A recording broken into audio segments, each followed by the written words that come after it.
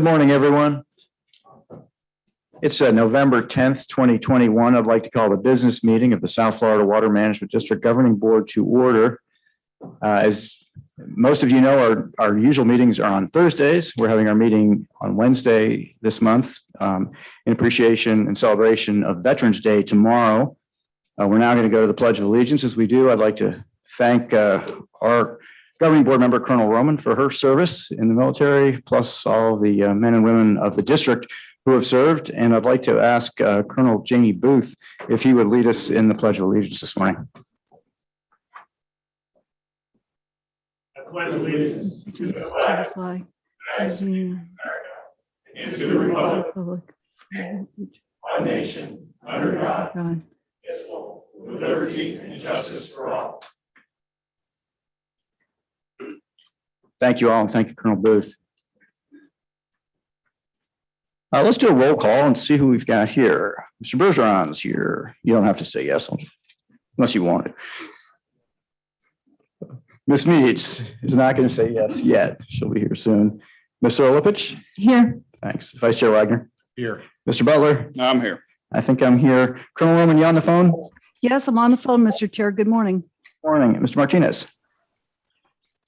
I'm here, Mr. Chair. Great. Thanks, Charlie. Mr. Stanley will not be able to attend the meeting today. Board members, I'll ask them to make sure your microphone is on and please speak into the mic so the public can hear you. If you turn your head while you're speaking, take your mic with you. A few reminders for those who are joining us by Zoom, because we are on Zoom. Members of the public who wish to address the board may use the raise your hand feature in Zoom. If members of the public are having any trouble and need help, please go to our website, sfwmd.gov, and click the Ask Us button at the top of the page. If you're using a phone, you'd like to comment, please press *9 to raise your hand and *6 to mute and unmute. And as a courtesy to others who wish to speak, members of the public are asked to comment only once on each item. We'll take a public comment first from those who are here in person and submitted a comment card, and then we'll follow that up with those who've raised their hands on Zoom. Now we'll go to employee recognitions and our Executive Director, Drew Bartlett. Thank you, Mr. Chair. All right, this is on.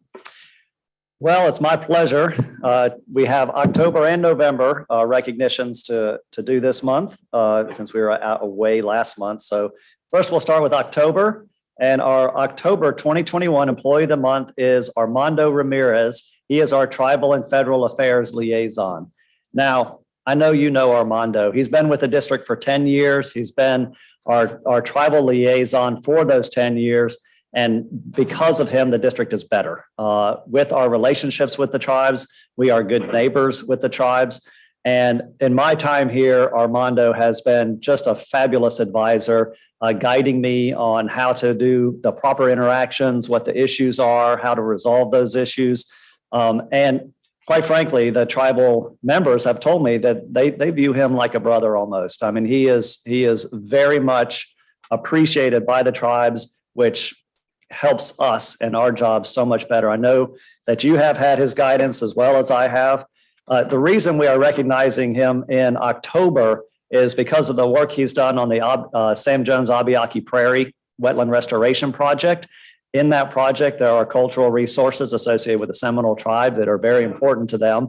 And so doing a construction project in light of those, you can run into issues and some serious issues. And Armando has been there, talked with all the tribal members that are interested in talking about them day, night. He's always available. And because of his efforts, quite frankly, we're getting through that project. And it's really well-deserved recognition. Although we could recognize them all the time, this particular effort was incredibly valuable to us. So the October Employee of the Month is Armando Ramirez. Thank you.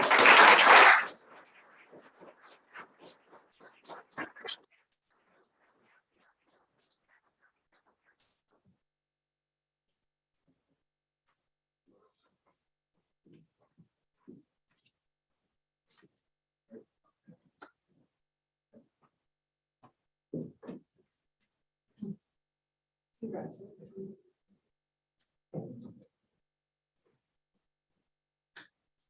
All right.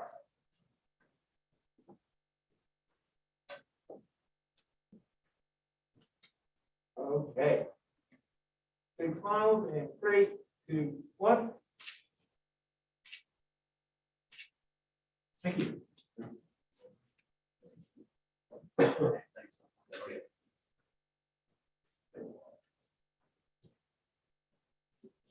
Okay, our October 2021 Team of the Month is the G38 Arch Creek Gate Blockage Team. And that goes to Kurt Birchenough, Joe Buzzard, Alberto Cantello, Ariel Alvarez Cruz, Robin Deaton, Juan Gonzalez, Alberto Lopez, Elinette Medina, Cherik Van Veen, and Andrew Wolf. G58 gate blockage. That sounds pretty rough and scary, doesn't it? Here we are with a flood control responsibilities. We use gates to do those flood control responsibilities, and it's blocked, and that's a problem. And Elinette Medina really launched this team, but it included infrastructure management, right-of-way, stream gauging, and the Miami Field Station. And here we are with a gate that has sediment and rocks, preventing it from full operation. And it's raining and there's tropical storms out there. And we're like, we got to do something about this. So of course, this team sprung into action, and it involved surveying. It involved, all kinds of hard work. And it even involved underwater remote operated vehicle, remote control submarine. I think that is what I would think of it as. And divers who went down and removed rocks and sediment themselves. But they got this job done. We were able to provide flood control for this area, and now we have a fully functional gate. And so team, come on up here and let's take a picture. Thank you.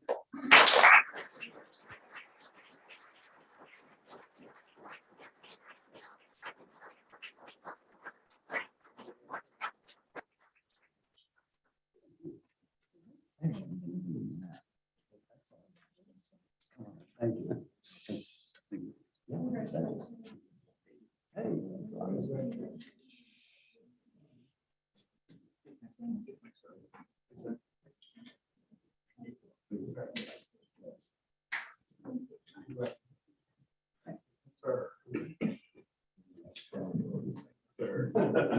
All right. Thank you, sir. Team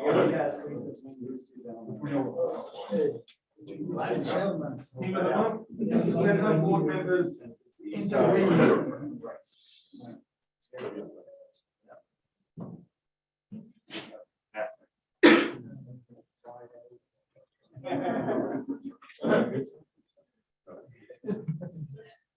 Okay, now everyone can see the lens. You can't see the lens, you won't be seen in the photo. Big smiles in 3, 2, 1.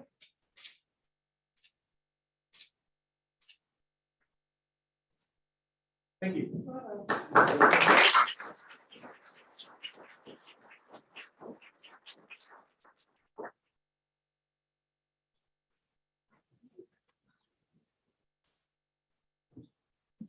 All right. So our November Employee of the Month goes to Chris Carlson. She's our lead geospatial data steward in the Information Technology Division. And as you know, resiliency is a big deal for the South Florida Water Management District. And Chris has really stepped up and helped us improve our resiliency program from a computing, data, and analysis perspective. She has been critical and central in really helping us put together our metrics, our ways of looking at our vulnerability, our risks when it comes to flood protection and flood control. And so she is like taking us from just doing analysis to doing severe analysis. I mean, really great analysis. And when it comes to her talents, the flood damage cost tool is something that she's developed, and that is looking at risks to flooding based on sea level rise and climate change. And you may remember last year we submitted an application for BRIC funding and we were deemed ineligible. And it was because we didn't have this tool together. Now she worked hard. She created incredible data sets. What's the elevation of roads? What's the foundation of buildings? So that we can put together a complete analysis of flood risk and costs associated with those flood risks. And we're reapplying for those grants on Friday, and it will include this work, and we'll be in a much better position because of her efforts. We all experienced king tides this last weekend. We saw what that looks like. And she is the one putting together our good detailed analysis.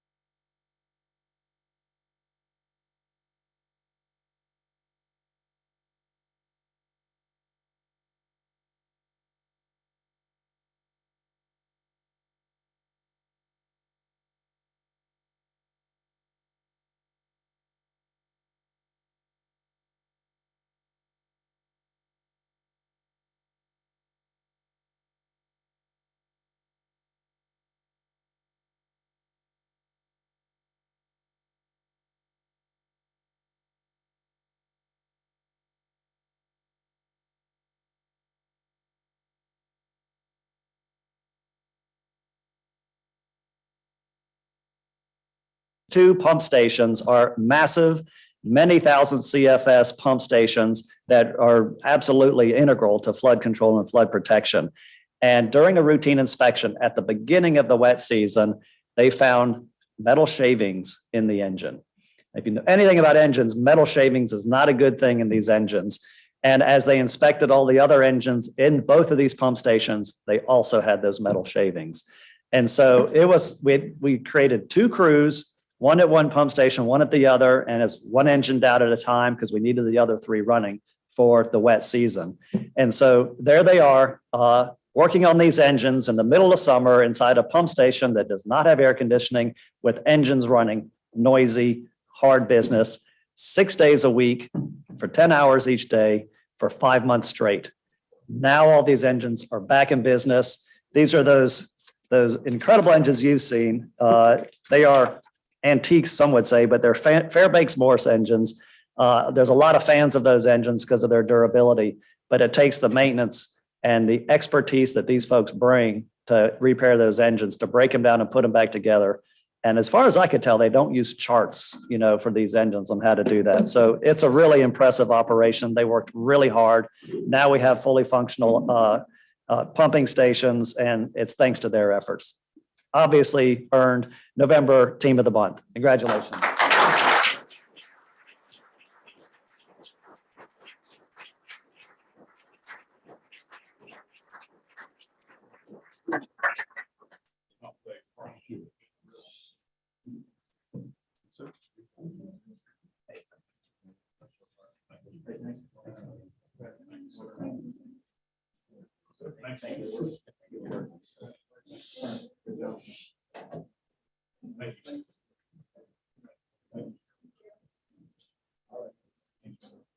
Team of the month in the center again. Board members each side. Thank you very much. And again, if you can't see the lens, you're going to see it in the photo.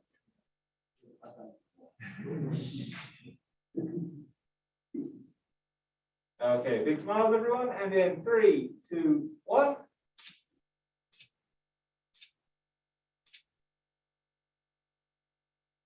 Thank you.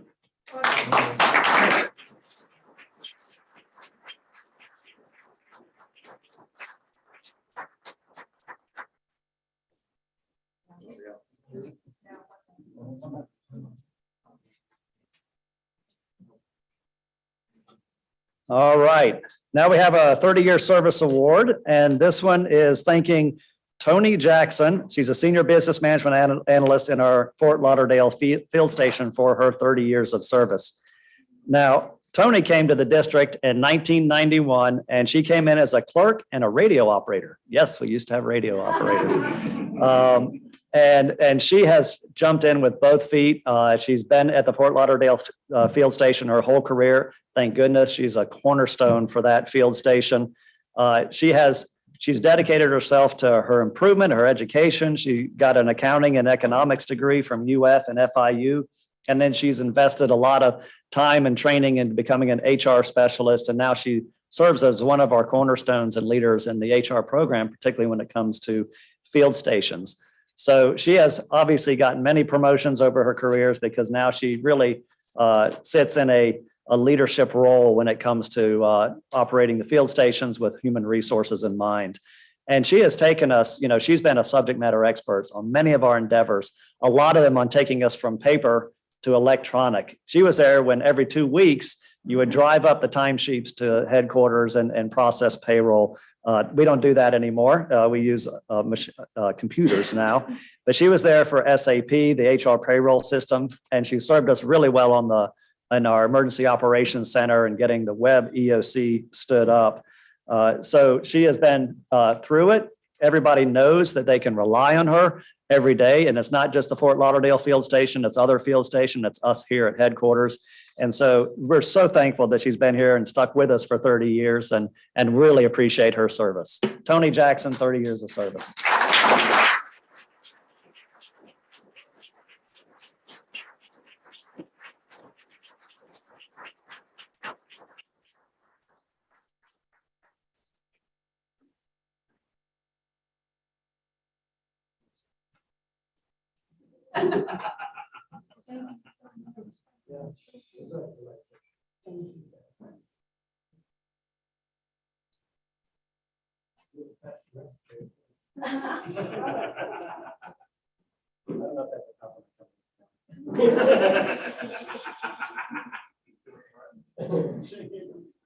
Okay, big smiles, everyone.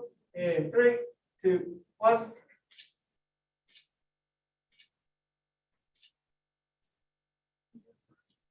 Thank you. All right.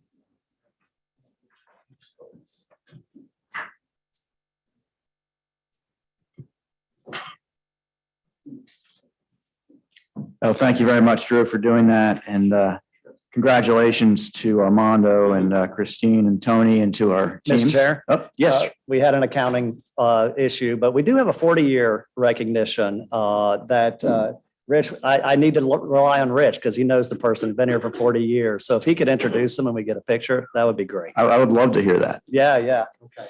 Thanks, Drew. Yes, we don't want to miss Joe Grenier, our Lambert Grenier. Joe has been with us a long time. He started, I believe, in our pump station division. He was the chief out at pump station S7 for many years. I actually worked with him out there as a project manager on the refurbishment of the station, where we did overhaul the pumps and engines and things. He eventually moved his way into the field station as an expert in SAP and is one of our planner schedulers. He has worked his way up through and provided an incredible amount of support to the field station and the rest of the district. Right now, he supports through SAP and the field station planning position, the engine overhaul and pump overhaul program for the entire district. He manages all the work orders and planning for that program. And he's just done an incredible job. He's a great friend. He's just a good guy. I want to thank him. Joe Grenier.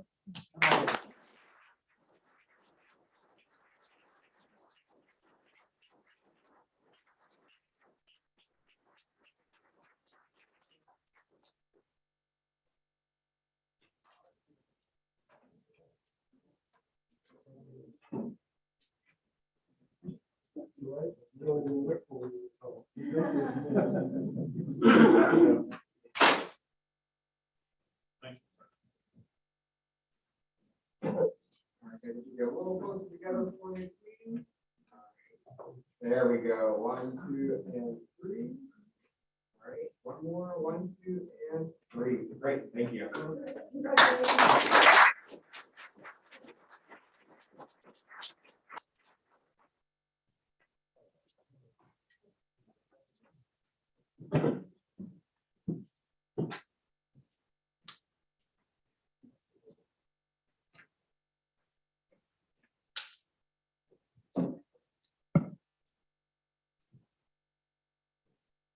Again, thanks, Drew, and thanks, Joe, for 40 years. That's wonderful. We'll move on now to item number 4, which is agenda revisions. And Rosie, are there any changes to the agenda today? No, Mr. Chairman. Thanks. Is Miss Meads close? Do you know? I know you're not tracking her, but okay. It doesn't matter, but we're going to do the agenda item abstentions by board members now. And Mr. Bergeron, I'll start with you. Do you have any abstentions? No. Thank you. Mr. Lipich? No, I don't. I do. I'm going to abstain from item number 20. It's the 10-year update of the crew general management plan. I'm an uncompensated board member of or trustee of the Crew Land and Water Trust. I'll be abstaining from 20. Vice Chair Wagner, do you have any? None. Thank you. Mr. Butler? No, sir. Colonel Roman? None. Mr. Martinez?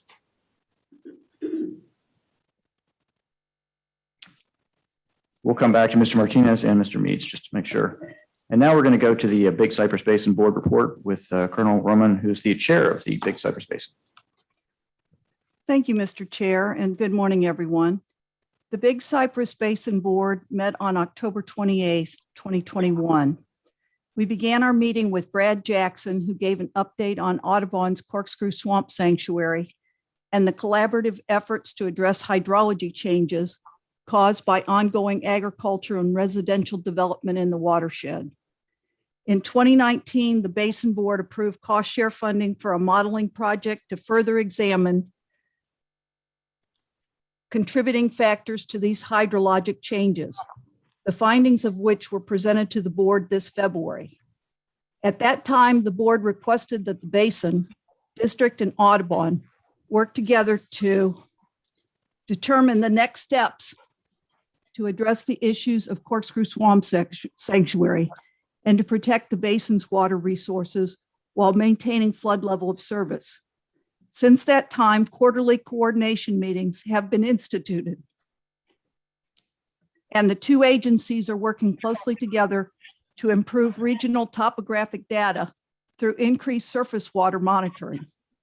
Also, a new regional modeling tool is currently under development and scheduled for completion around December 2023. Excuse me.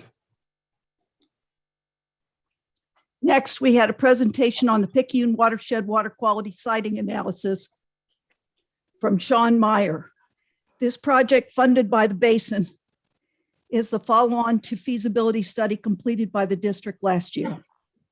Over the next 8 months, the technical working group will be examining parcels near the Picayune Strand Restoration Project to find suitable land that is available to address flows entering the downstream outstanding Florida waters. The goal is to have the water quality component completed when the Picayune Strand Restoration SERP project starts full operation. Dwayne Piper made a presentation on the new Big Cypress Basin Communication Tower project and will extend the South Florida Water Management District microwave backbone into the Big Cypress Basin. The new Western Spur will complete the district system, increasing reliability and providing additional capacity for future monitoring sites. The tower is scheduled to be completed in fiscal year 2024. Next, Candy Heater brought forth the Basin's fiscal year 2022-2023 preliminary budget for discussion. Note, the draft fiscal year 2022-2023 preliminary budget is $14,665,727, a decrease of $2,776,500 from the 2021-2022 adopted budget. We closed out the meeting with staff reports from Lisa Keeler and Candy Heater, in which the 2022 BCB meeting dates were discussed, as well as the Basin's outreach efforts and the new subsequent reporting within the budget. The next Basin Board meeting is February 24th, 2022 at 1:30. And that concludes my report, subject to your questions. Oh, thank you very much, Chair Roman. Does anyone have any questions or comments about the Big Cypress Basin? I'm hearing none. Thanks very much. And we'll move on to the next item, which is Thank the you. approval. Thank you. The approval of the minutes for the October 14th meeting and the October 20th Lunch and Learn workshops. Are there any board members that changes to the minutes for the October 14th meeting or the October 20th Lunch and Learn workshop? Can I have a motion and a second to approve the minutes for the meetings? I'll make a motion, please. I'll second. I have a motion and a couple of seconds. You figure out the seconds. Thank you. Is there any further discussion by the board? I'm hearing none. Let's go ahead and call that question. Mr. Bergeron, Yes. Mr. Lipich. Yes. I'll vote yes. Vice Chair Wagner, Yes. Mr. Butler, Yes. Colonel Roman. Yes. Thank you. Mr. Martinez. Yes. Thank you, Mr. Martinez. Ms. Meets not here. That passes unanimously. And Mr. Martinez, while I have you on the phone, do you have any abstentions? No, none, Mr. Chair. Thank you, Mr. Martinez. I will now move to the Executive Director's report. Mr. Burlett. Thank you, Mr. Chair. Got a couple of programs to update you on. First of all, the Northern Everglades and Estuaries Protection Program. As you know, you get a one pager in your packet every month, so you can look and see the efforts of FDACS and DEP on B&P implementation and those BMAPs. From the district's perspective, we are requests for proposals for all those project ideas that we need across the state. It was noticed, it will get published this week. And so we will look to see what kind of project ideas folks have out there and be able to evaluate those and do what's best for water quality in the northern watersheds. Speaking of good projects, the Scott Water Farm is now online. Fortunately, just in time because we had all those rains over the weekend in St. Lucie County, and they were able to use that water farm to trap their rain and do some pumping to help protect the Indian River Lagoon. So another project online. We're going to have a celebration because those rains kind of rained out an event we were planning. But we want to do an event up there for that new project. It's a significant landscape project for us in the Northern Everglades program. SERP got a lot to update you on with a comprehensive Everglades restoration plan. Of course, we are aggressively implementing SERP because it's going to make a difference. The EAA Reservoir project, the STA site is on full-blown construction. There's tractors everywhere. It's really coming along on schedule. I'm excited to see that moving and really dirt getting moved around out there. On the EA Reservoir front, I told you last year the first award was announced from the Corps for the inflow-outflow canal. As happens in procurement world, there was a bid protest by 3 companies on that award. I guess they think they deserved it. So what happens in the federal process is it goes to the General Accounting Office to review the bid protest, and they have a due date of February 2nd to resolve that or make a decision on that bid protest. So we will make sure that the General Accounting Office knows how important this project is to us, and being a timeliness is key here, to make sure this project goes along, and I'll keep you posted on that bid protest.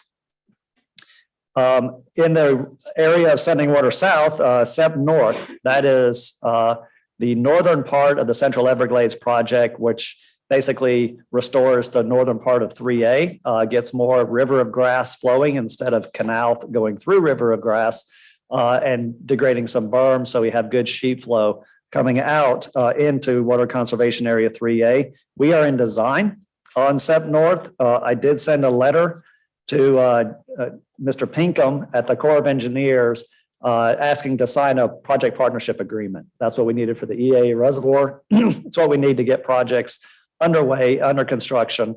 The holdup on a PPA is a validation report. So some sort of projects, when they get authorized, require a validation report. That has yet to be completed. So I asked for the expeditious completion of that. so we could sign the PPA. We're ready to start construction in April. So that's what I told them, and we will continue to monitor that and get this PPA signed so we can start constructing SEP North. Moving over to the East Coast, the other critical project is the Indian River Lagoon South project that was authorized in 2007. We got a great agenda item later today on that, but another component of IRL South is what's called natural lands. And that is the acquisition of lands, restoring their hydrology and keeping them in conservation. Allapattah Flats is an example of a natural lands project that we celebrated last year. And so we partnered with Martin County to pursue a Florida Forever program application. That is a conservation land buying program that's run by DEP, but ultimately land acquisition is approved by the cabinet. So Barbie Ranch is a 2,000-acre ranch, beautiful land. I've been there. It could use some hydrologic restoration, but it's right north of our C-44 stormwater treatment area and right east of Allapattah Flats. So it's a good contiguous area, but it is a Florida Forever program. I've informed the Secretary of DEP how important this is, but I appreciate Martin County for engaging us and partnering with us. Since it's a SERP project, of course, we will do the hydrologic restoration. We will manage the land if it is acquired through the Florida Forever project. So it's a great opportunity that we're pursuing that I wanted to let you know. Loxahatchee River and estuary restoration that was authorized in 2020. I have asked for a project partnership agreement for the Corps of Engineers in a letter I sent in October. We are that's on the IDS. We've already done a lot of land acquisition, so getting it under a performance partnership agreement is important because we get credit on the cost share ledger, which is also important. So I don't see any issues. There's no validation report on this one. So Colonel Booth is working with our team to put these agreements together for Loxahatchee. The last thing on SERP is the last year, the state passed the Lake Okeechobee Watershed Protection, a statute associated with the implementation of that. It set aside at least $50 million a year for implementation of Lake O watershed. It asked us to pursue a partnership agreement, which we've done and signed for a credit agreement, and then to really push for the authorization in 2022, which we've done. And the Corps has assured us that they're preparing it for that authorization. But the other thing it did is it asked us to send an update to the legislature and the governor on November 1st, which we submitted to them. You've got a copy with you. And that includes all the efforts that are ongoing. We're engaged in land acquisition for the wetland restoration part of the Lake Okeechobee Watershed Plan. And obviously we're implementing the science plan and the test wells associated with the aquifer storage and recovery well clusters. And most recently, we've set up a proof of concept demonstration project for treatment technologies that can treat the water to drinking water quality before it's injected, which is a permit requirement. So we've got it set up on the shores of the Kissimmee River. And there's 4 treatment technologies, basically different filtration, disinfectant trains up there. We are looking at scheduling an open house for those. Our field stations are helping operate those so that we get familiar with them because we will have to operate them in perpetuity. So we've got 4 out there set up, getting tested, and we'll have an open house sometime in December. So everyone who wants to can come out and see the effort along there. So a lot going on in SERP. So it's hard to drone on so long about that, but it's a lot of effort and it's aggressive. That's what we're expected to do. LOSUM, I'm going to let Colonel Booth talk to you about LOSUM in the next agenda item because it's really in their court right now. But the one thing I wanted to reflect upon, it's going to be great to move into a new regulation schedule away from LORS into a new regulation schedule to help us with our water management. As we do that, I was thinking about the past 3 years that this board has been here, that we've worked with the Corps on operations. And we've gotten probably lucky at times, but we haven't had those harmful summertime discharges to the estuaries in those 3 years. And we haven't hit a water shortage cutbacks or anything. So I thank Mother Nature for that. But we're on a good run and I just jinxed us, I'm sure. So anyway, that's my report, Mr. Chair. Thanks very much. Does anyone have any questions or comments for Mr. Bartlett? Mr. Olepich. Mr. Bartlett, I just wanted to thank you on behalf of Martin County and for the Barbie Lands Ranch possibility. And I know Commissioner Hurd is here from Martin County, as well as Franny Hutchinson from St. Lucie County. And we're really all connected, whether the river doesn't know a line between us. And I must say, because I know I'm hard on you sometimes, that these are really the times where your gifts shine. You have such good ability because of all of the places you've been before you came here, FDEP, Department of the Interior, your ability with people and programs, and we benefit from that. And I thank you very much for, you just know how to walk in many theaters. You're not limited just to the South Florida Water Management District, and it really helps us. Thank you. Thank you. Can I say one thing about Drew? And Drew manages stress really well, right? It's like what is it that Top Gun pilots say when they're coming into land? They say, "I'm coming in hot," which I think it means they have a MiG on their tail. It's like Drew does this all the time, really stressful conflict stuff. And it looks like it doesn't bother him. And I know it does, but we're thankful, Drew. It's all those folks behind me. We need to talk about not talking to a pitcher in the middle of a no-hitter. We gotta get on that. All right, we'll buy Drew some more stress balls and move on. So we're going to go to the Lake Okeechobee System Operating Manual Report. We're lucky to have Colonel Booth here, who is the District Commander of the Corps of Engineers Jacksonville District, as well as Ava Velez. So Colonel Booth, thanks very much for being here, and we look forward to your LOSUM update. Thank you very much. Governing Board, thank you for having us here today. Very happy to be here to discuss the Lake Okeechobee or the LOSUM process. And before I get into LOSUM, I just want to acknowledge the amazing partnership that we continue to maintain with the district. I tell you what, it's an important, it needs to be recognized how well our organizations work together. And it's a good example of how a federal and non-federal relationship should work. And so thank you very much for having us here today to give this update. 2 months ago, when I assumed command of the Jacksonville district, I think many of the team members said, "Hey, listen, I don't think you understand how significant the amount of public or stakeholder involvement comes with the LOSUM process." And I was there watching it. I don't think I fully understood that. I think the team probably undersold it a little bit, but what a great challenge to have and a great place for us to be able to talk about where we are after 2 years of effort. And I'm very honored to be here to do that.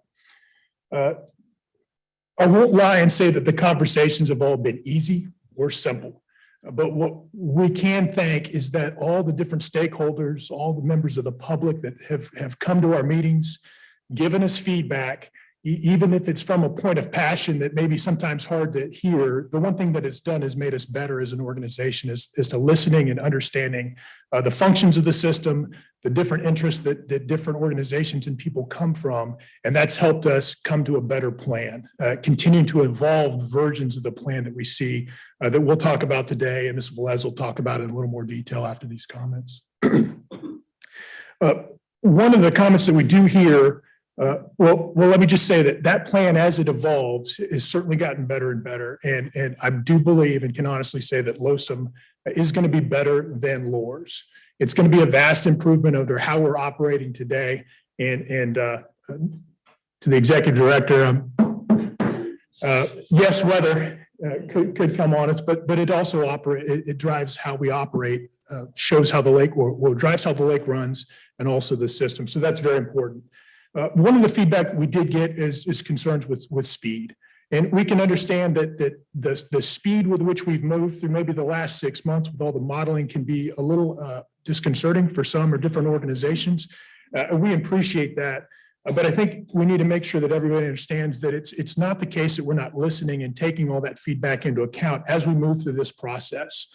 What allows us to move at the pace that we have over the last portion of the process is all the effort that the team has put in over the previous 2 years to set conditions for that modeling. And be that figuring out all the different, running a bunch of different model runs, or if it's developing performance metrics with which to assess those runs, going through different single iteration or issue model runs, and then comparing and looking at how those interact. Allows us to move through the process and ultimately get to the developed plan that we went into about 3 months ago, which we have been optimizing, and brings us to where we are today. And a point where we can identify, or over this next week and early next week, identify the preferred alternative, which will give us the kind of the best bang for our buck and for the greatest number of issues, project purposes, or stakeholders, depending on how you want to frame or look at the different concerns that we're dealing with. And I've said it before, and I will say it again, we're not there completely, and LOSUM will not get us there where we want to be to operate the system for the long term. We have got to continue to develop the capability to convey, store, and treat water moving throughout the central and southern Florida system. And we're not going to be able to get everything we want until we get all the rest of the infrastructure in the SERP program delivered. But I don't want to underestimate or undersell the importance of how well we believe that LOSUM will provide for the system in the short term while we continue to develop and deliver those projects. LOSUM will be better than LORS. The schedule will be a major improvement over the status quo and pretty much across the board. And I'm not talking about minor improvements. LOSUM will be significantly better than LORS, and delaying the execution of this operating system, anything beyond, with even more than a few months. So when we get the Herbert Hoover Dike delivered and completed in December of 2022, will be disservice to us all. So what I will say is I kind of close these opening comments is we've been hearing a lot. What I will do in the next couple of minutes is go through a summary of the feedback that we've been getting. I'll talk about the iteration goals real quick, and then talk about a summary of the feedback that we've been receiving since we rolled out some draft model runs on the 26th of October. So just a reminder, once we went into optimization, the goals that we were looking for here were to recognize the Seminole Tribe of Florida as a separate and distinct water user, reduce the stress to the Caloosahatchee River and estuary, help lake ecology by addressing the duration and number of events over 17 feet, and stay as good or better than alternative CC and water supply, and then flexibility in the lower portions of the schedule, send more water south, and address algae. Now, what I'll say is this may feel a little odd, me giving you the feedback before we talk about the recent process. We went with this option just so that you could maybe key in on when Ms. Velez is going through some of the specific details, key in on the feedback that you heard or that we've heard as you're listening to the more detailed portion of the briefing. And if you need us to come back around to what folks said after we go through that portion of the briefing, I can understand it. We could have presented it in two different ways. But I'll just jump into the feedback as we heard based on different portions of the system. If you look at Lake Okeechobee performance, the feedback came in that high lake stages over 17 feet are particularly damaging to the lake, though anything over, I'm sorry. Oh, yes, absolutely. Oh, thank you very much. I apologize. So the stages over 17 feet are particularly damaging because of how long it takes to actually recover from the lake stages going over that level. However, we do understand in here that you do see stress and damage above 15 feet. Along those same lines, we see that anything when we're in those stressful or damaging flows have the potential to affect the quality and quantity of marshes in the lake, snail kite impacts, as well as wading bird impacts, and then impacts to the fisheries. We'll go down a couple of bullets here, but if you take that fisheries impact specifically into potentially the bass fishery, the impacts that could have on recreation and then tourism are of concern that we heard about. We also heard that the 8 proposed plans, the 8 model runs that we talked about on the 26th, and I'll clarify, and Ms. Flores will talk it here in a minute. When we rolled out those 8 plans, they were 8 model runs that had the characteristics or good characteristics that we wanted to see in LOSUM and get folks' feedback. Those particular model runs did not represent, the feedback we got was did not represent a balance for Lake Okeechobee as compared to the benefits it received in other portions of the system. And then also that the feedback also came in that the number of times the lake goes over 17 feet should be considered as well as or more so than the percentage of time that the lake is sitting over 17 feet. And then finally, the other feedback we got was that there was mixed support for lake recovery modes in the water control plan. So there was a lot of support for recovery of the lake and the benefits to lake ecology, but also concerns expressed about what that recovery mode would do for releases to the northern estuaries when you're running that recovery mode. When moving to the Caloosahatchee, we heard concerns, pardon me, let me flip my notes.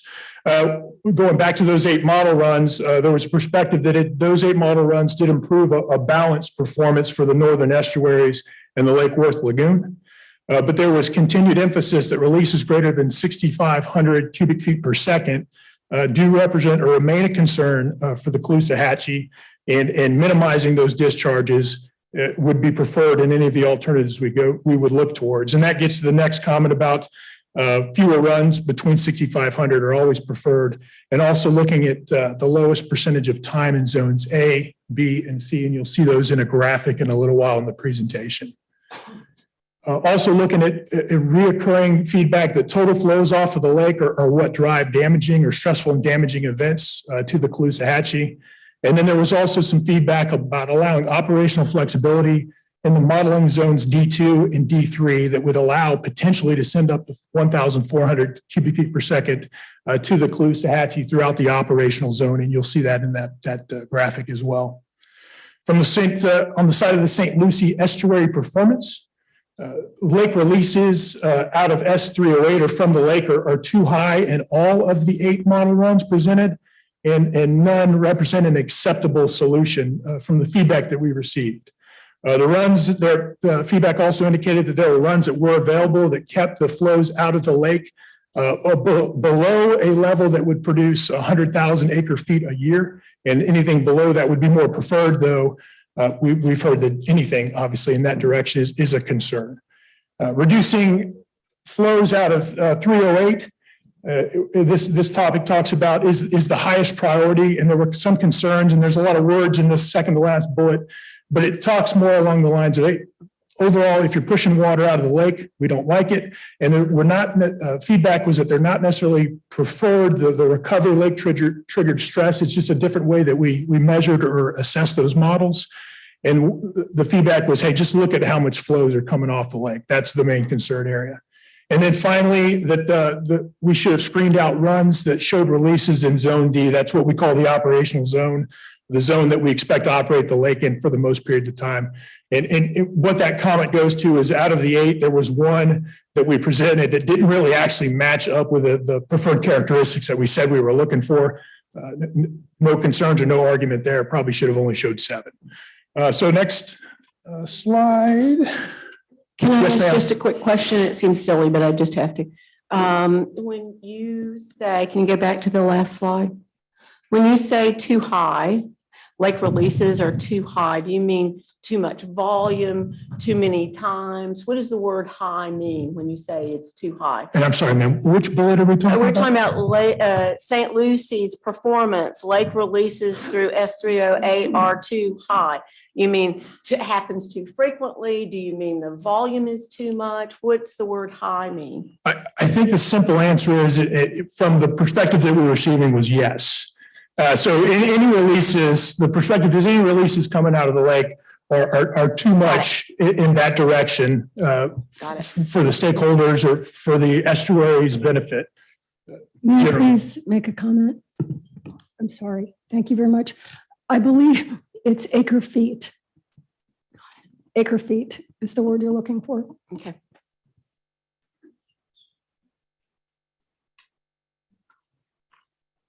Okay, and this will be the last slide of feedback. And this one talks generally to the flows south or to the South Florida ecology. We just received a lot of questions on the benefits of using a conservation mode And if you look in some of these diagrams, we'll talk about those zones D2 and D3. And then we also received questions about sending more water south and what's creating the limitations for sending flows south. For water supply, the northern Palm Beach area water supply isn't modeled, or that we received feedback that the model didn't take it into account appropriately. We received feedback that none of the 8 plans presented or none of the 8 plans that we presented restore minimum flows or levels or water supply to pre-LORS 08 performance or conditions. Conservation modes that are needed at the lower lake stages to reduce the risk of low water availability to natural and developed areas. And then needs for assurances that LOSM flexibility will not cause adverse impacts beyond what's covered in the NEPA scoping documents. And then finally, couple of the overall feedbacks that I've addressed earlier, concerns about needing more time to review the optimization data and submit runs for consideration, though we were receiving runs for consideration up till last Friday. And we do appreciate the information that we received from many stakeholders. And then allow for maximum releases out of all outlets in Zone A. That's to include the C51 canal. And that just gets to, if you're to the point on the lake when you're most concerned about the threat of overtopping or flooding or damaging the dike, then we should maximize our capability to flow water out of the lake in any direction that we can. And with that, I'll be happy to take questions, and likely some of your questions may be answered in more detailed information that Ms. Velez has, but happy to open that up now. Thanks. Does anyone have any questions for Colonel Booth right now? Great, hearing none, we'll go on with Ms. Velez. Thanks, Colonel. Thank you.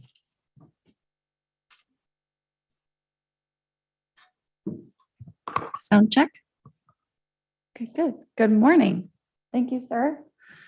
Mr. Chair, governing board members, Mr. Bartlett, thank you for inviting us to be here today. I wanted to start with some reflection on how far we've come. We started this process in January of 2019, and we have come such a long way together as a community, as stakeholders, as partners. And I just don't want us to miss that chance to really reflect upon everything that we've accomplished. I wanted to take a moment to thank Mr. Bartlett, Ms. Reynolds, Mr. Mitnick, who's not here, Mr. Glenn, because our team has been better because of your support, your technical expertise, and your engagement with the Corps through this process. And it's just important for us to acknowledge that in this moment in time before we make our announcement next week. Because we know, and I want to echo what Colonel Booth is saying, that LOSM will be a better place for all of us. Our communities will be safer and our environment will be considered in a more holistic way because we have a stronger dike and we have more infrastructure. And so I just wanted us to take stock and reflect upon how far we've come as we head into the big decision the commander has to make next week. So where we are today is on step number 6 and 7 in our schedule. And what that means is that we are identifying a model run that is the bones of our philosophy, of our schedule, but it is not everything, because models are estimates of what all of us can do in the real world, and they're surrogates for thinking and using science to make good decisions. And so number 7 is the development of the operational guidance. Several of you join us in our public engagements, and I thank you for that. So we've been working on the words that come with the lines on a plot and the model numbers. And so those are the 2 steps that we're on. What we will release next Tuesday is the model run. That is the bones of our philosophy. And then when we talk to the team as well as the public in December, we will have words that come with those. And so that's where we are, number 6 and 7. And then shortly thereafter, our team will release the report that brings everything together in the springtime. That's step number 8. And then we'll spend all next year talking about that documentation. So our story of optimization has been very technical, and I will do my best to walk you through this in a story versus a bunch of just numbers. We decided to take all of the 7 goals that our commander gave us, and we translated those to modeling strategy. And what we wanted to do was evaluate as much of a set of solutions as we could, knowing that sometimes when you turn one knob, it's not enough. You need to turn a few knobs in order to get where you'd like to go. But we wanted to show everyone every step of the way. And so the way we did that in modeling was that we would show one increment of change. And one example was the model run that we had identified, alternative CC. One easy example is at the lower part of the schedule, there was the zone that preserved more water in the lake and didn't send water west and south in that portion. We all know it as zone F, right? So one of the things we did was, well, let's preserve the opportunity to send water west and south first and just see what happens. So everyone could see together and learn what the outcomes of each of those incremental changes were. And then we showed everybody how putting all those things together would look. And so that's basically what I'm telling you here and these arrows is that we did a series of model runs that were incremental, they're one change at a time, and then those became certain outcomes. We knew those wouldn't be enough, right? And so then we brought them together and we call those batch runs. And we did 240,000 of those because our interagency modeling center are a bunch of rock stars and they're amazing and they always make us look good. And so I'd like to just take a moment to thank from your staff, Mr. Walter Wilcox, who makes all of us smarter every single day, in addition to the core team. And so that's what we did. We came out in October and we showed everybody, here's all the data we're looking at. Everybody look at it with us. And then we showed everybody what we were thinking of the data. So that's what happened in late October. And so that's what we've been doing in the last couple of weeks is listening to, as the commander said, what everybody was thinking, as well as taking individual model runs that someone else might have found. What we are going to show you next week is everybody's model runs in addition to the ones we identified and kind of how we evaluated those. That's what's coming next. So I just went over all of this, so I'm going to skip it. So here is a range of model outcomes, and let me talk you through this. So on the left side, you've got a scenario, right? So ECB means existing conditions baseline. NA25 means no action. That means if you have lures in place in the year of 2025, we expect the C44 reservoir to be online, the C43 reservoir to be online, Kissimmee River is finished, right? All those things are in model world, but it's lures, right? We don't have LOSIM yet. So those would be the model outcomes related to that. Alternative CC is that third one. And then there's 8 model runs that were included in this latest set of batch runs that had a series of changes to CC. And so on the top there from left to right, we can see Lake Okeechobee performance, then flow south, Clusackie Estuary, St. Lucie Estuary, Lake Worth Lagoon, and water supply. These are by far not everything we look at. These are a snapshot of the dozens and dozens and dozens of performance metrics that our team evaluates with all the scientists and engineers and stakeholders in our team. And so a couple of things to look at. So if we think about our iteration 3 goals, right? If you remember at the top of the list was the Seminole tribe as a distinct water user. And the way that we looked at that was how do we make sure that we can protect their entitlement documented under the Water Rights Compact. And so we did that a couple ways, but if you look over on the right, you'll notice it says STOF. So that's Seminole Tribe of Florida, Big Cypress Reservation. or Brighton Reservation. Those are those last two columns. And so we were looking at percentages not met. So lower is better, right? You want the demand to be met in terms of water supply for the Seminole tribe, and so lower would be better. And what we saw were really good outcomes for that one, as well as LOSA, meaning Lake Okeechobee service area, right? So those are all the communities around Lake Okeechobee that depend on Lake Okeechobee for their water supply. One good example is the city of Okeechobee, right? That gets their water supply directly from Lake Okeechobee. And so we were looking at one of our other goals, which was how do we maintain water supply performance from what we had in CC or better? And so again, lower is better. And so if you look at CC, just one of the things we look at was the weighted average of cutbacks. So when we have droughts or shortages within the system, we can assess what demands were not met. And so you'll see pretty good performance there in comparison to CC. And you'll note something that's pretty interesting is that when you look at the characteristics of LOSUM moving forward, you'll note that we're able to accomplish pretty good performance for water supply while not having a zone F, which was a very real concern that the stakeholders shared with us, right? What happens if you don't have a no release zone? How do you make sure that we still think about water supply as well as the environment? And so we've got some pretty good numbers there.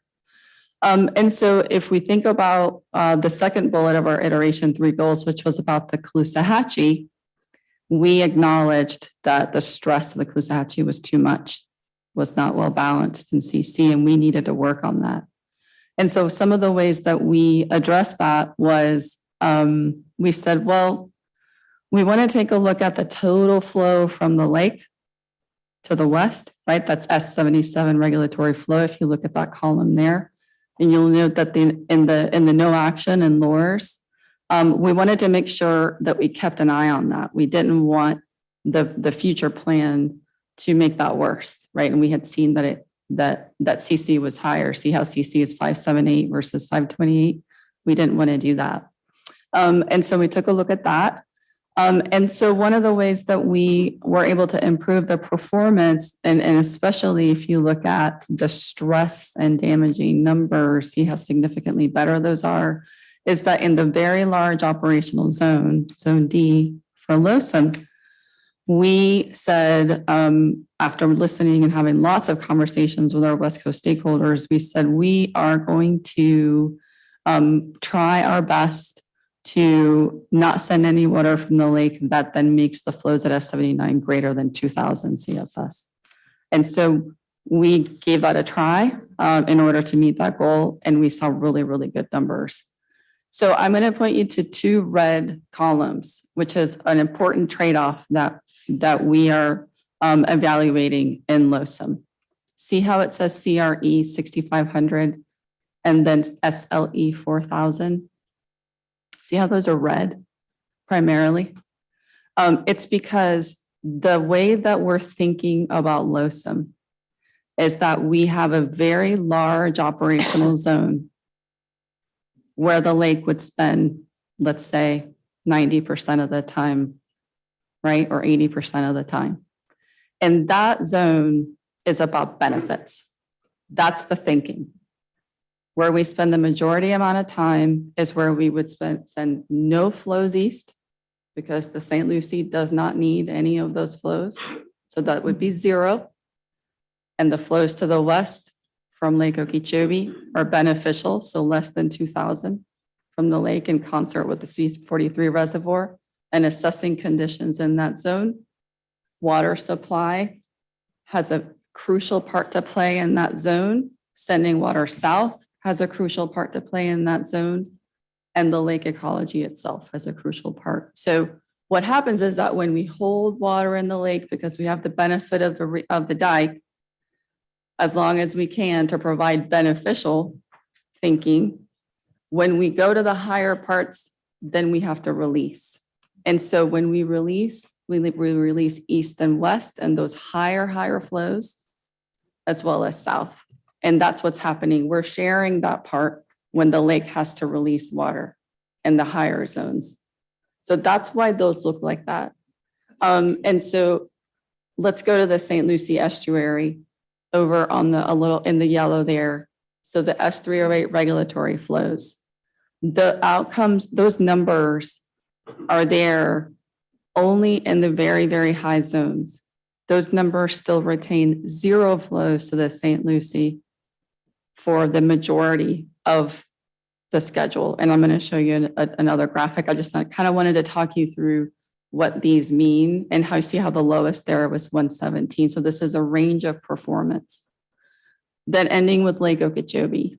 So we see increased percent of time above 17 in order to accomplish all the things that we just discussed. We are holding a little bit more water in Lake Okeechobee. I'm sorry. Do you mind, just for clarity purposes? Yes, so sir. it's 117 acre feet.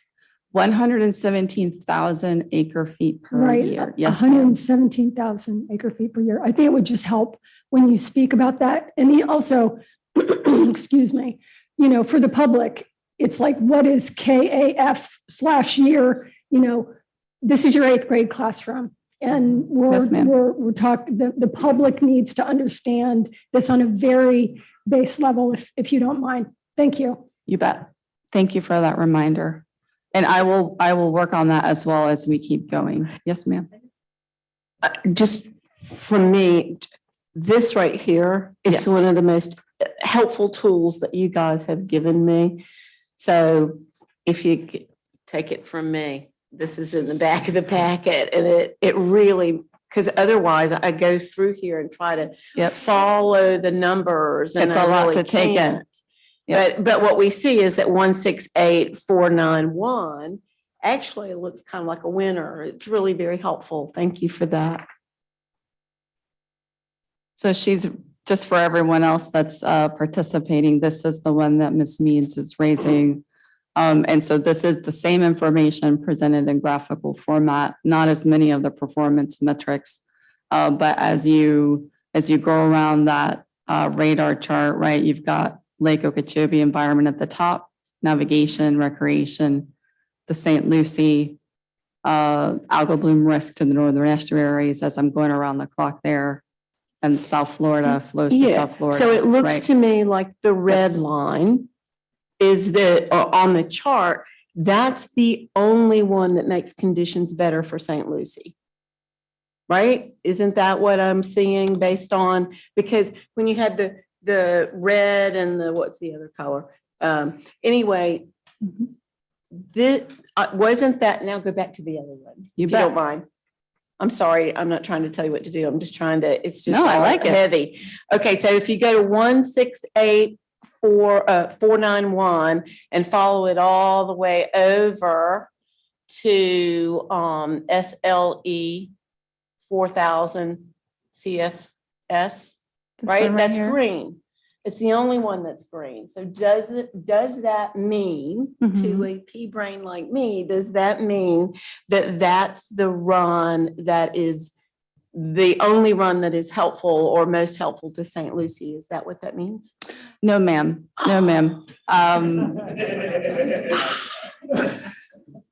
So what that actually means is that at the very, very top of the schedule, we are loading the extreme flows more to the Caloosahatchee than the St. Lucie in that run. See how it has 85 to the Caloosahatchee and a little bit less than no action to the St. Lucie. That's what that actually means. If we look at the middle of by far the largest time of the schedule, the largest zones of the schedule, you'll note that that's where the other metrics for the St. Lucie come in, where the St. Lucie estuary stakeholders want us to focus, and we do, on this one very, very important metric, which is what is the average annual flow out of the lake to the east. The existing condition is approximately 231,000 acre feet per year. Got it. The lowers, the no action in 25 is 187,000 acre feet per year. Yeah. So everything there is below that. Okay, so when I work a maze puzzle, I start at the end and work backwards. I know that's cheating, but it's the only way I can do it, and I'm driven to be a winner. So can we just very quickly look at the multi-objective performance comparison, because that tells us graphically which is the best, right? Now, of the ones that you have given us where we are right now. So can you just get to the end and then back up? Because I'm just dying to know which of those runs is the best run, because I need you to tell me, because I thought it was the red one. Okay, so they're Closer to the center is better. the closer to the center, But there are too many spikes. I can't figure it out on my own. the closer to the center is better, right? Yeah. And so what we're showing you there is that, let's pick St. Lucie to get to your first question, Ms. Meads. All of the runs that we're showing you are better for the St. Lucie than Lourdes. Got it. That's where we're at. So if we look at the outside there, the gray is existing, the black is Lourdes with future work. And then as you go inward, you'll see all of them have significant improvement in the Lake Okeechobee flows to the St. Lucie. And what is CCTSP? I've forgotten. That was the alternative CC that we identified. Okay. Where we Right? started. Yes. Correct. Yeah. Well, not Correct. started, but you know what I mean. I do. Okay. And so then just of those lines, the closer you get in, the better you are. So it looks like the contenders are red, green. But who wins, right? Just tell me which one is better, because I get lost in the spikes. Just tell me, somebody tell me which one. So we will release. Where are we now? Right. So we are evaluating. We will release a model run on Tuesday. Okay. Right. And so I would tell you, ma'am, that there isn't, the way we think of it isn't who wins, because No, we are I know. communities that have Yeah, to but, be together, right? Yeah, I'm a baby when it comes to these sorts of things. So yeah, I get it. So what I would say is that across that clock, there are improvements and benefits to our system in Lake Okeechobee ecology. Performance is less. Right. And to clarify for people who are listening to us, everybody is going to win something. So we're not making anything worse. We're making things better. So I didn't mean to say who wins. Sorry. But thank you. You're welcome, ma'am. May I please say something? Okay. I think I'm on the right path here, but I might not be. So just thinking at the, I guess it was, when were you going to give your final outcome? November 2nd. Yes. So on November 2nd, the public, let's just put it that way, was expecting a determination of what all this would be for everyone. And there was a lot of pressure. I mean, this is extremely intense. And you all had so much information that you decided to step back until November 16th to make that determination. Is that correct? Yes. So the information that we're looking at is the earlier information, and the final information that you put forth on the 16th may or may not be exactly like this. We don't know. You all are reconsidering all things. You have not made up your minds yet. The final determination has not been made. Is that right? So for us to sit here and go through all of the charts and everything again I'm sorry, it's just, for those who've been on the calls and everything, they've seen the charts and it's very important. But I would think for myself, I feel like I've looked at this information already. I think Ms. Vallis is just trying to give us a recap.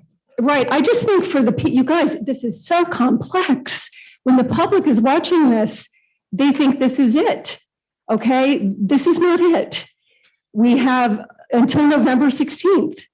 when that is it. I just want to make that clear. This is very complicated and it lasts so long for people.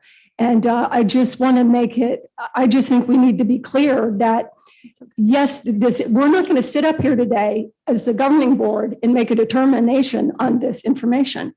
The Army Corps and everybody else who's been doing this will be, with the input, will be making that determination, because it looks like you're putting it up here for us to make a decision. And I don't think that's what we're doing today. Yes, ma'am. And to clarify, and thank you for pointing that out. What we are describing are characteristics of a final model that we will use, but these are the characteristics we're looking at. These aren't final decisions. We're describing what we're trying to show to the public when we're getting this feedback.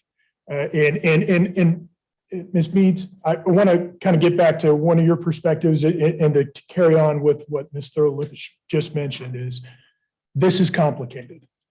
I've been in this for about 3 months, the team, the broader team, multiple years, and spent a lot of time on trying to take something that is very, very complicated, obviously boil it down when we're trying to talk to the public so it can be understandable. But I also want to point out it's a hard decision. It's a hard recommendation for the team to look at this, sit through meetings for multiple months, make relationships with a lot of stakeholders, hear the honest passion that is there, and then make a recommendation or try to develop the information that gets us to a recommendation. And I'll give you a visual of kind of another way of looking at this problem. But if you just imagine the globe of the world kind of right in here in this area, kind of floating in front of us. And Chairman Goss, you see China and you tell me we've got to focus on China. China is important. And I agree, China is important. Executive Director Bartlett sees North America and he says, North America is important. We can't forget about sea level rise in North America. And that is right. You could have someone who's sitting up top looking down and saying the North Pole is important and we've got to focus on the Arctic or other views. So we're getting all these different views from many stakeholders. None of those views are wrong. And a lot of them come from a point of passion that I mentioned before. And the challenge that we work with, that the team works with, is taking all that input and recognizing that we're not looking at China. We're not looking at North America. We're not looking at the North Pole. We are looking at a globe, right? We are looking at the central and southern Florida system, particularly how we operate Lake Okeechobee changes or moves the needle in that system. And it's not a simple process, and hats off to everybody for giving us that feedback. But so we're describing what's got us there, and then the team will come to me early next week with a recommendation after continuing to take feedback on how these different strings get pulled in the system and the impacts that it have. And we'll make the decision based on all that feedback for what's the most balanced approach that we can take for the next few years while we continue to put more infrastructure in the ground to improve what's going on with all the different functions of Lake Okeechobee. So I just wanted to take that opportunity because I appreciate that perspective. And with the public online, I wanted to take an opportunity to describe the complexity and the struggles that we're working with, but trying to come to a fair science-based decision when we do roll that out next week. So I don't know if it added to the questions or the concerns, but I just want to take it. Thank you. Thank you. And that does help. And it's just nice to have a little bit of general conversation because sometimes the charts and everything just are very difficult to digest. And I think for people watching, a lot of people watch these videos. So, we know you're doing a great job and I thank you very much. And I'll let Chauncey finish, talk here, but I just, I know all together we will win. We will all be winners. Thank you. Thanks, Colonel Booth, for that. Vice Chair Wagner. Yes, thanks. Thanks, Colonel, for coming. I just wanted to put maybe a fine point on this because I think we're talking about what is the takeaway of today's presentation. And it seems to me, maybe you can sort of confirm this, but this was at least my takeaway, is that you originally were working off CC, that you engaged stakeholders and put down a variety of different issues that were important to people. And that's what you based your optimization now on. And y'all have run nearly 250,000 models to get to where we are now based on that input. And I think to Jackie's point, the process continues and you're trying to optimize the optimization to get to as close a center point on that chart Cheryl refers to for all people, right? I mean, would that be correct?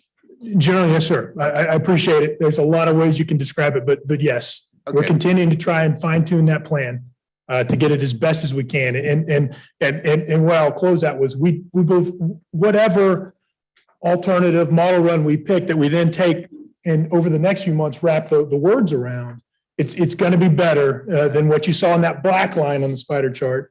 It's going to be better than Laura's 08. To me, the takeaway from this entire presentation is that, this is a tremendous example of, maybe the best intersection of government and citizenship and stakeholders, because you've got federal, state, local, tribal, citizens, stakeholders, and we're all basically working with one another to try to find the best solution for everyone. And I think that should be the takeaway for most people out there, because it's incredibly encouraging to see this thing work. I think even in a challenging, complex situation, the way that it's working now. And so I appreciate that. Thanks very much. Thank you, Mr. Wagner. Ms. Meads. But, and when it's all said and done, if you could take one of those spidery graphs for me and throw CC back in it so I can see, is it already in there? It's the blue one. It's the blue one. Okay. It's all good. All right. Ms. Ellis, you want to come on back? And I got a question. oh, never mind. Mr. Bergeron. And I'll try to make it brief. That's difficult. This is a big subject, but this is kind of a balancing act between the environment and water supply and flood protection. Seems to me like Lake Okeechobee, what we're getting ready to establish is a certain amount of impacts are going to be shifted there temporarily as we build more reservoirs and be able to store this water that laid on half the Everglades that we drained where we live today. Things will get better and better as we go forward. The thing that I see extremely important is moving water south. And we look forward to working with you, Colonel, and your staff to remove the barriers at the southern end of this bathtub. So we have a constant flow of the average rainfall that flowed naturally from the northern Everglades to Florida Bay.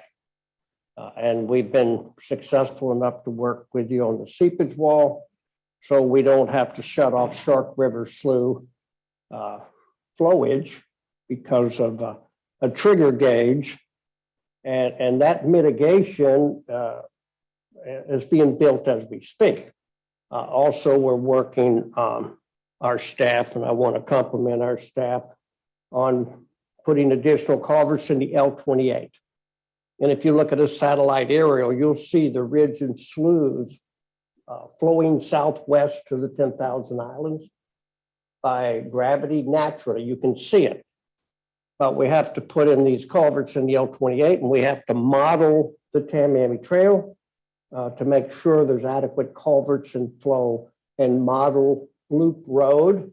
So as that additional flow naturally by gravity goes to the 10,000 Islands, it can get beyond the Tamiami Trail and Loop Road. And we look forward to working with you on that. We're also working with a total blueprint on the S12 closures and 343 NB closures and 344 closures 9 months out of the year. That's totally unnatural, shifting all the water to the east side of Shark River Slough, rather than what science says 60 here and 40 here, or 70 and 30. So this is something that will help the discharges out of our rivers once we get this bottom end opened up, where we have constant flow year round. It's certainly going to help the discharges that we're trying to minimize the volume of water greater than natural affecting our estuaries, and obviously help the seagrass stop dying in Florida Bay from lack of water. So as we make this decision, I think we can continue to improve it by virtue of us working together to get this bottom end opened up where that natural flow is reestablished. And I don't know if there's a certain amount of water in your calculations that is going to go south based upon Losum. Do you have a certain Thank amount you, of Mr. volume you're Bergeron. estimating that's going to go south? Yes, sir. So that's actually the last thing that I wanted to cover. And so thank you for giving me the opportunity to talk about those key characteristics, sir. So if you'll notice that there's that big green arrow there in the center of the screen that talks about how the LOSOM plan will preserve the opportunity to send water south from Lake Okeechobee all the way down to the Lake Okeechobee Water Shortage Management Ban. And so the number that we're looking at associated with that on average annual is about 200,000 acre feet per year From from the Lake Okeechobee south. That's the average number that we're looking at. Some of them are a little bit better, but really they're around that number.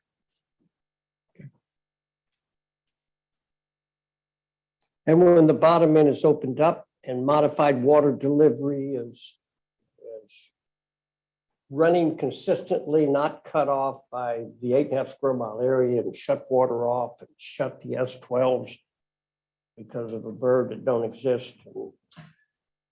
When we get all of this constantly, are we going to be able to send more water south and less east and west? Yes. Okay, that's a good thing. Sorry, I spoke so long. That's quite all right. You done? Mr. Chair. Yeah, I want, I'm actually really grateful for this discussion. And so where I wanted to leave it with sir, if that's okay with you, I just wanted to cover those key characteristics because it really is the highlight. And so I wanted to make sure we're all together on that, right? If we look at the schedule, this visual helps us understand how we would move water out of the lake. And so what I want you to really look at is that zone D. It's very, very large. It sends zero flows to the east. It sends beneficial flows to the west. It sends water south all the way down, provides for water supply, keeps our communities safer. We have the additional protection of the levee itself.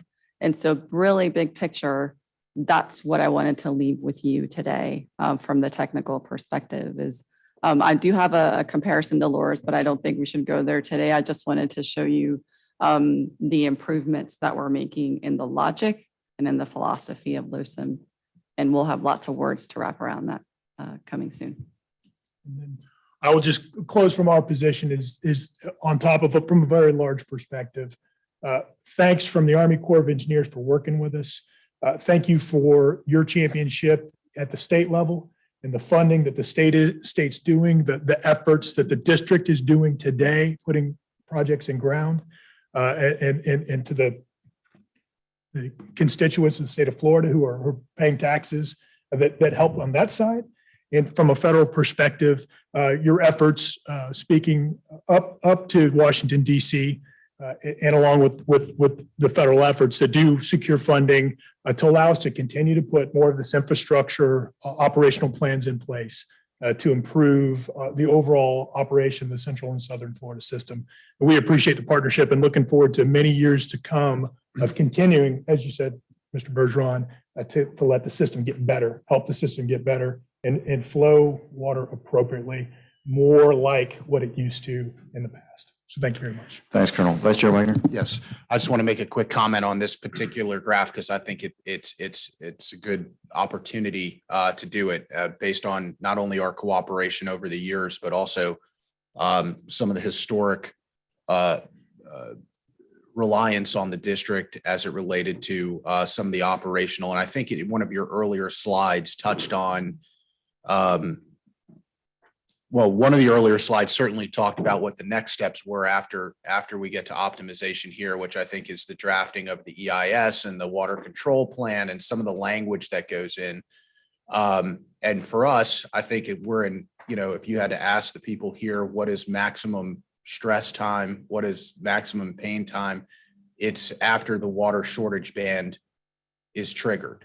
Not only is that stressful, I think, for our stakeholders, obviously, but also stressful in terms of how much needs to be mobilized from an equipment personnel standpoint to actually deal with what happens once you cross that threshold. And so we do have a very large zone D, I think, that's being contemplated now.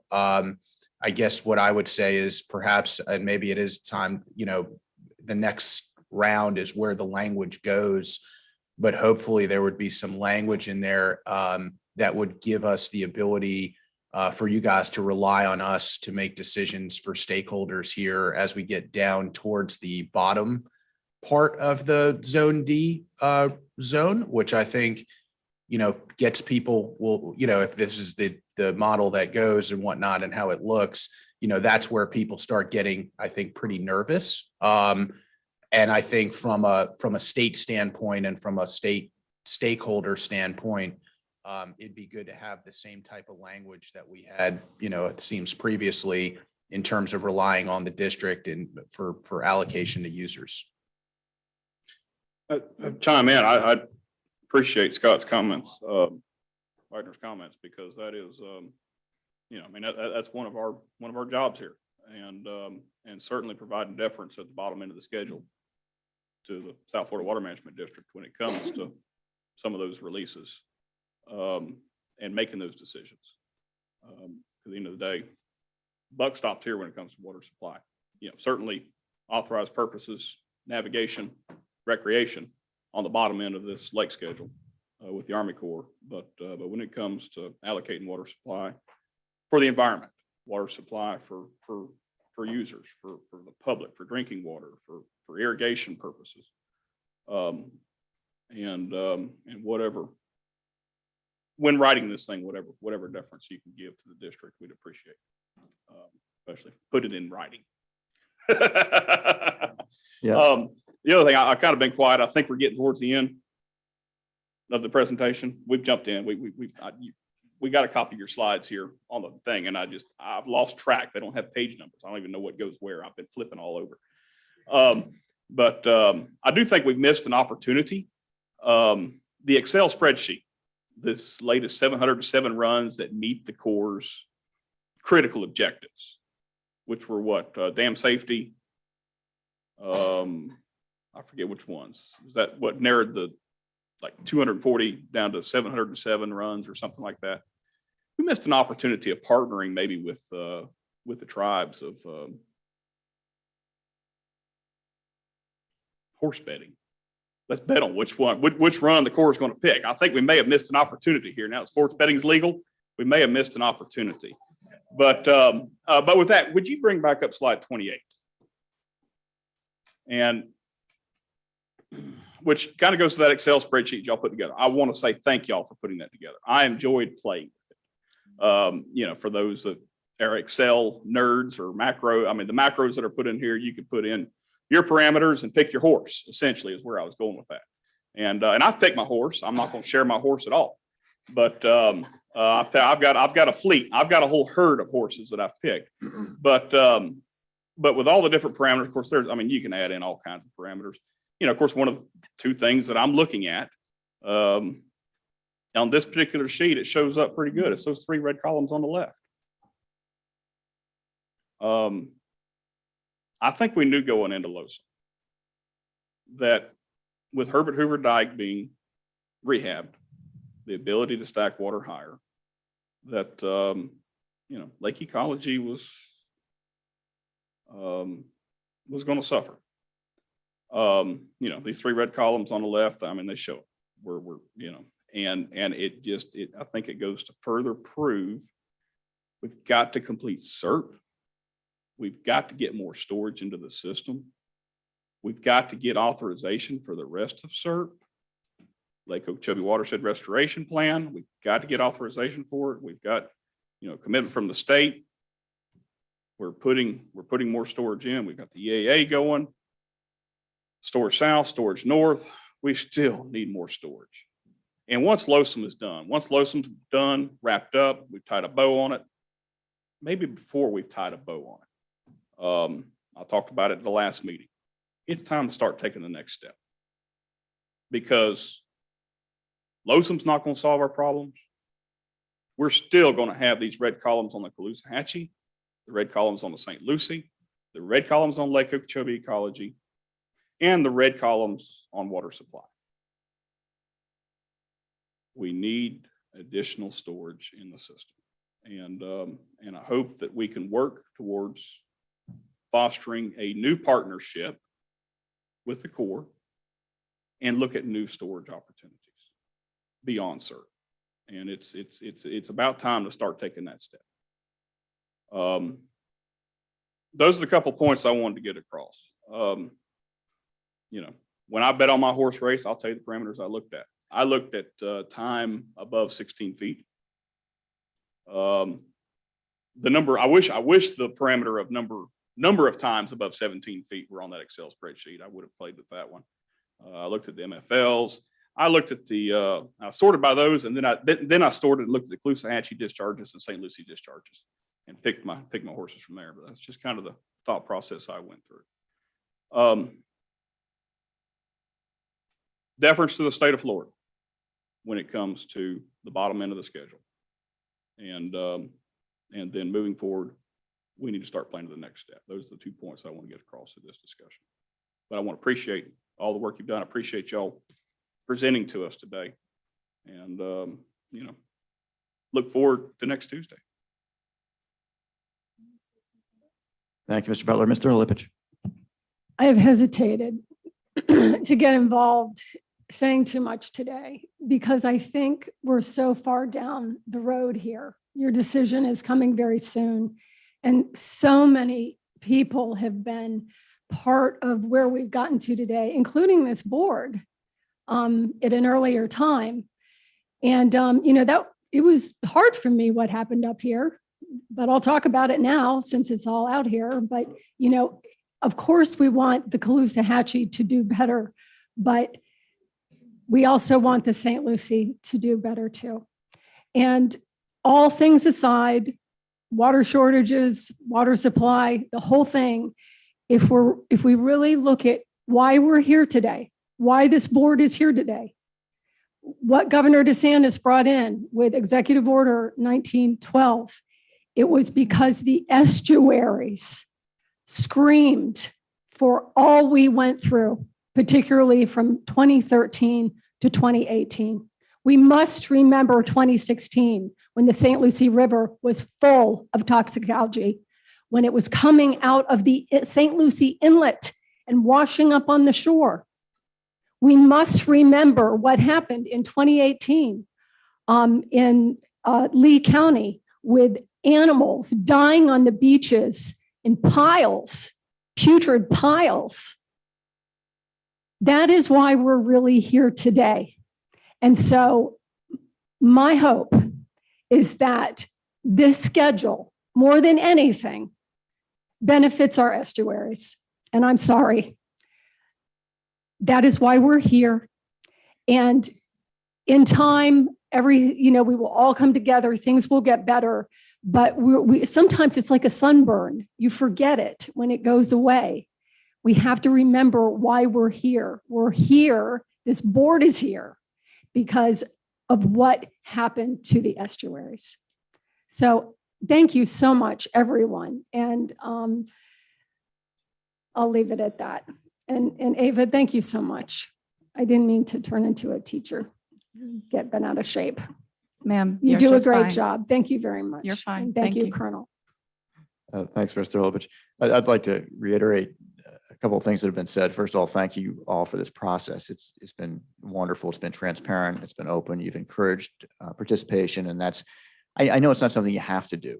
And I really appreciate it as a stakeholder and as a citizen resident of Florida. So I thank you, my hat's off to the Corps for doing this. It's been a great process. I agree with Mr. Olipich. We do need to make it better for the estuaries. And I think you have, or actually I know you have. When I look at your model runs, they're better for the estuaries than what we have today. And that is a huge step in the right direction.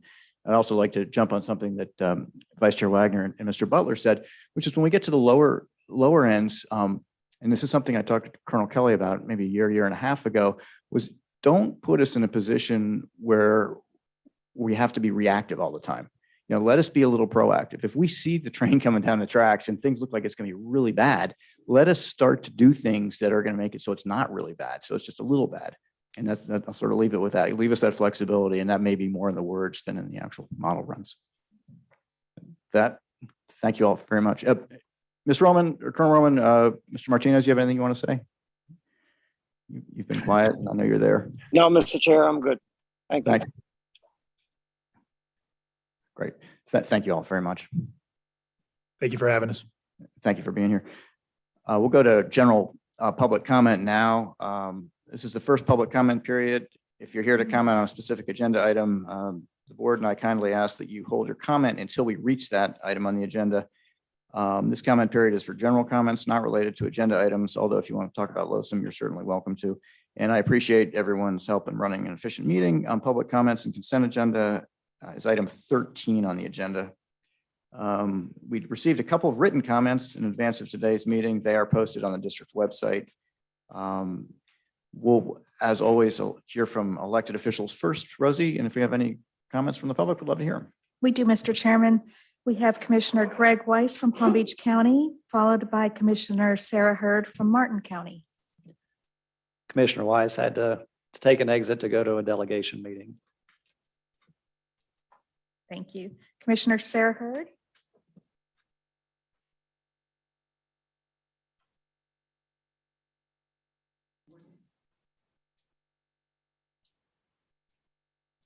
Good morning, all. I'm Martin County Commissioner Sarah Hurd. Thank you for the opportunity to speak with you this morning. Martin County would like to express its strong support for the C-25 project land acquisition item today and for the completion of all aspects of the Indian River Lagoon South SERP program. These projects were authorized as Generation 1 SERP projects in WARDA 2007. They are all critical to the restoration of one of the most biodiverse estuarine systems in the world. The C-25 project will provide local and regional benefits to the lagoon by reducing nutrient and sediment loading, attenuating flows, and providing seasonal flexibility to regional water supply needs. We would also like to extend our gratitude for district staff's support of a Florida Forever project application that's going before the Acquisition and Restoration Council in December. This proposed project would acquire 2,000 more acres within the Allapattah Natural Storage Area and treatment component of IRL South. This addition would also qualify in the state share of the SERP cost share ledger. We have a willing seller. The hydrologic restoration would be very simple and cost effective, and it would restore some of the best wetland habitat in the Allapattah system. There are very limited exotics, and the upland portions are typical of the Florida Natural Areas inventory standards for outstanding ecosystems. District staff, especially Mr. Bartlett, have provided terrific support for this application, and we're grateful for their willingness to incorporate it into the management of the Allapattah complex, and especially for the district's continued support of the SERP natural lands component, which I think may be the most prescient of all of the SERP projects.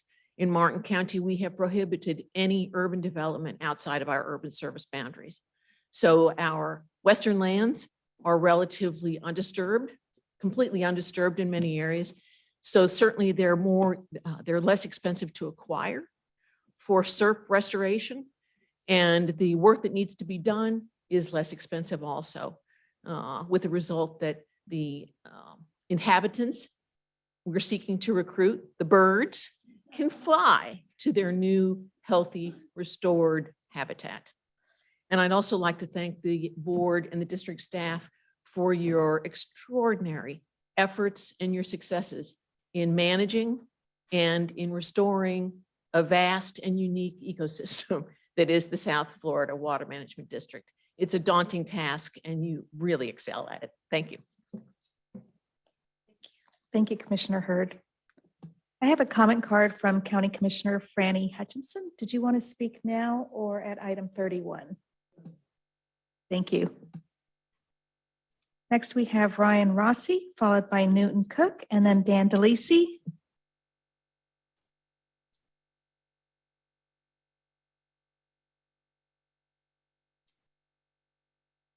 Good morning. Thank you for your time. Ryan Rossi with the South Florida Water Coalition. I want to clarify, we can comment on LOSUM, is that correct? Okay. I want to comment on that specifically as it relates to our water supply. You know, I attended last Friday the South Florida and Treasure Coast Regional Planning Council virtual workshop.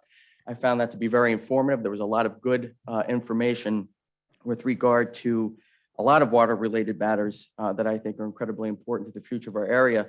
And I have to thank the South Florida Water Management District also for their presentations within that workshop, especially with regard to sea level rise resiliency measures that I think we're going to be talking a lot about as we go forward.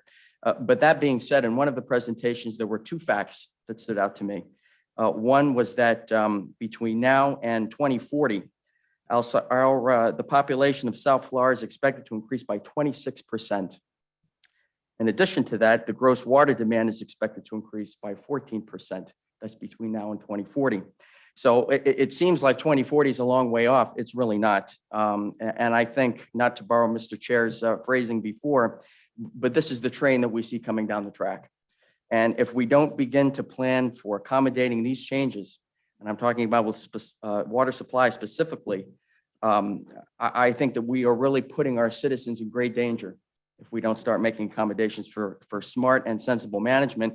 And we cannot forget that Lake Okeechobee plays a role in our regional water supply. We cannot separate the lake from the supply needs that we have here in South Florida.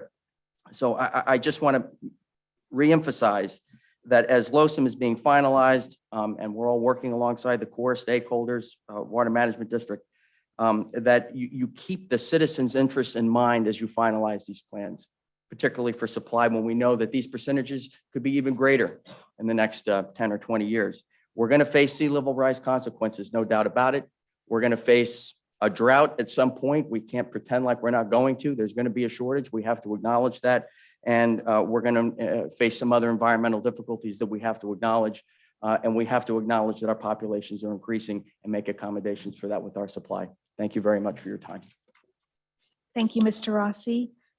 Newton Cook is our next public speaker, followed by Dan DeLisi and then Eve Samples. Thank you very much, Newton Cook. I'm speaking today for United Waterfowlers of Florida. Duck season kicks off with the youth hunt this Saturday. Thanks to you guys for helping us do those things. First of all, Ms. Hurd, Alafala is such a wonderful place, and we look forward to adding another couple of thousand acres out there. With the C-44 complex, this is going to be an incredible place for recreation, and actually going to be some duck hunting occasionally in places. I also want to say December 13th here is the next recreation meeting, and it should be an interesting meeting because it's right in the middle of the fishing and hunting, and the people are coming down and wanting to go out on the properties and recreate. I also want to thank the Colonel, Lieutenant Colonel, for all your services. And you don't know how many times I've had to defend you for digging that darn ditch for the Kissimmee River and then filling it back in. And I tell people, these guys, they do what they're ordered to do. You know, you can't jump on them too much. You tell them to dig a ditch, they'll dig it. You tell them to fill it in, they'll fill it in. But now I'm going to talk to you about the lake. I was on the Lake Okeechobee rack for about 5 years. We were trying to save the rack from the last time it was trying to be destroyed. Mother Nature was trying to destroy it last time. We're trying to destroy it this time. Absolutely no excuse for putting that lake at 17.5 feet. We had 16.5 feet for years and years and years and years, so we managed to keep a pretty good lake, except when we had big storms. What do the storms do? They run it to 17.5 feet. What happens? Irma, 5 years later, where are we? Last year, we lost 75% of all the SAV in the lake. And it was just a little storm because we had never recovered from Irma yet. We don't have the marshes that we need to clean the water, to send better water south, east, and west. If you run the lake to 17.5 feet, it'll take 5 years to get the vegetation back.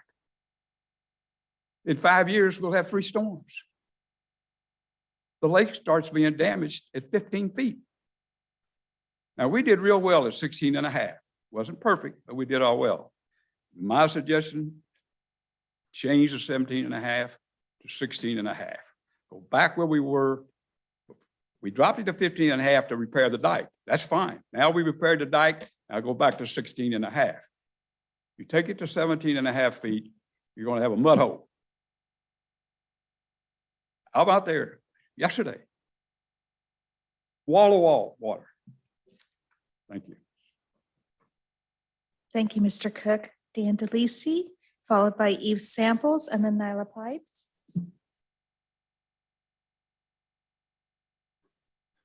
So Dan DeLisi, for the record, I'm here on behalf of Lee County today.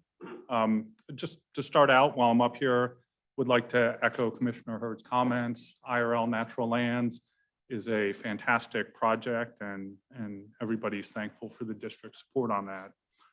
I do want to make some comments about lake operations and how they impact the Caloosahatchee. Last week, the Corps announced that they would start releases to the Caloosahatchee in an effort to start lowering Lake Okeechobee or do a gradual recession. The 2,000 CFS proposed at S79 was considered to be a positive amount of flow. It is in our Recover PM optimal range. But we wanted to put a few things on the record to be clear so that they're not misunderstood. And I'm channeling our scientists, Dr. Peter Doring and Susan, who are a lot kinder and sometimes more indirect on these things. So we just wanted to be clear. We don't think, nor did we request, that the Corps start releases now to lower the lake. It's certainly not our desire to get 2,000 CFS at this point in time. The Recover performance metric that, of course, we thought was an improvement over the last performance metric that places the optimal flow between 750 and 2,100 CFS is fine, because there are times throughout the year where things in that range would make sense, or flows in that range would make sense. But it's not the case that 2,100 CFS at all times of the year is an optimal amount of flow. There is seasonality to that, which we need to be aware of. And obviously, if you were to have a full year of 2,100 CFS constantly, that's not an optimal flow range for us. So seasonality needs to be considered.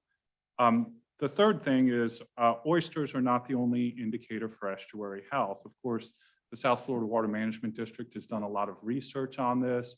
When I was here, we did a big workshop at FGCU looking at ecological indicators. And it doesn't just come down to oysters. And of course, Lee County is very concerned with tape grass. The district has done research on light penetration and how it affects seagrass growth or tape grass. And so we would certainly hope that you consider this when you look at releases. Finally, just segueing into LOSUM, I do want to thank the Corps for listening to us. 2018 was a miserable year for us, and certainly we did not want to see any LOSUM option that made things worse for us. I think the balance that's being achieved now is positive, and we are concerned about lake levels, to be sure, because we get that water. But we appreciate the direction you all are going in. Thanks. Thank you, Mr. DeLisi. Our next public commenter is Eve Samples, followed by Nyla Pipes, and then Tom McVicker. Good morning, governing board members, Chairman Goss, Director Bartlett, Colonel Booth. I'm Eve Samples. I'm Executive Director at Friends of the Everglades. Appreciate you taking our comments today. We were founded in 1969 by Marjorie Stoneman Douglas, and we got involved in the Losun battle 3 years ago because we wanted to reduce harm that we saw occurring to the estuaries. We saw massive volumes of water being transferred from Lake Okeechobee, carrying toxic algae blooms onto populated communities. That's why many of you are sitting on the dais today, and that continues to be our main focus. Colonel Booth, you've had a baptism by fire. Engagement is deep and real on this issue, and we apologize for your inbox inundation in recent days, but I want you to know that there are real people behind this feedback. It's not just those of us who stand up here and focus on these issues full time. There are people with other passions in the world that also really care about preventing toxic algae from being transferred into their backyards. So we believe CC was the right plan to start with, and we expected the optimization in the categories that the Army Corps of Engineers announced. So reduction of harm to the Caloosahatchee estuary was expected. Improvement of water supply for the Seminole Tribe of Florida was expected. We supported that. And also we expected, even if we disagreed with maintaining the CC-like performance for the water supply in other areas, including LOSA.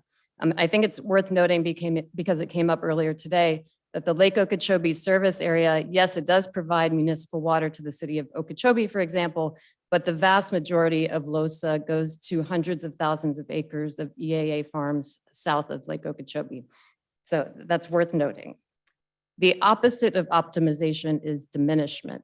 What we did not expect during this process was such a diminishment of performance to the St. Lucie estuary.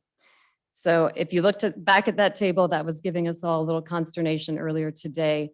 If you compared the volumes going to the St. Lucie under CC to the 8 model runs that the Corps presented during its optimization, the volumes roughly doubled. We don't think that's true optimization.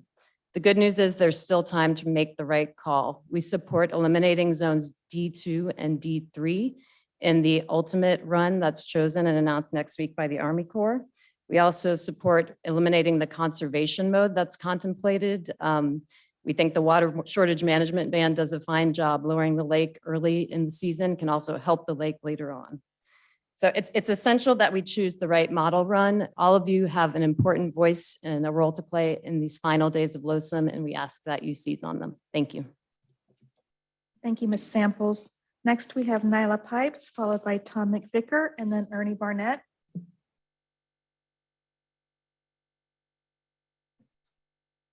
Good morning, everyone. Nyla Pipes, One Florida Foundation. I also am going to speak on LOSUM. I'm sure that's no surprise to any of you. And some of this you will have heard before, but sometimes repetition is what gets people thinking a little broader. First and foremost, I have to echo Newton Cook's concerns about Lake Okeechobee.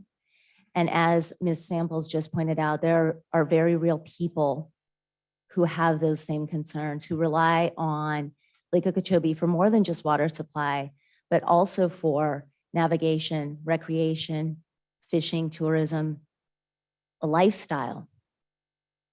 A lot of people in our urban communities tend to think that they are disconnected from the lake other than when the lake is discharging on us. But water supply for Grassy Waters comes from Lake Okeechobee. That's the water supply for West Palm Beach. So this is all very interconnected. It's no small feat to try to come up with something that has a balance for all of those project purposes for LOSUM. The project purposes are flood control, water supply, navigation, recreation, and preservation of fish and wildlife. When you look every month at the ecological conditions report, Lake Okeechobee has a band where it does best if it stays within it. And Lake Okeechobee, just like the Caloosahatchee, needs both high and low water. It can't go too low and it can't go too high for too long. The main concern that I am hearing, boots on the ground, in all of the Okeechobee area, all around the lake, and for people who travel for miles and miles and miles, some coming from as far as Tallahassee to recreate on the lake, is that if we kill this lake, what do we have left? Right? So we have to really consider the ecological conditions of the lake because it is the liquid heart of the Everglades. On that note, I also just want to say that we can't just send it all south. Not only can we not just send it all south because we don't have the infrastructure in place, because this is not SERP. We can't just send it all south because the central Everglades and the southern Everglades also need to ebb and flow with the seasons. It needs to be water in, water out, yes. But we also have to remember that the Everglades is a fire-dependent system and it needs its own ecological recovery. So this is complex. I know you guys know that, but I just wanted to bring up a few points. Thank you. Thank you, Ms. Pipes. Our next public commenter is Tom McVicker, followed by Ernie Barnett, and then Jake Foytick. Thank you. Chairman Goss, members of the board, it's nice to see you again in person. It's been a while. I'm here to talk about LOSUM, but I want to start by acknowledging that I am privileged to represent the lakeside communities in the LOSUM PDT process. They didn't hire me to speak to you, but I'm going to unload some of my background that I've gained in that. And those communities are the counties of Hendry, Glades, and Okeechobee, as well as the cities of Clewiston, Okeechobee, and Moorhaven. I have separate arrangements with each of those and the Okeechobee Utility Authority. It was gratifying to see the board in Okeechobee last month. It was especially gratifying to see how you warmed up to the people, embraced the values of the community and the public. And we had a similar chance a couple of weeks ago with Colonel Booth in Belglade. He, I think, spent a whole day driving down and back to spend some time with some of the key people that make the south end of the lake their home. And there's a lot of history there too. So I like to look at both of those things as the start of developing the kind of rapport with those two communities that you have with some of the other communities that are here more often and that outnumber us by thousands and thousands. It was much less gratifying to see that spreadsheet that you all have been talking about. Lake Okeechobee is the key to these communities. The recreational economy is big. They all live by it and they live on it. And water supply is their other big issue. What's clear and pointed out by several speakers, every metric for every alternative of those 8 was bad for Lake Okeechobee. None of the other metrics are anywhere like that. We went back to the 707. There were no good alternatives in the 707. We went to the 240,000. We found 2 that one was actually better for the lake. Another one was not quite as bad. We submitted those to the Corps. Both of them were adequate on water supply. We know the Corps can't pick them, but there's got to be a marker in the ground for Lake Okeechobee and water supply because the 2 are compatible. You can't just throw one away at the expense of the other. My final comment, we don't buy that you could patch over the problems with words in the EIS or words in the water control plan. They have to be on the schedule. Look at the words the Corps put on this schedule. A little footnote down at the bottom. The agency responsible for allocating water from Lake Okeechobee is the South Florida Water Management District. I don't know what that means. I don't think it means anything to the Corps. I think it means you all have this little paperwork exercise down here that you do, but the Corps controls the water. And they've got the freedom to run the lake with the real water down to the water shortage zone. No one's going to say they're going to do that today. You'll say, we'll never let them do that. They've done that. You have to have it in the schedule, not in a bunch of vague language in the EIS of the water control plan. And we'll be looking for that. Thank you. Thank you, Mr. McVicker. Ernie Barnett, followed by Jake Foytick. Mr. Chairman, members of the board, thank you. I'm Ernie Barnett with the Florida Land Council. You know, we all wear many hats, and I stand before you as a resident of the South Fork of the St. Lucie, so I care very deeply about LOSUM, which is what I'm here to speak about, but also professionally and as a former director of state water policy, very concerned about the precedential nature of what happens at all the water management districts as it relates to water policy. And I've expressed my concerns to anyone who would listen to me and spend a lot of time with Drew, and have been very appreciative and thankful of all the time he's given me. And I've also expressed these concerns with DEP that all of the existing model runs prescribe release decisions all the way down to the water shortage band. And there is no zone above that band that hands off that discretion and that deference to the state that I'm I think is very, very important. And I want to thank Mr. Wagner and Mr. Butler and Chair Goss for your thoughtful words about how important that is. And I agree with my colleague, Mr. McVicker's comments just now that I think this deference must be identified in the schedule. Y'all are the ones that once the Corps is no longer needing to make regulatory releases to manage flood risk and hazard risk to the dike, and that water needs to be distributed for multiple water-related needs of the region, including MFLs, environmental purposes, and water supply. Those decisions should be vested in this board and with the state of Florida. And that should be included in the schedule. There should be a band above water shortage that deference lies with the state. And that deference has always been in every schedule for the last 50 years. And I think it must be included in the schedule, must be in the final record of decision by the Corps, and must be fully analyzed and vetted through the NEPA process to make it real. And I think that's important for transparency.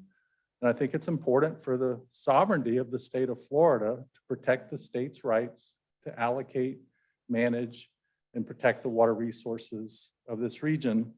And thank you for your consideration.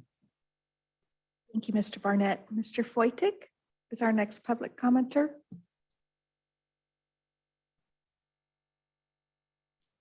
Thank you all for the opportunity. I'm Jake Foytik with the Florida Farm Bureau Federation. Wanted to thank Director Bartlett for your presentation. We're encouraged to see the continuation of CERT projects like IRL South. Those are so important north of the lake, and we're encouraged to see the continuation of all of those. With regards to LOSUM, thanks to the Army Corps for the presentation and the openness. We and other stakeholders have been very appreciative throughout the process of the opportunity to speak up and for all the vast amount of information that's been provided to us. We are glad to see more focus or at least more visibility of work on water supply. In previous meetings, there's been some concern regarding agricultural water supply.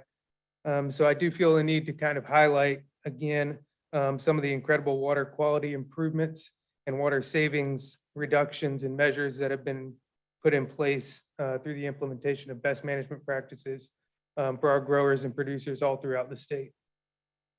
With the opportunities for cost share and the more accessibility to nutrient application and irrigation management components, agricultural producers have had a much easier time implementing those BMPs and providing more and more water savings throughout the state. Did want to thank Mr. Butler and others for bringing up the district's and the state's responsibility and directive for decision-making in Lake Okeechobee's lower levels. It is y'all's duty and all of our duties as residents of the state of Florida to protect the state's rights to control that water, especially at lower levels. Thank you. Thank you, Mr. Foytik. Mr. Chairman, we're going to switch to the virtual world where we have a handful of commenters, hands raised. We're going to start with Poonam Calcutt, followed by Kara Kapp, and then Lisa Interlandi.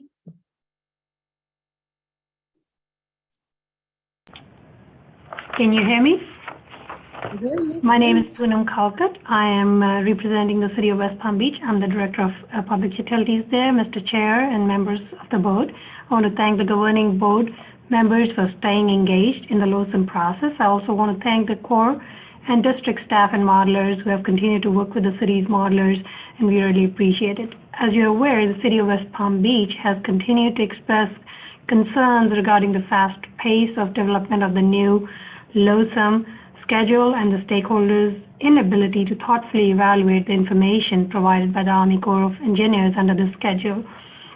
We have been requesting a 90-day extension from the date the Army Corps shared the modeling results with the public and prior to the selection of the tentatively selected plan.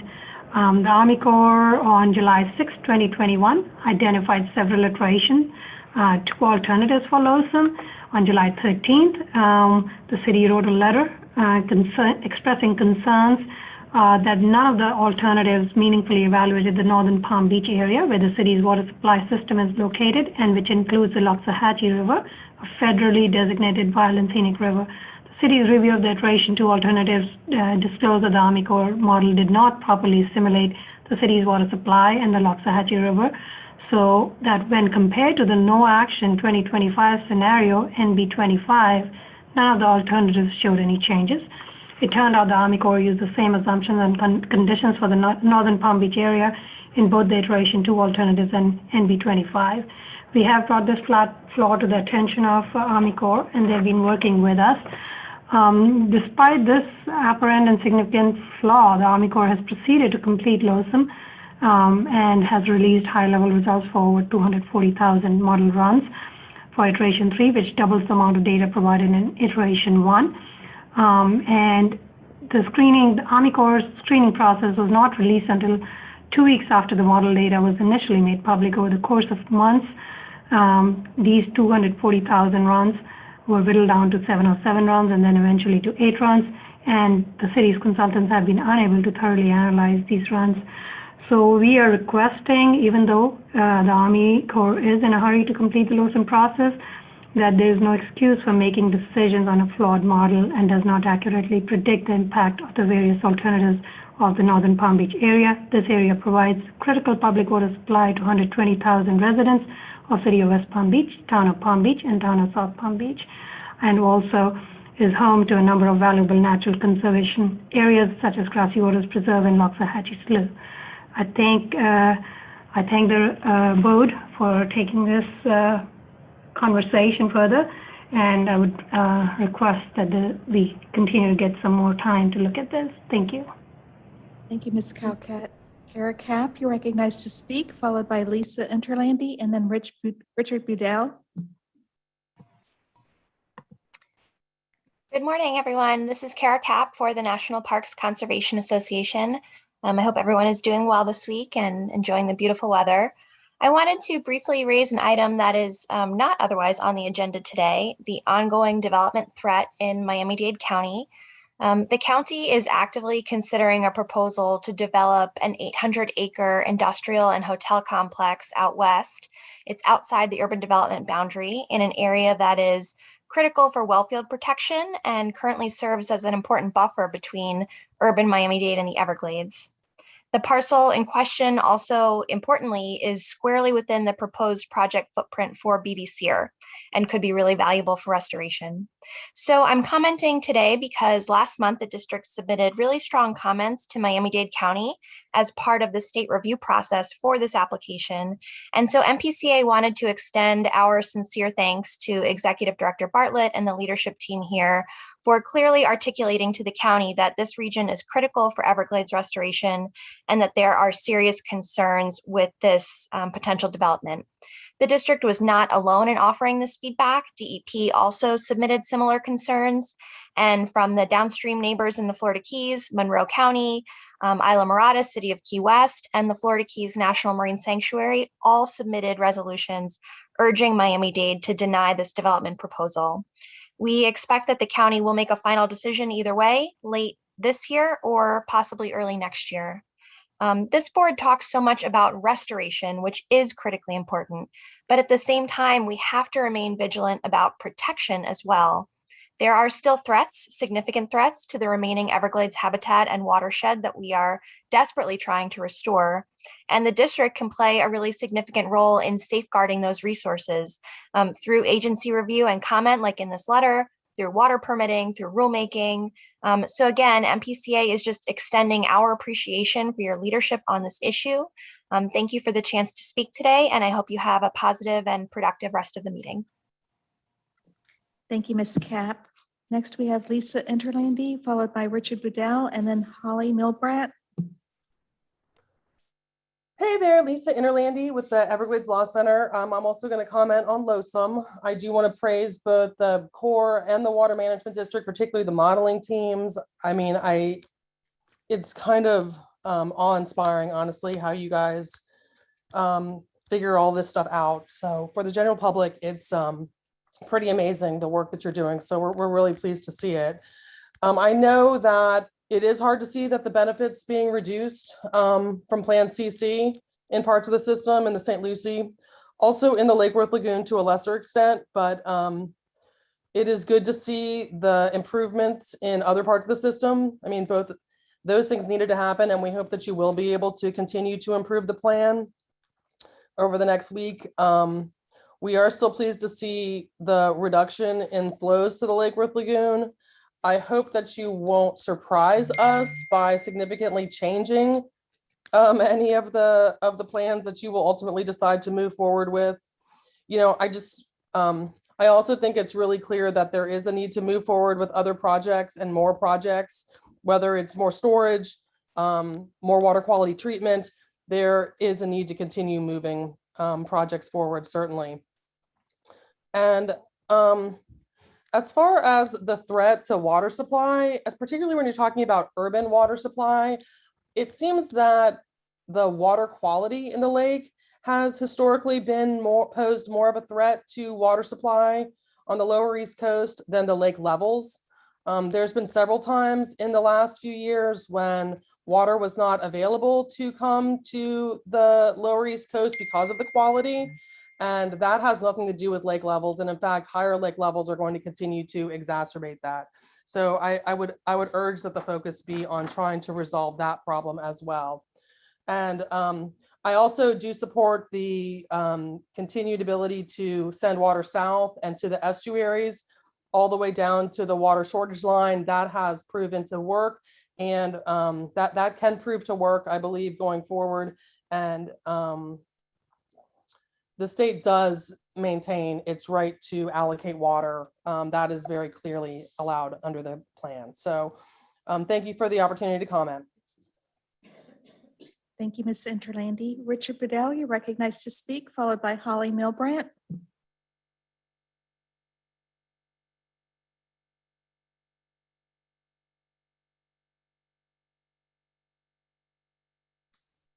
Mr. Bedell, if you could unmute your mic.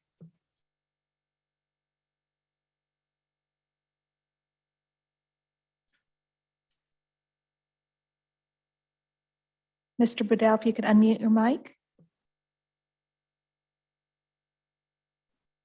Press *6 to unmute your mic, please. Okay, we're going to go to Holly Milbrandt, and then I'll circle back to Mr. Bedell. Good morning. Can I get a sound check? We can hear you, Ms. Milbrandt. Thank you. Good morning, Chairman Goss and members of the governing board. Holly Milbrandt, Natural Resources Director for the City of Sanibel. Just wanted to also make a few comments on LOSUM and to thank you and the district staff, Colonel Booth and the Corps staff for the continued work throughout this critically important and challenging process. The City of Sanibel and the West Coast stakeholders had serious concerns with the Corps' decision to move forward with alternative CC. And honestly, we were skeptical that optimization could provide sufficient relief from damaging high flows to the Caloosahatchee. It is clear from the results that have been presented over the last couple of weeks and the enormous amount of modeling that the Corps has made a concerted effort to achieve the stated goals for optimization and to improve upon what we saw as severe imbalances in alternative CC, specifically for the Caloosahatchee.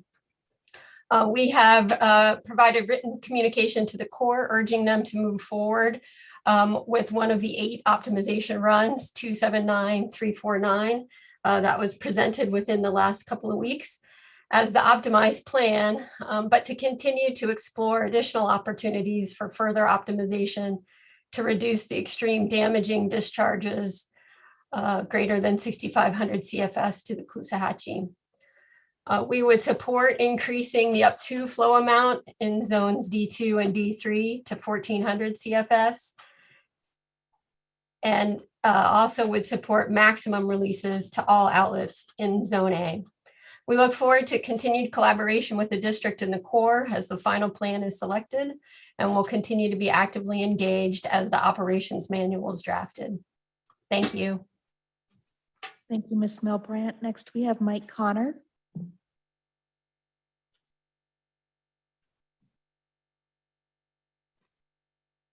Yes, good morning. Thank you. Yes, Mike Connor, Indian River Keeper, based here in Stuart, Florida. On Loesome, I just wanted to reiterate a couple concerns that have been mentioned by previous commenters. The Lake O recovery mode. When time comes to lower the lake due to extreme elevation rises, what will that really mean in terms of discharge volume and duration of discharges to our river, the St. Lucie River? At times like that, extreme wet seasons, you got to take in consideration the local and tidal basin runoff from western Martin and St. Lucie County rural and residential acreage that ends up right in the St. Lucie by way of the South and the North Forks. There are times when upwards of 1 to 2 billion gallons of water per day hit this estuary. A lot of folks don't realize that, but even without Lake O discharges, sometimes we have a lot of water to deal with. In some of our runoff this year in the summer was upwards of 1.3, 1.4 billion gallons a day. That doesn't seem to be common knowledge, but I'm very concerned about that. If Loesome in its final form fails to greatly decrease the Lake O discharges, I can't imagine any ecological recovery will happen for this river or the southernmost in the River Lagoon anytime soon. That's a great concern as well. But in closing, there's no need to conserve additional water in Lake O when Caloosahatchee needs the water, Florida Bay needs the water, and no real water shortage really exists. And I appreciate the time today. And I will comment on an agenda item this afternoon as well. Thank you very much. Mr. Connor, next we have Mark Perry, followed by Richard Bedell. Yes, good morning, Governing Board. I appreciate the opportunity. It's Mark Perry of Florida Oceanographic Society. We're also concerned about, as we move forward with the Loesome process and making sure we get this opportunity to make the schedule right for managing Lake Okeechobee and the discharges and releases from the lake.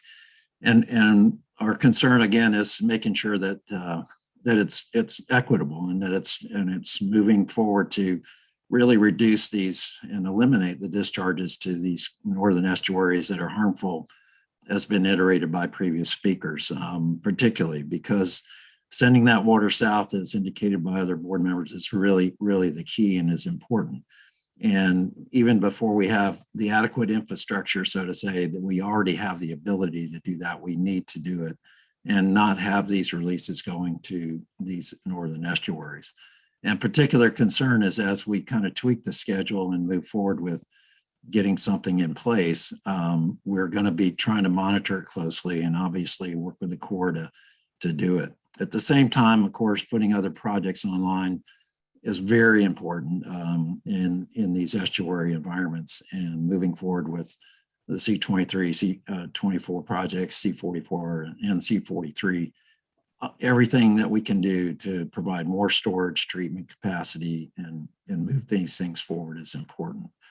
I appreciate the board being involved and engaged in having Colonel Booth and Neva come to really kind of help get an update and understanding as this moves forward now more rapidly as we approach Loesome. We're all engaged. We're all interested in picking the right horse, so to say, as we get down to the final wire here. But we want to make sure that when we start this new schedule next November, that it's going to be the right one and it's going to really benefit all the stakeholders and everybody around, and getting the water right as we manage it and get through Florida. So everybody should stay engaged and should be vocal about their concerns and what's going on. And I appreciate you listening and taking this in. Thanks. Thank you, Mr. Perry. Richard Bedell, you're recognized to speak. Good morning. Can you hear me now? We hear you, Mr. Bedell. Thank you, operator error on my end. Chair Goss, Drew, thank you for the opportunity to speak. My name is Rich Budell. I'm up in Tallahassee. I'm representing the Florida Agribusiness Council.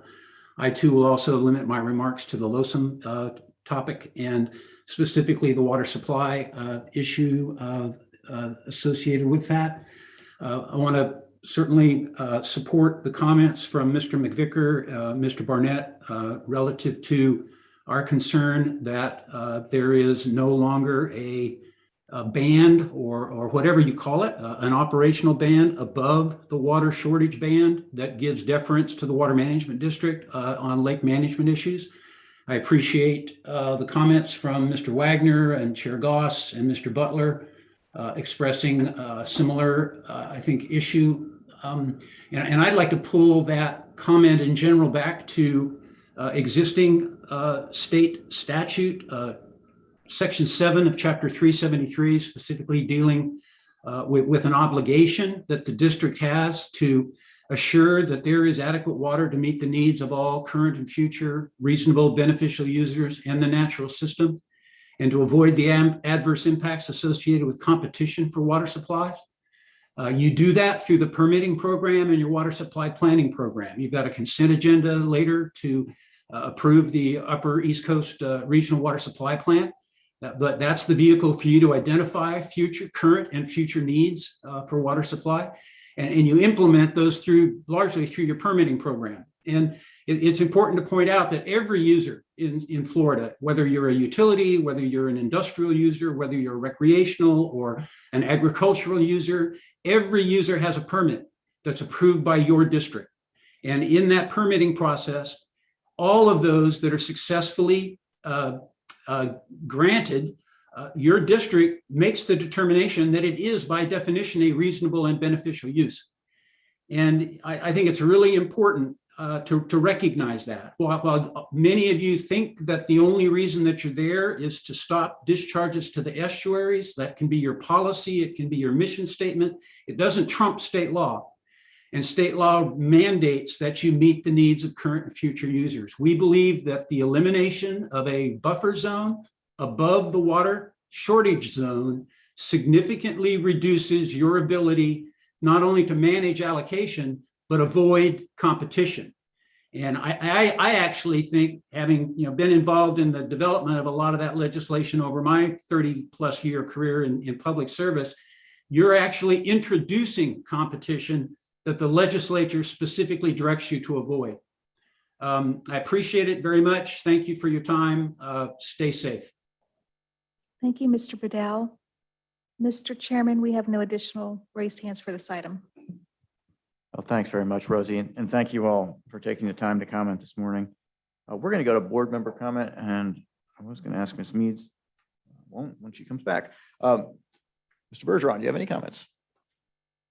I want to thank the Colonel for being here today and look forward to working with the Corps on LOSUM and on Everglades restoration in general, and working to open up the bottom end of this system to move more water south and less water east and west.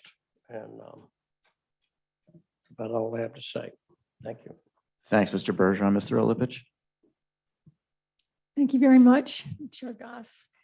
LOSUM has a tendency to take all of the air out of the room, so I'm going to try to fill it back up with some other things. I have about 5 things, and I'll try to make it relatively fast. The triangle, which is something I've talked about for a long time, is really coming into its own. And I just wanted everybody to know that if you want the updates, they're kind of buried in the back of our packet. And these are the updates of FDACS, FDEP, and South Florida Water Management District working together, as is also required in Florida statutes, for water quality in the NEAP, Lake Okeechobee, St. Lucie, and the Caloosahatchee. And I have to say that when we were in Okeechobee at the barbecue, I ran into Megan Jacoby, who works for the South Florida Water Management District and is a very respected member. And she said to me that she was finding inspiration, basically, in this program that we are working on. And I keep thinking about that, because if someone like her sees inspiration and the possibility for real improvement through communication and action, I believe it. And so I still have my triangle right by my computer at home. I'm sorry we missed the Scott's Water Farm ribbon cutting. I was so excited about that. We will look forward to doing it again soon. And I also wanted to thank the city of Port St. Lucie for inviting me to be part of a ribbon cutting for an art program that they're doing called Waterways, which is it's federal and it moves around the country to kind of teach people about also most of it is really water supply and conservation, but also about the estuaries in certain parts of the world. And they're partnering with Clyde Butcher, who's just amazing. And his program is called Living Waters. And what I learned while I was there is this program is, these were pictures that he took and gave to the Florida Department of Environmental Protection about 20 years ago to shine the light on our aquatic preserves throughout the state. And these pictures are just beautiful.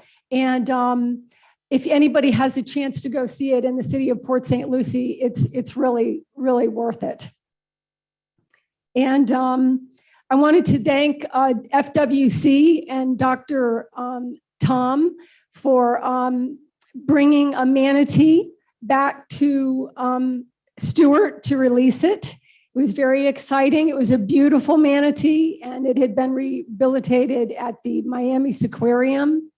And I have to say that some of the little kids were saying, why are you releasing it here? There's not any seagrass, right? We're kind of like, the manatee's strong. It can swim really far. It can go down to Lake Worth Lagoon where they have some seagrass and we have a little bit in ours. But I know this isn't the place to discuss it. I know that Mr. Bergeron has probably discussed certain things like this, but they are talking about possibly feeding the manatees in the northern part of the Indian River Lagoon because the situation is so dire.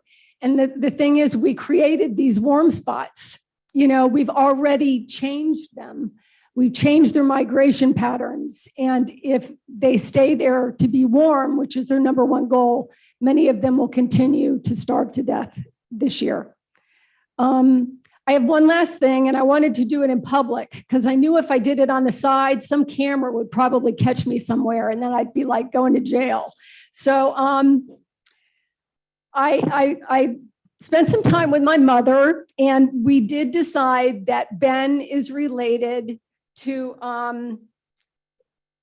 yes, he is related to A. Buck Hendry, who possibly might have some family connections from the 1800s.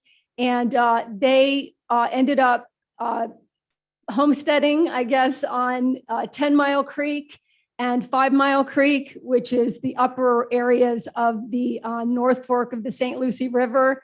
So Ben, we might all be related. And so when we're no longer on this board, I'm going to have a dinner party and invite you to dinner with the Hendrys of Martin County. It's just articles on family history, and I know she needs a copy of it. So thank you, everybody, and I look forward to the rest of the meeting, especially C25. Thanks, Mr. Ehlers. Ms. Means, I'm going to ask for your comments, but before I do you have any abstentions for the record? That was my public comment. I have no abstentions, and I actually don't have anything to share today. I mean, I can always share. I do want to share something.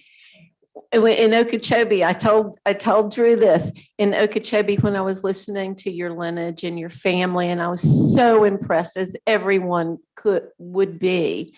And I want you to know that I'm a 6th generation or whatever, the mountains, the Appalachian Mountains of North Carolina. If you've ever seen The Last of the Mohicans, that's me, right up there on that cliff.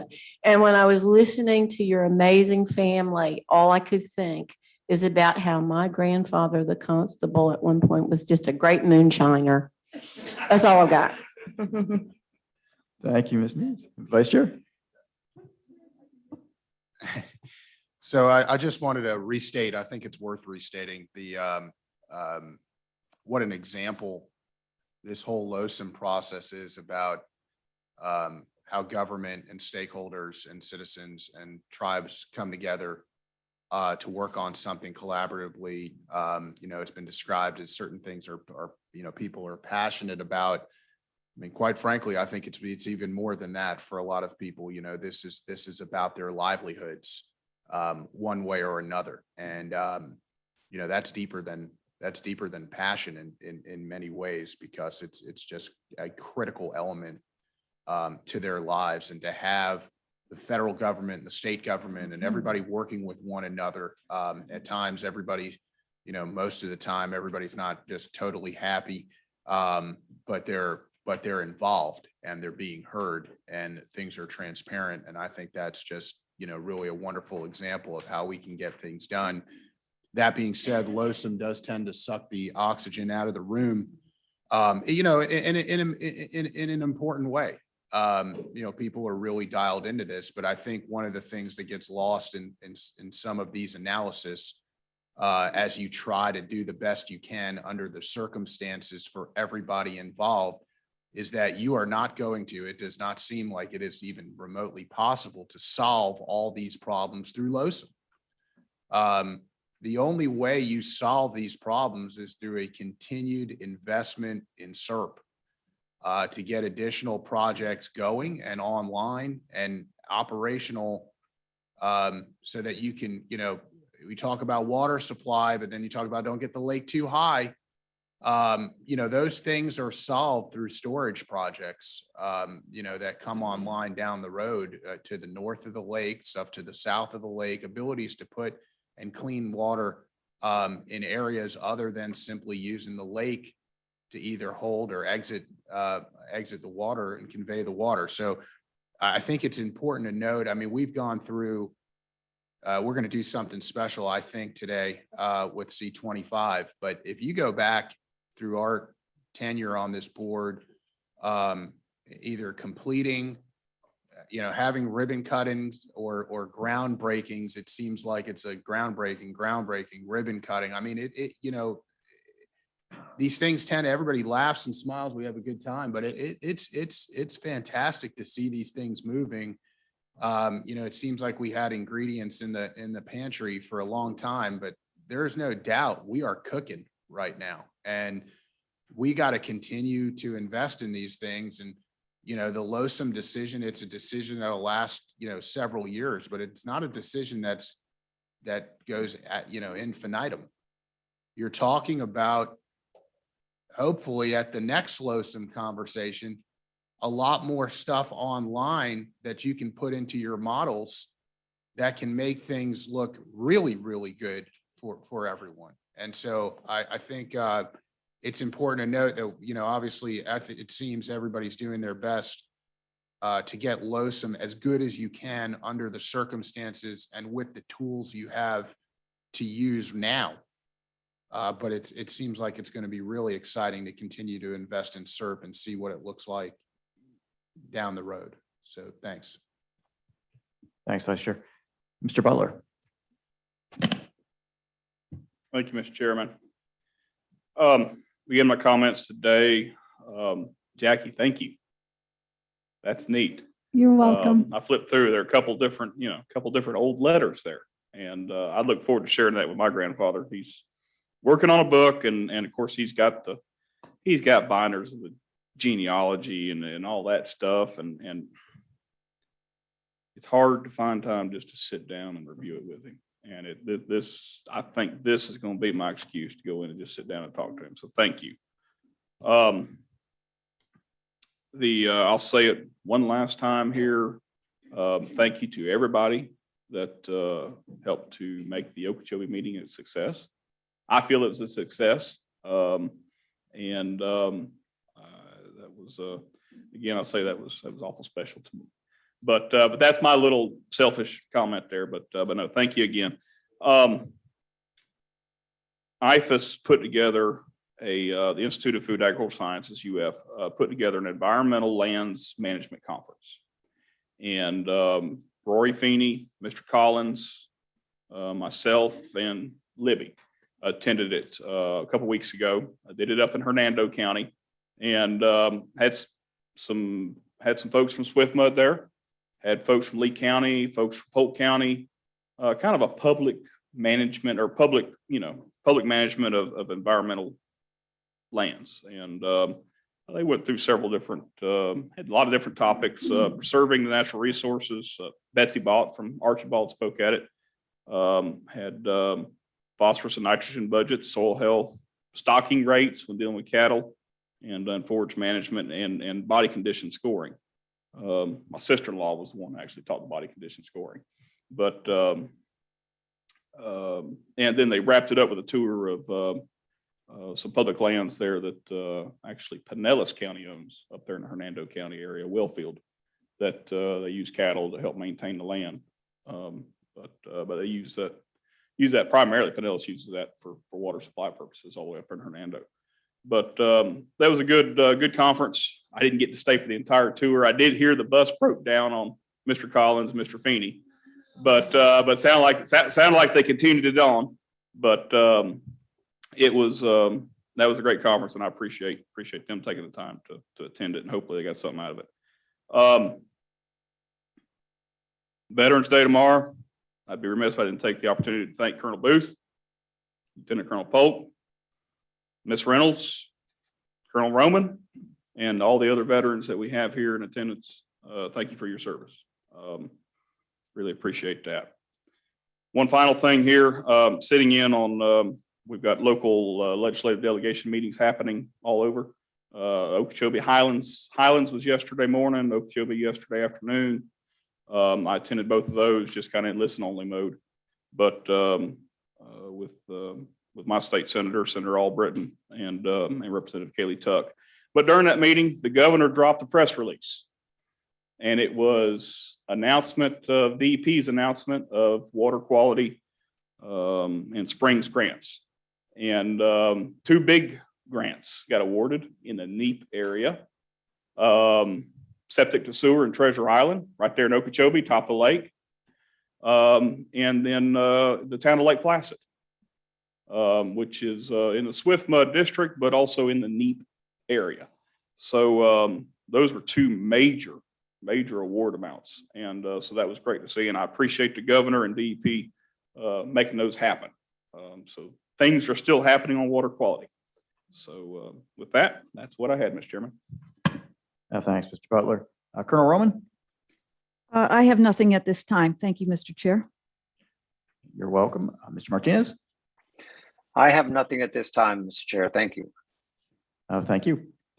All right, I'll wrap up. I want to associate myself with the remarks that the Vice Chair made regarding the LOSUM process. I absolutely agree with you. I think it's government at its best, and I think the product is going to be better as a result. And I'm looking forward to it. And as you so succinctly said, it's not the end. It's part of the process, and it's going to keep getting better as our projects come online. I'd like to thank our friends in Okeechobee for their incredible hospitality last month. I've thought back on that night and day quite a bit. It was really eye-opening, and made some good new friends and learned a lot. So it was absolutely worthwhile. And Ben, thank you for your hospitality and your family for all being out there serving us lunch. That was wonderful. I'd also like to thank Commissioner Hurd for taking the time to come in this morning and to talk to us a little bit about the IRL South and natural lands, the acquisition of 2,000 acres. That's something I'm hugely supportive of. I think that's a great step in the right direction. And we're getting all the land we need in that area, and it's really going to be a nice project when it's done. And it does help us on the ledger, which is something I'm always reminded to be aware of constantly, right here. And that's really all I have. So I think now we'll go on to consent. And let's see, we'll see. Are there any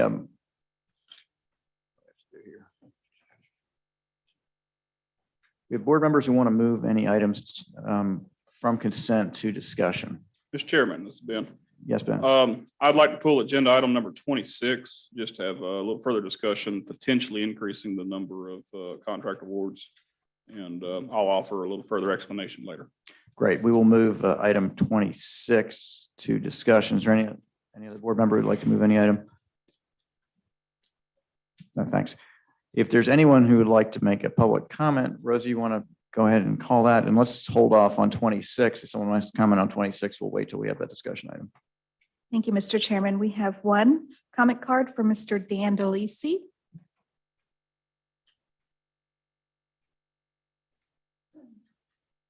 Well, I'll make this quick. Just wanted to call to your attention the item on the crew management plan. Don't know how many of you are aware of crew. I, like Chairman Goss, sat on the crew executive committee when I was on the district governing board. It's an amazing partnership between the district, Lee County for land acquisition in the 60,000 acre watershed. You know, it's one of those things where if you ever just want to feel good about what you're doing at the district, read up on crew. It's you know, similar to the IRL natural lands component, which we just talked about. It's natural restoration, preservation of natural lands, and restoration of farmlands, partnership with landowners, environmental groups, and government agencies. So again, thank you for everything you're doing with crew, continued management of the property, continued acquisitions, and again, it's a great project. Thank you, Mr. DeLisi. Mr. Chairman, I do not have any more. Oh, I have one raised hand, though. Richard Weisskopf came in. Weisskopf, you're recognized to speak. Okay, can you hear me now? We hear you, Mr. Weisskopf. Hi. Is this a time now for general public comment, or does it have to be on these specific issues that we've been listening to? We're at public comment on consent agenda items. So if you have a public comment on any of the consent agenda items, now's the time to speak. And if it's on something else, do I then hold it off until the next round of public comments? Yes, Or did I sir. miss? Yes, Okay, sir. so I'll That withdraw would it be and at come. number 34. What time will that be, do you think? I don't know, Mr. Weisskopf. Okay, thank you. It's been interesting as a professor to listen to all what's been going on. So you should know that another one of your groupies is here watching you. Thank you. Thank you, Mr. Weisskopf. Okay. Thank you, Rosie. And Mr. DeLisi, thank you for your comment. If there's no further discussion by board members, could I have a motion to move items hang on a sec. 14 to 25, be aware that items 14 and 15 on the consent agenda require a 2/3 majority vote, and be aware that I'm going to be abstaining on 20. Mr. Bergeron, you make the motion? I'll make the motion. Thank you. Second. I have a motion and a second. Any further discussion? Hearing none, call that question. Mr. Bergeron? Yes. Ms. Means? Yes. Mr. Olepich? Yes. I vote yes, abstaining on 20. Mr. Butler? Yes. All right, Vice Chair Wagner, I'm looking at you and saying. Yes. Colonel Roman Yes. and Mr. Martinez. Yes. Thanks. That passes unanimously. We'll now go to item number 26, which we move to discussion, and that's surveying and mapping contracts. And I'll let Mr. Butler kick this off. Mr. Chairman, if you would, I'll begin the discussion here. I coach my daughter's parliamentary procedure team for FFA. And one of the first things we teach them is you don't start discussion until you have a motion on the floor.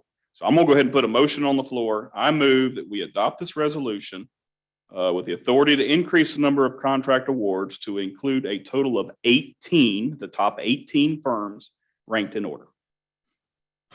I have a motion. Is there a second? I'll second it. This is Charlotte. I have a motion and a second. Let's proceed with the discussion. Thank you, Mr. Chairman. All right. So when I looked down, I went ahead and I requested the scoring sheets, and I requested scoring sheets on all these items, just to kind of look, just to understand what's going on. And when you look at these scoring sheets, and I think I saw that we had gotten an email that had the final column of all of the firms that received oral presentations. And when you look between 8 and 9, and you go all the way down to 18. And when you look at the AB plus E scores and the C scores being the average or the total of the rankings, and A, B, and E being the total of the points, there is not much difference between those scores when you look at them, especially when you look at the A, B plus E. And I think that sometimes the C column gets skewed because of some ties in rankings. And so it kind of messes some things up. If you look at that, I think that, and I've had the discussion with staff already, I think it is certainly comfortable that, that 18 would be serviceable. And they feel like 18, there would be enough, there's enough survey, mapping, engineering things coming on with all the construction projects we have that the wealth is going to get spread there. With that tight of a grouping, I just think I think it's imperative for us to go ahead and make that, take the top 18 rather than make that cutoff at 13. I kind of see why, I can't see why that line got drawn at 13 when I look at these others, when you got a tie for the next, for 14, 15, and 16, and then 17 is 1 point, and then you go down to 18 and the total point score is actually higher than the 4 above. So when I look at it, if you see the same thing, I see a definite line there at 18 and 19. Thanks, Mr. Butler. I did. Could you, for the public who doesn't have this, could you just run through what you just did with the numbers? I think that'd be really helpful, just to say what the numbers were at the old cutoff point and what the new number is, so that what you're doing is basically inserting a natural cutoff point. Okay. So if we begin there at the firm that was ranked number 8, their total score from written and oral was 532. Their ranking total was 50. So that's the beginning there, 532 and 50. Number 9, 526 and 53. Number 10, 528 and 55. Number 11, 521 and 56. Number 11, 508 and 56. Number 13, 524 and 60. Number 14, 526 and 61. Number 14, 505, 61. Number 14, 509, 61. Number 17, 515, 62. And number 18, 521 and 65. From there, number 19 is 492 and 82. Thank you. I'm sorry to make you go through that, but I think that explains exactly why you're doing what you're doing. Vice Chair Wagner, you have something? I just wanted to ask Alan. Alan, are you the correct presenter on this, Mr. Shirky? Yes, sir. Okay. So we made initially we had 13, I think, that made the cut. Mr. Butler's made a comment. I think it's a well taken one, which is there was a lot of bunching around that 13 that really is kind of an 18 if you all the scores. And then there's a natural drop in between 18 and 19. I guess the question is, from your perspective internally, is 18 a good number for you guys? Yes, sir. We can work with 18, no problem. If we were talking about jumping up to say 28, that might be a different story, but to add that few to the list is just fine. Okay, great. Thanks. Thanks, Vice Chair. I had the same, Mr. Bertrand. I won't repeat what Mr. Butler said, but I had the same viewpoint when I seen that. So thank you for bringing it up, Mr. Butler. Thank you. I have a motion on the floor. I have a second. Is there any public comment on this, Rose? No, Mr. Chairman. Is there further board comment? Hearing none, I'm going to call that question. Ms. Bergeron? Yes. Ms. Meads? Yes. Mr. Olepich? Yes. I'm going to vote yes. Vice Chair Wagner? Yes. Mr. Butler? Yes. Colonel Roman? Yes. Mr. Martinez? Yes. Thanks. That passes unanimously. Thanks, Mr. Butler, for bringing that to our attention. We're going to go on to technical reports, and we've got Sue Lynn Kirkland, who's sitting in for Mr. Mitnick today for the water conditions report.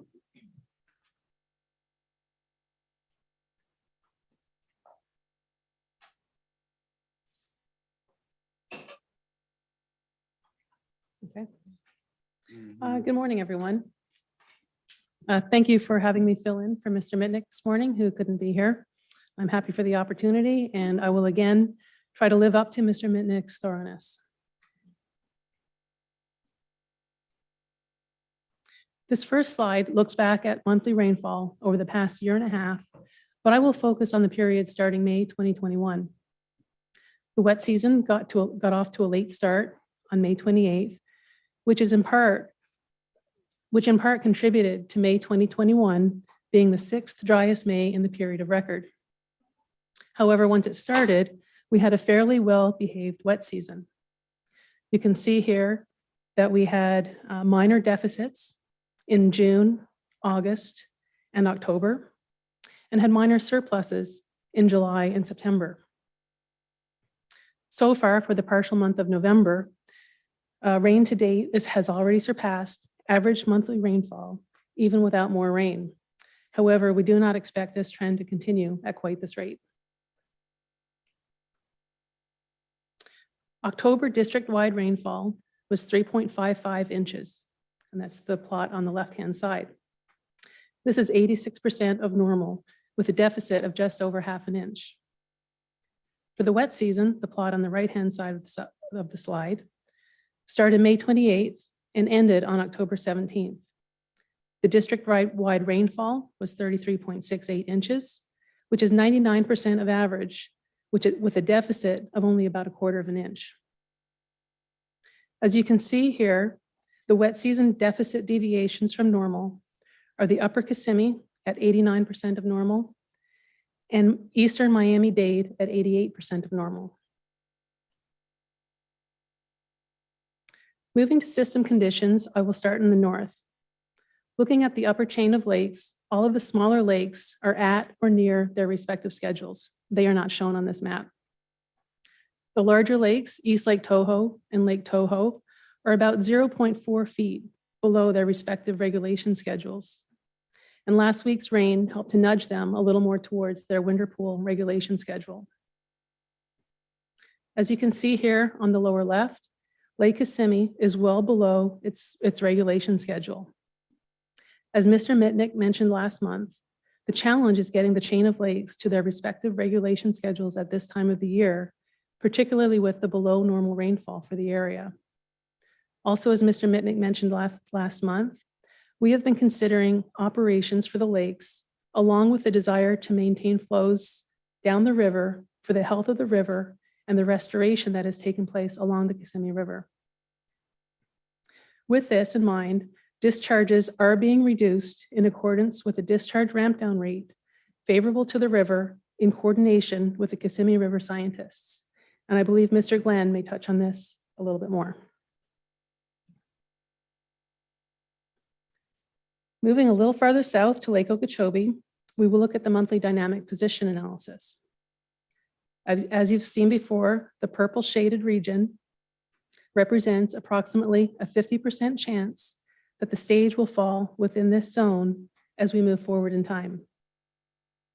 Through most of this upcoming dry season, stage will fall predominantly within the LORS 2008 low subband. And as we move through the dry season, this is a reasonable likelihood of what to expect.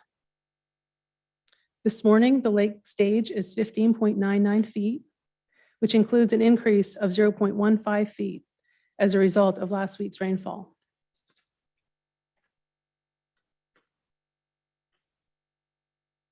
Next, we will review the potential for releases to the estuaries, starting with the Caloosahatchee. And remember, this is a model prediction if we do everything exactly the way the model calls for. Releases less than 2100 CFS are represented by the gray zone. Above 2100 CFS is the orange color shown in here, and it's the difference between the top of the gray and the top of the orange. And the blue represents that stage is likely to stay above the base flow zone. And when I say CFS, I mean cubic feet per second. Similar story for St. Lucie. Again, this is a model projection, what you would get if you followed the model exactly the same as the input and release assumptions. Here, the orange color represents flows greater than 200 cubic feet per second. Now let's move to the southern portion of the system and the Central Everglades. Area 1 is slightly above the top of regulation schedule with the S10 structures closed. Area 2 is above schedule and the S11s are open. Prior to last week's rain, You can see here that stage was receding approximately parallel to schedule. Last week's rain resulted in a small increase in stage, but is now receding again. The operational intent for Area 2 is to continue a recession approximately parallel to the schedule. Over here on the left, Area 3 is very near schedule, and we continue to discharge in accordance with the Tamiami Trail flow formula, which releases water from Area 3 into Everglades National Park through the S33 structures into the L29 Canal and Northeast Shark River Slough, and also through the 12 C and D structures, just a little bit farther west. Next, let's look at how water has been moving around the system since the beginning of May. Inflows to Lake Okeechobee have been about 1,178,000 acre feet. To the East Coast, just under 45,000 acre feet since the beginning of May, with no releases from Lake Okeechobee. As previously reported, with Lake Okeechobee stage above 14 feet, the operations of the C44 basin are such that basin runoff is directed through the S80 structure toward the St. Lucie estuary, which is why this number has been increasing. Looking at the other canals, the C23 and C24 combined contributed roughly 187,000 acre feet, and a little farther north, the C25 canal discharged about 84,000 acre feet to the Indian River Lagoon. Moving a little bit farther south to the Lake Worth Lagoon, there have been 0 discharges from the lake to the Lake Worth Lagoon. Over on the West Coast, just over 885,000 acre feet to the Caloosahatchee estuary, and that's a combination of both basin runoff and Lake Okeechobee water, with Lake Okeechobee contributing roughly 14% of the water moved to the estuary.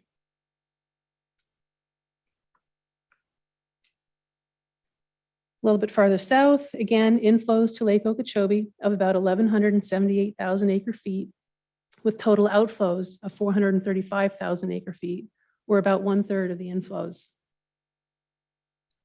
Total flows into the water conservation areas are about 840,000 acre feet since the beginning of May, and includes flows from the stormwater treatment areas, as well as direct inflows from the east and the west. That water makes its way through the system, down through the central Everglades. Since May 1st, about 670,000 acre feet has been delivered to the park. Of that 767,000, about 475,000 here at the north through the S33 and the S3 and the S12 structures. The remaining 292,000 acre feet farther south through the detention cells along the eastern boundary of Everglades National Park. Next, we will look at the stormwater treatment area flows. So far for water year 2022, which started in May of 2021, the stormwater treatment areas have had flows of nearly 950,000 acre feet. They have been treating and moving through the system. Moving on to groundwater monitoring sites continue to be a mixed bag along both the east and the west coast. The green, blue, and black dots indicate normal to above normal. The orange and red dots indicate below normal. These colors provide an indication of current water levels in comparison with historical water levels for this time of the year, and does not necessarily indicate an issue, but is something we continue to monitor and keep an eye on. Looking at the potential forecast for the coming months, we are looking at a La Nina year.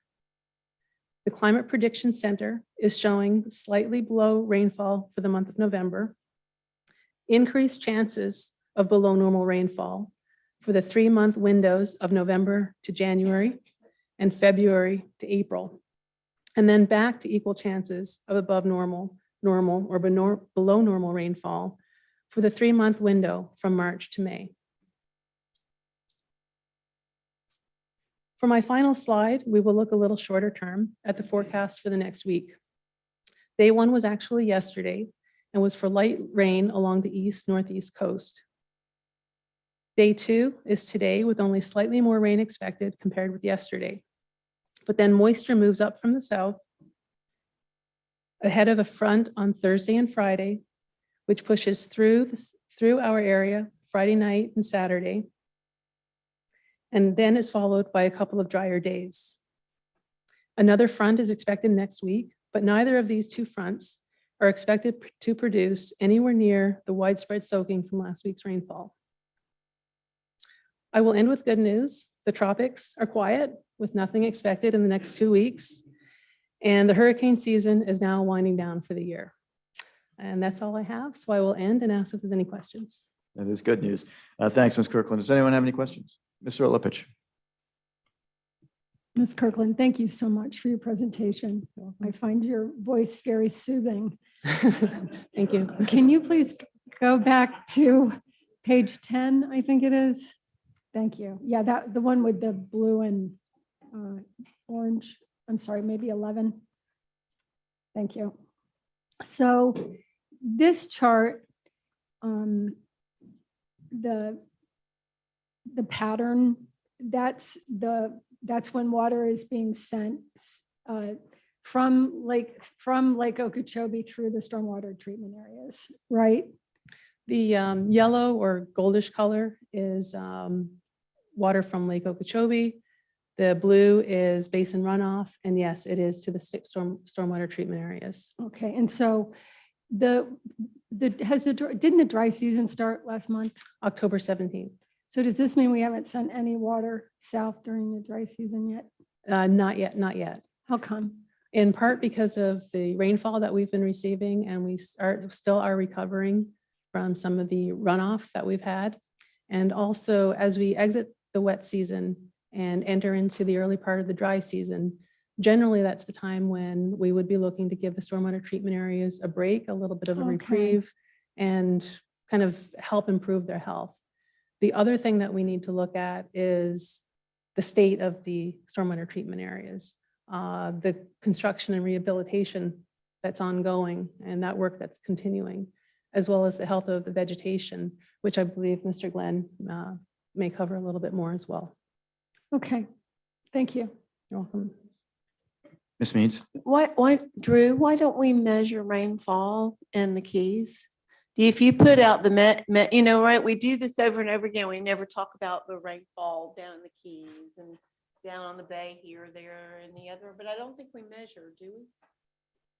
Is there a reason to measure the Keys? And I mean, it's just weird. It's like the only camp. It's always like that, right? You know, that's what I tell you all the time. It's always like that. Nobody. Cheryl, I think our gauges aren't big enough. Listen, put out gauges and I'll ride around and check them. I'm joking. I just want to know, is there reason or what is the rationale for never having numbers for rain in our?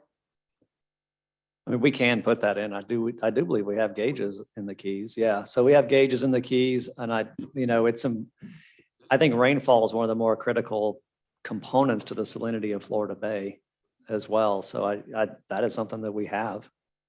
Yeah.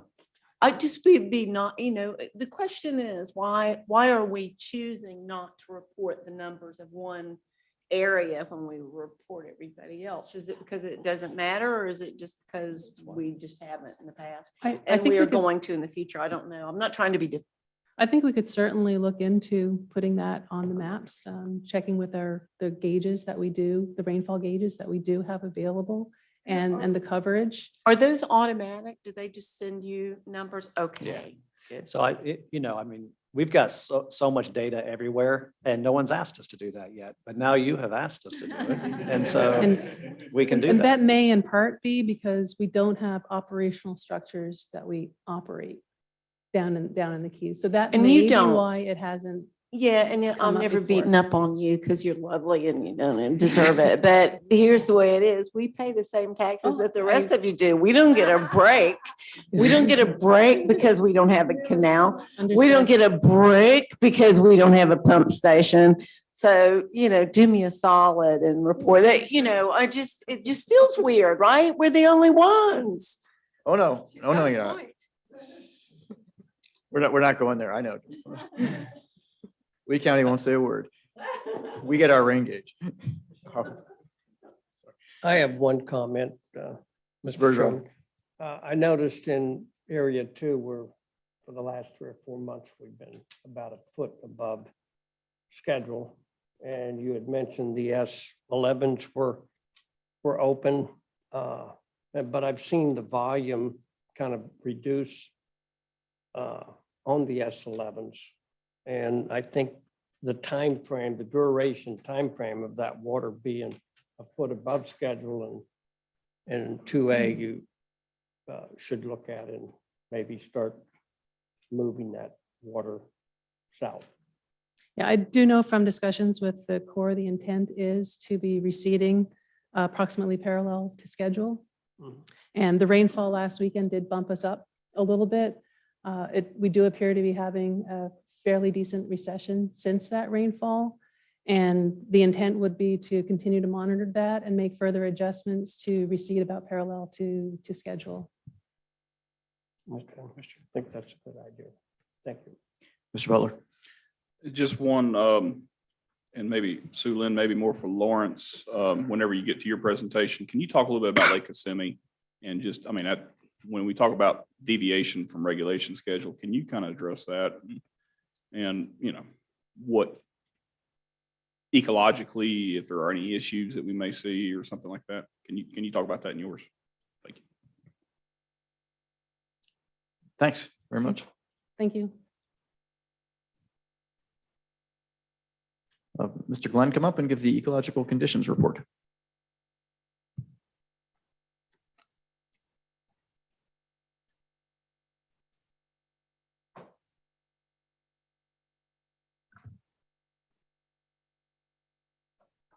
Well, thank you very much for having me here today. Looking at this picture on the front is what restoration can look like. This is the Kissimmee River in the phase 1 area. And what you don't see is a C-38 canal going down the center. Instead, you see a free-flowing river that is going in between its floodplain, which is 1 mile to 2 miles wide. It's just a great success story for what we're doing here in our partnership with the Army Corps and the state and restoration in South Florida. I'm sorry, Looking at Mr. Glenn, going back to that picture, if you don't Yes. mind. Well, that is an awesome picture. I didn't see the forest on either side. So that's like when you're with them and they go, see over there, that's the edge. So there it is from above. Does this have where we were for the ribbon cutting? We are a little north of where we were for the ribbon cutting. Thank you. You're That's quite a welcome. great photograph. Looking at the Kissimmee and where we are, Sue Lynn talked about decreasing discharges, and Mr. Butler, I'll get to that point of how S65 at the bottom of Lake Kissimmee really dictates what happens here. But you see at about 1400 CFS is when the floodplain is pretty much inundated, oak line to oak line, which you saw in that previous picture. Now, as we're bringing discharge down in order to save water to be able to provide minimum flow to the river through the winter, because of where lake stage is and lakes in Kissimmee, Cypress, and Hatchinaha, we're discharging and we're ramping down. And so you're starting to see things dry out a little bit as compared to where we were last month. So here's where we are. And here is the stage or oh my gosh, the schedule, sorry, I could not find that word, for S65. And you see this water that's coming down and we're bringing this flow is what gives us a stage of about 1400 that has this protracted floodplain inundation. And that's really the relationship we have between Lakes Kissimmee, Cypress, and Hatchinaha, and changing that regulation schedule to hold more water so we can have a volume of water to provide to the river through a protracted, wet season. It fills up and then have that recession slower and not have to, like now we're having to hit the brakes because we don't have the water. But we don't have the water from a couple of different reasons. One, climate didn't provide us the water. And then if you see this part of the schedule right here in S65, all of the schedules in the Kissimmee Chain of Lakes drive those lakes down to a low pool stage before the wet season so that you have storage to fill it back up during the dry season. Well, when we change this regulation schedule, and here's where S65 is, here's where the river is, and it controls Lakes Kissimmee, Cypress, and Hatchinaha. So what we do is we're going to get rid of this. We don't have to artificially drive the river, the lakes down. And it provides 100,000 acre feet of additional storage that we can then provide to the river. We haven't implemented this schedule yet. So if we go back and we look at, we could have not come down here, we could have been up here, and we could have had a gradual recession happening. But because this lake schedule is still in place, that's how we're operating. And I hope that was helpful. One of the great things that we're seeing though, with that we get cooler weather and we do have the flow going, that we have ameliorated this low dissolved oxygen condition. We're back up to almost 5, which is fantastic. So fish and other critters requiring oxygen in the water are very happy. Moving on to Lake Okeechobee. This is a new slide for y'all, and it shows where the inputs are coming from, mostly from the Kissimmee River and from the Indian Prairie are coming into the lake. We have about 1,500 going out in ET. We have 4,000 coming in with rainfall. So you've heard it said before that the lake is easier to fill up than it is to move water out of. So that's where we are currently with the lake at about 16 feet. So 16 feet is where we are. That puts us about 1/2 foot up above the ecological envelope. But we still have 2 months until we start that recession. So we were hoping to get some water out of the lake before this rain came and caused this reversal. But we would like to be able to get back into this ecological envelope. And as you saw in the position analysis, hopefully get down to that 12.5 to 12 foot range where SAV can recover. We are pretty much at the end of the algae bloom season, which is a great thing. So you remember in July and earlier on, even in April, we had some pretty big bloom conditions that's waxed and waned through the summer. But here we are at the end, cooler temperatures. Day length has decreased. A lot of the nutrient that was brought in by those rains has been used up. So we're seeing a lot lesser bloom potential on the lake. And this is a pretty interesting contrast of where we were last year to this year. So we're poised very well as we leave this blue-green algae season. Looking at some of the neat information that we can get from our increased monitoring. We have 32 stations that we monitor biweekly during algae season. We see in this last biweekly sample, we're continuing that trend from dominance by microcystis to mixed communities. And that has declined even more from 38% to 22% of being dominated by microcystin. So that's a good microcystis. That's a good news story. Along with that, toxin concentrations, if you see these warmer colors, this is when you get to 8 and above. And here in this last sample, we're not seeing any concentrations that are above that. Even though we don't have a lot of bloom potential here, there were a couple of hot spots where we did exceed the 40 milligrams per liter, which we say is a bloom condition. But as you saw in those previous slides, it wasn't microcystis by itself, and they weren't producing toxins. So that's good news. Wrapping up snail kite nesting for the year.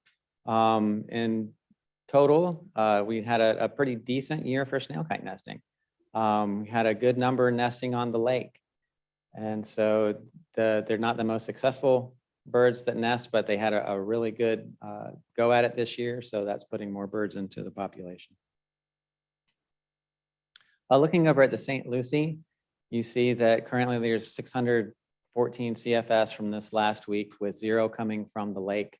We've talked about the basins that contribute, and you're seeing here that tidal basin is putting a lot of water into that estuary currently, and how that impacts salinity regimes as we go through is that as we've decreased off of this peak here, Here's fresh water and coming into more brackish, that the saltwater salinity is able to go back up in the forks.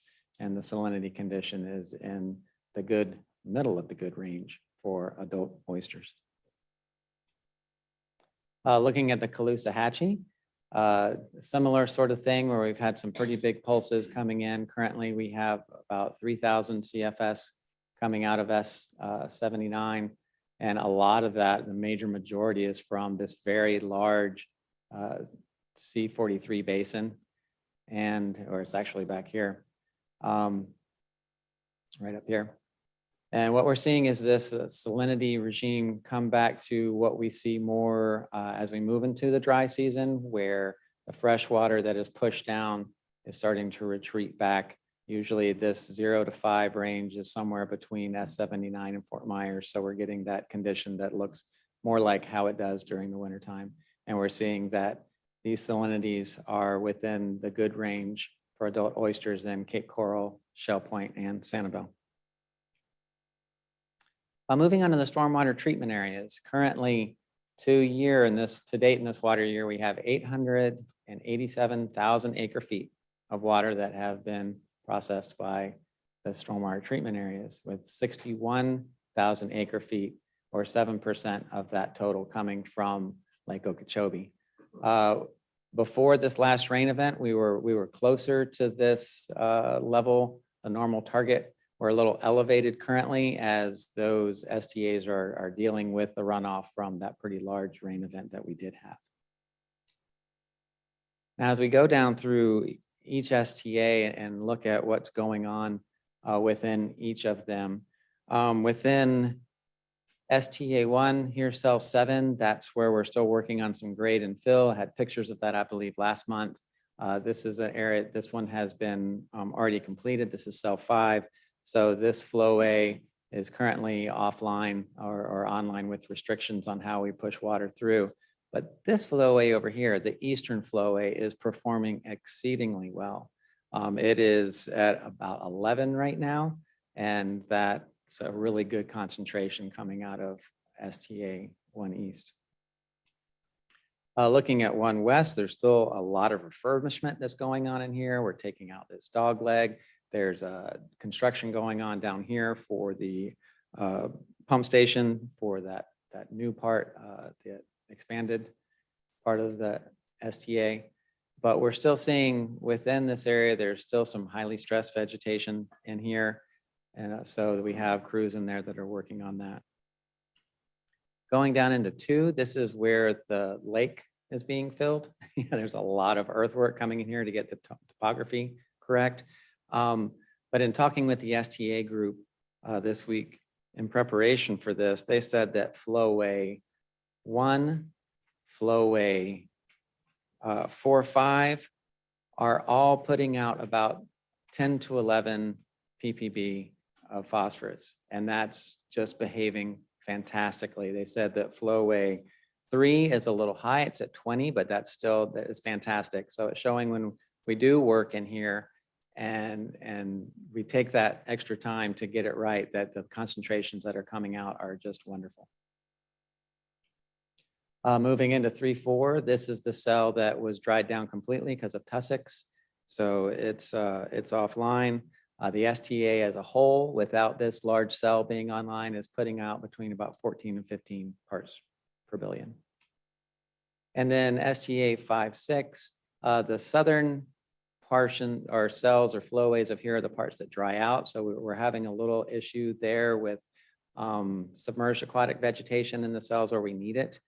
Said it's been taken over by emergence. And so when we can get the C139 FEB put in place and have a more, a better ability to keep this STA hydrated, we won't have that issue as much. But they said that flowway 1 especially is performing exceptionally well and near QBEL levels. So it's just saying that this refurbishment that we're doing, restoration strategies that's going on, are putting the effort towards these amazing systems that can do a wonderful job of removing phosphorus when they're tip top. Coming down into Biscayne Bay with all these releases here, you see when we have releases coming into the bay, that salinity comes down. We don't want this to be a seawater system. It's more of an estuary and bay. So we're getting into those levels that are good for Biscayne Bay. Then coming down into the depth map. Can you go back to that last chart? Certainly, sir. How do you tell whether this is good or bad? I had a line on there at one point and I took the line off. You had asked for it. So yes, you got me on that one for sure. Where is that line?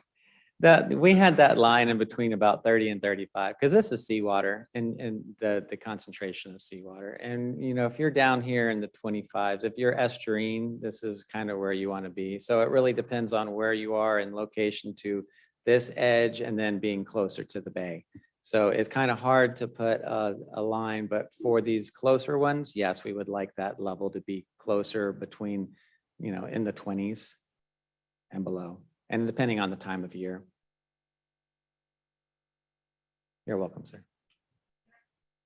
Absolutely. The urban boundary district push that we were talking about earlier, would it be located anywhere on this map to the left? I was just curious to see. I don't remember how close it is to the bay. I don't think it's on that map. It's like it's the western edge, I think, right on the border of Everglades National Park. And There's the one by Homestead Air Force Base as well. Which one are you talking about? Do you know? Yeah. kind of where that red dot is, I think. And please don't, I'm not trying to waste your time. It's just really important. Oof, I can't. It's like 22 or 20. Yeah, that's fine. Keep going. Coming down and looking at the water depth assessment tool that looks across the Everglades. One of the great things to note is we were starting to dry out at last month's meeting in the northeastern section of 3A, and that as we go into the dry season is problematic from a, do we lose peat? Do we lose it through fire? Do we lose it through it just drying and oxidizing and blowing away? And these rains did a really good job of adding some water back to the Everglades. I have a slide in a second that's gonna, I'll spoiler.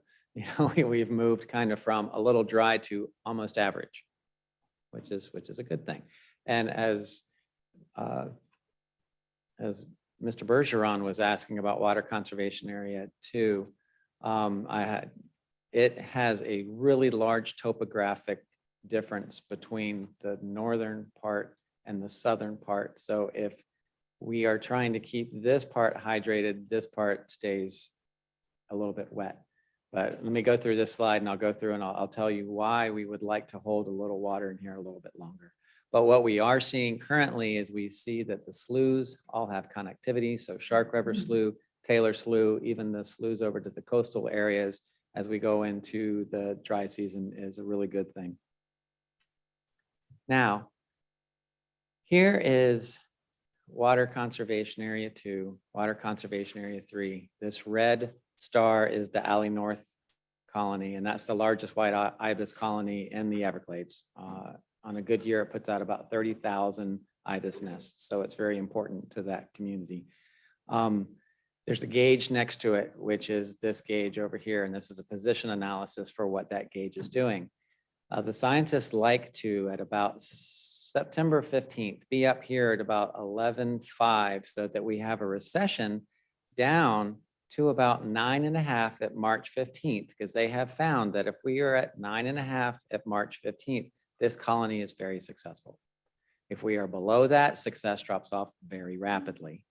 So here we are over at Water Conservation Area 2, and these are the S11s are located in this, in this levee.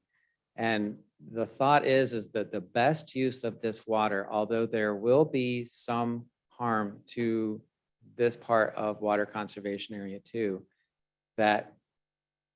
we requested that these discharges be reduced to save water to provide as long as we can to keep this part hydrated. So yes, it is a trade-off. It is a trade-off. And Water Conservation Area 2 is probably the most degraded of the areas. Just through time, it has taken a large hit. There's no longer really tree islands in this area. And Dr. Fred Sklar's group is looking at what is the appropriate hydrology for this area? And then are there tools we have in our toolbox to create some sort of habitat heterogeneity in here, or having a mosaic of different habitats that can be useful, again, to wildlife. So right now, the thought is, can we hold a little extra water in here to keep this colony intact when it gets that time of year? Coming down to the tree island map, currently of the 371 tree islands that we have mapped here, 167 of them are inundated. That gets us back to the long-term average, about 45 to 47. Last month, we were a lot lower than this. So this is where I'm saying that this rainfall event took us from a little bit dry to about average. And just to have in contrast, in 2017, really wet year, you had 330 islands here, and we were talking about tree island health at that point. So this is a good normal, if you want to say normal, average condition for tree islands in the Everglades this year. Tree islands, wildlife, plant communities, we've been within an inch up or down through the whole rainy season. So We've talked about Mother Nature being really good to us this year, for sure, and some great water management as well. The rain god has worked with us. Yes, sir. Now, this last slide, looking at Taylor Slough stages and Florida Bay salinities, this rain again has helped us here. Last month I came and said, hey, we had a really good year where we were exceedingly low. And that came from all of that rain that we brought down. We had, 1.6 million acre feet go down through the Everglades and down into Florida Bay. And so that's a lot. And it drove these salinity levels down. And we kind of rode that. And then we got to a point where we weren't having rains. And so we were kind of coming out of that. But where we are now is within the Eastern Bay. So this part of the bay is within that interquartile range, which we like to be. The central is still a little high, and the western has gotten back into that range as well. I wanted to talk about something that I've mentioned up here before, and I've said, people ask, Florida Bay, is it a purely rain-driven system? And in talking with the scientists this week, we had some really good discussion. They said, it is rain-driven, but it does have an operational component as well. And what she was saying, and this was Mandy McDonald, she's one of our just premier scientists in Fred's group, she says this area and this land in here is like a sponge. And if we get a really good rainfall, in the wet season, and we fill up that sponge, then think about a sponge. If you're putting more water on it, it can continue to move past it. So we fill up this sponge, we can actually get that overland flow into the bay. If we've been dry, it has to fill back up first. And so this is where she says, with operations alone, with the volumes of water that we typically have now before we finish SERP, that we spend all that time trying to fill the sponge. But when we have those rain years where we have a lot of water and we fill that sponge up, then we can get that connectivity down into Florida Bay. So I wanted to kind of clear that up where I've talked about rainfall. Rainfall, it's only rainfall. It is rainfall in operations, but rainfall helps to get that sponge filled first, and then it allows operations to continue water across that landscape and into the bay. So with that, I will thank you very much and take any questions you might have. So it's driven by rainfall as well as operations. The 1,500,000 acre feet in an average rain year of water flow. Correct. In the river of grass, kind of a combination. Exactly. Yeah. Thank you, Lawrence. That sponge analogy is very helpful. I think it probably changes a lot of our thinking on sort of how we get water down there. Mr. Olovich? First of all, those are the cutest ducks I've ever seen. I never saw those before. Really cute. On the St. Lucie slide, when will the district start reporting seagrass again? Will it be next summer? It's just hard to keep track of. Sure. We So we do our evaluations or our monitoring through the growing season. So that is coming to an end now. So as soon as our scientists analyze that data for this past year, I can bring that to you. Okay, that's great. And then the algae slide, I mean, that's really the contrast of the 2 years. Can you talk about that a little bit? Can we hope Yeah, we've reasonably for that again next year? if you recall, we had a much earlier large scale bloom this year that covered almost the entire lake. And we've talked about the amount of dissolved inorganic nitrogen that bloom likely consumed. There's a lot of different factors, and I can't attribute it just to saying, oh, the unwrapped candy was eaten, you know, but it's just how that occurred, how rainfall occurred. You know, that's a first at the podium explanation. But what we're doing with all of this extra data that we've been collecting, and we have a fantastic scientist here, Dr. Anna Washnika. She is going to be taking the data that we have collected with this expanded monitoring and try to look at what are the correlations in that data. What jumps out at us? What causes, what's happening when blooms are occurring? What happens when we see blooms not occurring? So that's something that, you know, everybody's interested in. The Blue-Green Algae Task Force is interested in, and how do we get to our better understanding of how blue-green algae blooms are working on the lake?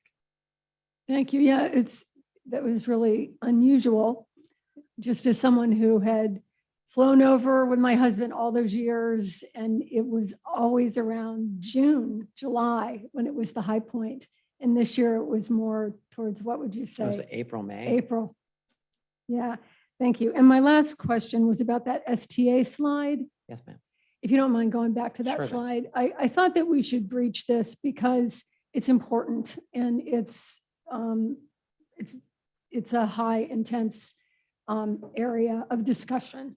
So when I had my briefing, the percentage wasn't in here. And I said, why isn't the percentage in there? The percentage has been in there. We really need the percentage. And the scientists have told me, you know, Jackie, that's a slippery slope with that percentage because it's not as easy as just putting the number up there. So I appreciate y'all putting the number up there, but can you just in human terms talk to me, why is it hard? Yeah, and Drew, you might have a better grasp on this, but what? I think I want people to know it's hard. I want Surely. us to, because that's how we can all learn about it. Where we've been in STAs, and remember the STAs when they were originally created was looking at a goal of 50 parts per billion and not the QBEL that we are now. And there's some language in there about what percentage of water would come from the lake or from different basins and we could handle, and how we crafted and created the size of the STAs in order to meet the need for reducing runoff first. You know, taking the runoff from the EAA was the purpose of the STAs. And then we back calculated after we have taken those volumes, what can we take from the lake? So that changed once we went from 50 to QBEL of 13 on average and 19 in a single year.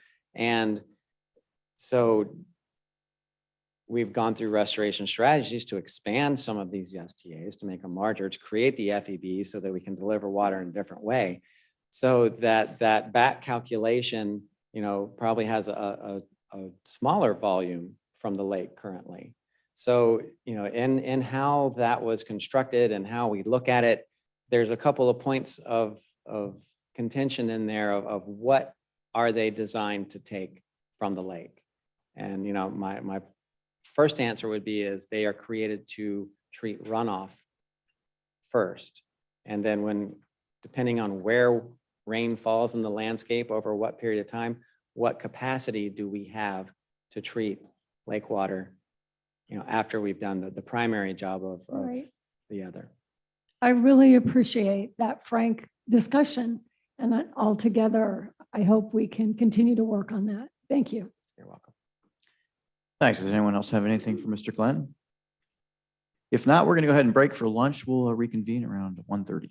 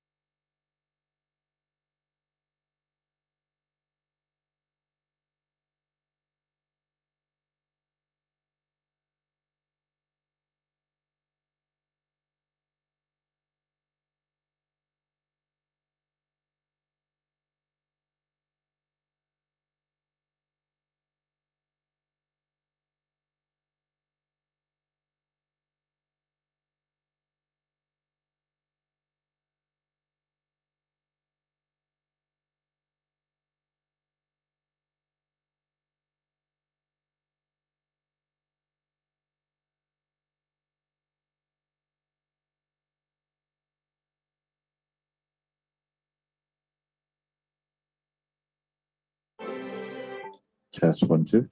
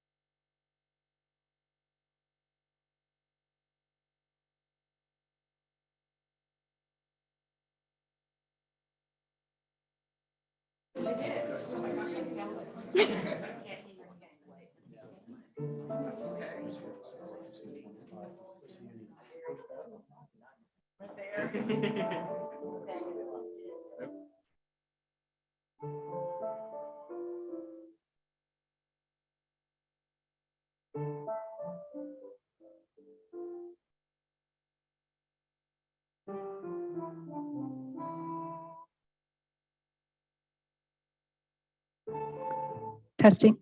Colonel Roman, can we do a mic check with you?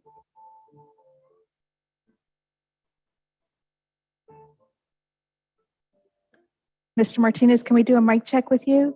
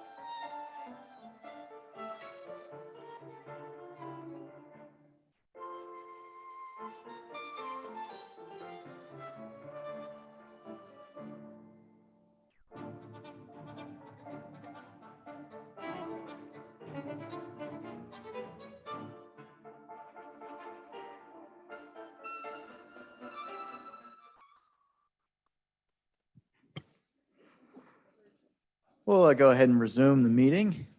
Call us back to order, and we'll move on to discussion on agenda item number 30, which is the Alternative Water Supply Funding Program. And Ms. Adams. Good afternoon. My name is Stacy Adams. I'm a lead project manager with the Water Supply Bureau, and today I'm going to be giving an update on the AWS program and the FY23 application process. This is for information purposes only. However, we are welcome to any input the board may have on the 23 process. So in 2019, Governor DeSantis signed an executive order requesting recurring funding for alternative water supply development projects. And the governor and the legislature recognized the importance of those projects in the protection of Florida's natural systems and allocated $40 million during the past 3 legislative sessions. For FY22, the board approved the list in May of this year, and those projects were forwarded to DEP for funding allocations. We have not received word back on those projects yet.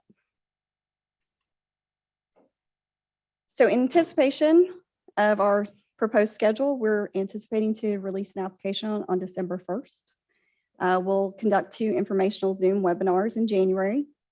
We're going to close the application on February 28th.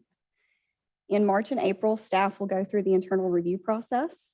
And in May, I will come back to the board with a presentation of the project list that would be forwarded to DEP.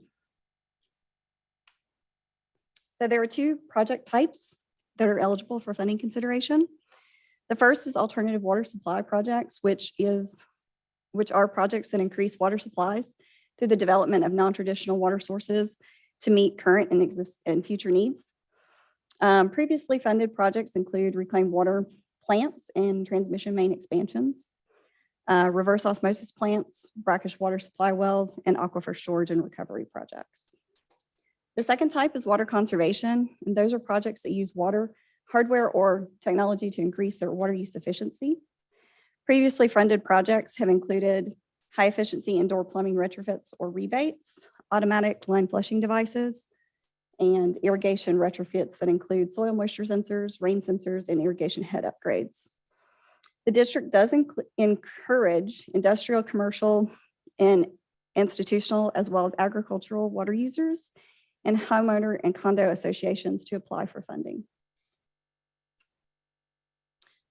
So the district has been providing cost share for over 2 decades. For alternative water supply, the program was developed in 1997, and conservation was established in 2003. AWS has provided approximately $236 million for 522 projects that creates 515 million gallons per day of capacity. That equates to a combined public water use for Broward and Palm Beach counties. For water conservation, we've provided approximately $8.3 million for 238 projects with an estimated water savings of 12.9 million gallons per day. And that is slightly less than the city of Cape Coral's public water supply use. So of these amounts, the district has provided approximately $23 million for 43 AWS and water conservation projects over the past 2 years. So as part of the DEP guidance document for all the districts, we're required to provide a prioritized list by May of every year. So they've asked us to consider some items. They'd be providing regional benefits. It should support a MFL water body if applicable. Projects should be ready to go. That means permits in hand, contracts on staff, so they can move forward. And every project should have undergone a cost benefit analysis. So in addition to the DEP considerations, the district has additional AWS considerations. We want projects to support or be consistent with a regional water supply plan, reducing dependence on traditional sources. It has to support ocean outfall legislation if appropriate, and contribute to AWS development in resource limited areas. For water conservation projects, we looked at the water source that's being conserved, the quantity that's being saved, and the cost effectiveness of those projects.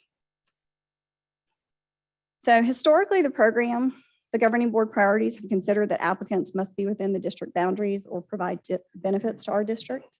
It should be AWS or water conservation. We only fund construction or implementation cost. We do not fund O&M, design, engineering permits, etc., or pilot projects. These projects should support the mission of the district and or an approved plan. We prioritize projects based on resource areas such as a restricted allocation area. So you'll see that we have the last item, which is in yellow. For over a decade, the district has been encouraging water conservation through our year-round irrigation rule. And as you may recall, during last November's meeting, the board approved including the irrigation ordinance status as an eligibility requirement beginning in fiscal year 23.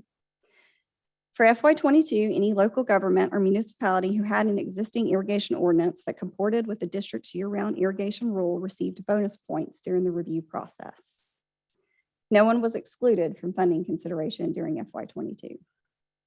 However, during the FY23 process, anyone that does not have an acceptable irrigation ordinance is now ineligible for funding consideration. And they will not be moved forward through the internal review process. This is a reminder, this particular item only applies to local governments and municipalities, and it does not affect private entities. And that's all I have. Are there any questions? Yeah, Ms. Orlovich. Thank you so much. And I just wanted to ask about the high nitrogen levels sometimes in water reuse. And I had asked, how hard it would be to process that out. And I didn't realize how expensive it was. But I just wanted to mention it because many people in my area who are very conscious of the nutrient pollution, we're excited to see the water reuse, but sometimes it seems like the sprinklers are right over like a grill, that's going right down a drainage system. But it's very exciting, and thank you so much. Thank you. Can you explain when I looked at the projects, so it looked like we had two types of projects, water supply and water conservation, right? Correct, alternative water supply. So there were like twice as many water supply projects funded as there were water conservation projects, but the cost for the water supply was like 30 times more than the cost for the conservation. Are the water supply projects do they provide that much more value? Or is it better for us to maybe identify more conservation projects that cost less, but provide the same or better value? I don't know how you look at these things. It looked really expensive comparatively. Well, we do encourage water conservation because those projects, cost per dollar, cost per kgal is how we look at them. They are much more effective projects. However, in certain areas, there are some communities that have already tapped out on water conservation. And there's also certain areas that they have to do some sort of alternative water supply development, especially in like the Central Florida Water Initiative area, where they're already doing a lot of reuse. They're doing a lot of conservation, but now they have to go to the Florida aquifer. And those projects are pretty substantially expensive, especially when you're putting in deep injection wells. And with the supply chain issues right now, those costs are escalating even more. But for those areas, you can only do so much conservation and so much reuse before you have to do some of these other larger reverse osmosis type. Basically, what you're saying is the conservation, which is obviously less expensive, yes, can only get you so far, and that you do when you truly need more water, that beyond what conservation can get you, then you Correct. have to go into the really expensive. It gets really expensive really quickly. Correct. And a lot of the utilities have tried to do as much conservation as they can or reclaimed, but then Yeah. they have to resort to something else. It was just startling to me to see, because I said, are we not funding any conservation projects? As the numbers are so starkly different. Then you go back and you realize, well, we fund a fair share of conservation. There just must be a lot cheaper to do. They are, well, when you're funding a conservation project where it's a rebate program, especially if they're just doing toilets or irrigation and it's $100 to $5,000 per person that they're rebating to do those types of projects. Yeah, it's a huge bang for your buck to invest in those types of projects. But for alternative water supply, you don't really have that option. Got it. Thank you. You're welcome. So can I ask you a question about eligibility?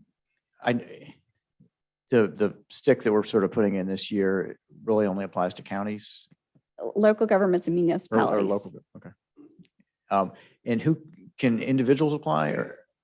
We do not fund individual homeowners. So if it was like a community, an HOA or condo association, they could apply for Okay. funding if they want to retrofit their system. Yeah, that's what I want to get on the record for the public to understand that this isn't just something that you have to go to your county commissioner about. This is something that can be, much smaller and more at home. Oh, yeah. And for the local, the small HOAs and condo associations, it helps them leverage what money they have to do these smaller type projects. Right. And that includes irrigation as well as. Yes, as well as some of the indoor other things. and outdoor, yes. Indoor and outdoor. This is maybe a little odd question, but does the district, do we use this project internally? For our own stuff? Yep. Not that I'm aware of, but I know that we've done stuff with our irrigation I system hope we here. are. I mean, not necessarily taking the money, but that would be nice too. But yeah, I mean, we should make sure before we're asking everyone else to do these kinds of things that we're doing things, particularly we're bringing these new field stations online and, we're doing a lot of construction. So I want to make sure that we're doing what we're supposed to be doing. Typically with any new construction, and Jim or Mark might be able to correct me, but most new construction with the codes, you have to use the lower flow Right. toilets, faucets, if we have showers, shower heads, those types of things. Irrigation systems, I know that they should be using the latest technology that's out there. Okay. Yeah. I'm just checking. Mark Ellsworth, Water Mark. Supply. You may recall in April, we do April's Water Conservation Month. And during that presentation, Jim went down through the laundry list of things we do at the district. And when we got into conservation, we knew we need to lead by example. So we did audits of headquarter, all the field stations, irrigation systems, and went through and have done almost all the recommendations in those to at least be as efficient as possible at our facilities. Thanks. That's great. That's what I was hoping I'd hear. Yeah. I appreciate it. Any other questions? And I guess we'll go to public comment now on this item. You have any public comments? I don't, Mr. Chairman. I think you're on the next one. That's great. If there's no more public comment, no more board comment, well, thanks very much, Mr. Adams. Thank Appreciate you. it.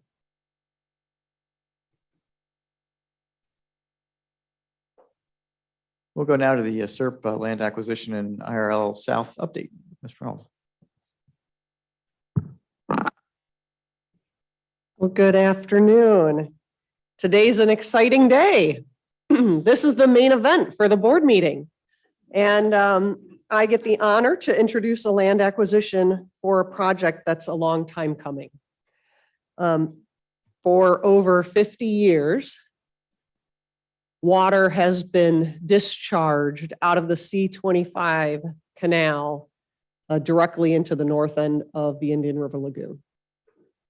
And that project has languished on the integrated delivery schedule since it was authorized in 2007. But today, you have the opportunity to change all of that. And so before we get to that main event, I wanted to take just a few moments to talk a little bit about SERP land acquisition and about the Indian River Lagoon South project. And so let's talk about SERP land acquisition just for a moment to kind of put things into context. As you know, SERP is a huge program that encompasses the greater Everglades across South Florida. And approximately 404,000 acres are needed to complete that entire program. This number includes acres that are needed to be purchased for features like reservoirs and stormwater treatment areas and canals. But it also includes acres that may be purchased or may be acquired through things like easements or other real estate agreements while ownership is maintained by others, either public or private. And so that number includes both of those types of things. That type of acquisition may be appropriate for things like natural areas or areas of increased hydro period and areas where changed water levels are due to operational modifications. And as you know, land acquisition takes time, and it takes different mechanisms of funding streams. And so because of that timeline required for Stephen's team to work with Leslie Wah's team in SERP and with Sandy Smith's team of engineer designers, we have to look at land acquisition ahead of the design schedule on the integrated delivery schedule. And that used to be sort of easy, but now with the momentum that we have and the funding that's available in this program, both on the federal side and on the state side, it's become really important for us to stay ahead of land acquisition. And so it's really exciting to be able to bring this to you today. And so I wanted to remind you of where we are on the integrated delivery schedule. How does this all fit together, and why am I showing you this? We're in design, construction, or operations of every single aspect of the Indian River Lagoon South project. That wasn't true 5 years ago. And so this is really exciting. And one of the things that we did in this integrated delivery schedule is we moved all of C25 to our side of the ledger. And so this was split between the district and the Corps previously. And what you saw in previous schedules is that the stormwater treatment area was originally on the Corps side of the ledger for the schedule. And we pulled that to our side of the ledger. And with this land acquisition, we'll be able to start design and go into construction concurrently with both the stormwater treatment and the stormwater treatment area and the reservoir for the C25 project. And so I just want to remind you of the components of the Indian River Lagoon South project. And so the map is actually tinier than I would have liked, and it's probably harder for you to see than I would have liked. But let me just talk you through this a little bit. So you can see, maybe you can see it down here. Maybe I can see it down here. Okay. So this is the C44 canal, right? All right, it's hard to see. So the C44 canal down here, the C24 canal, correction, the C23 canal into the middle estuary, the C24 canal, and then the C25 canal. And so what I just wanted to point out here is that all of these, feed unnatural freshwater discharges into the Indian River Lagoon, into the St. Lucie River, the St. Lucie estuary. And we now have projects in design and construction, and we have some projects that have already finished. I'm going to talk about those in just a second, that are really delivering the benefits to the Treasure Coast that were envisioned in SERP. And so going back to the 1990s, when this was all only a vision, it's now becoming reality. And it's becoming reality in projects that are finishing, projects that are under construction, projects that are in design. And with today's acquisition, will be projects that are moving from just a concept into the reality of pre-engineering and design.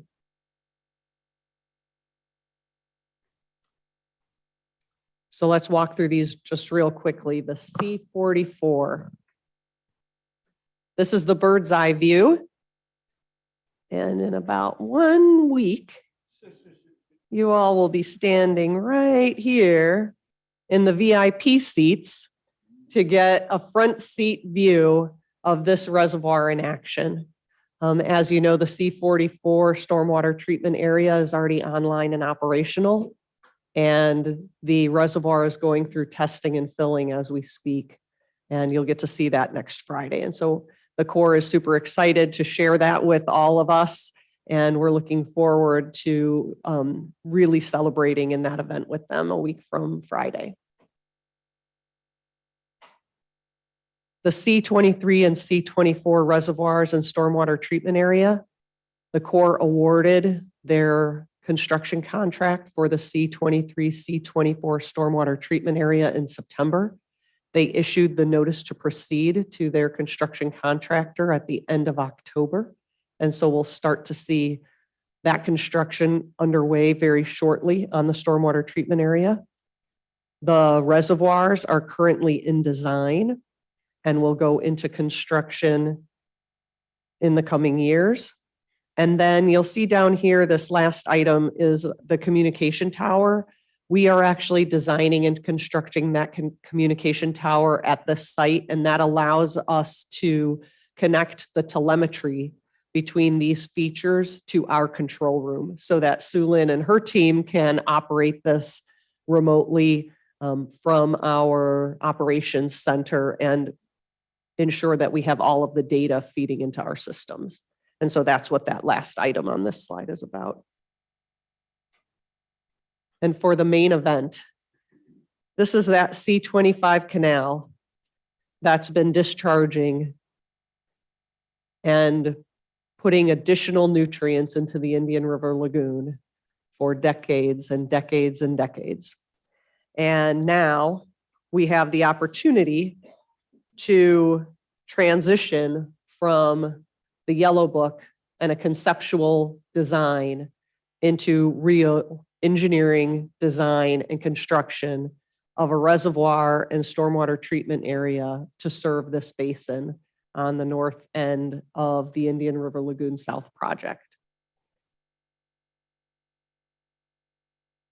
And so before we turn over to Stephen for the main event, I just wanted to remind you that you will have the opportunity to vote on this item 3 separate times. There's a process that we have to go through. First, you'll vote on amending the Florida Forever Work Plan, and that's necessary because we're going to use Florida Forever funds in order to purchase this land. And so we have a work plan that requires us to explain how we're using those funds. And the reason that we have to amend it, as Stephen will explain to you, is because we're shifting the footprint of this reservoir about 1 mile west.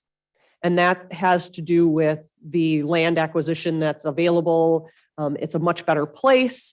Instead of having canals that run through the piece of property, we're moving it slightly to the west so that the canals are not running through the middle of where we want to put a stormwater treatment area or a reservoir.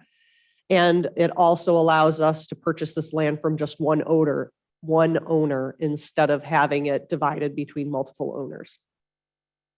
The second time that you will get to vote on this item will be for the actual land purchase. And then the third item that you'll be voting on is allowing us to actually ask DEP for the funds in accordance with the Florida Forever plan. And so those are the 3 voting items that you will have for this item.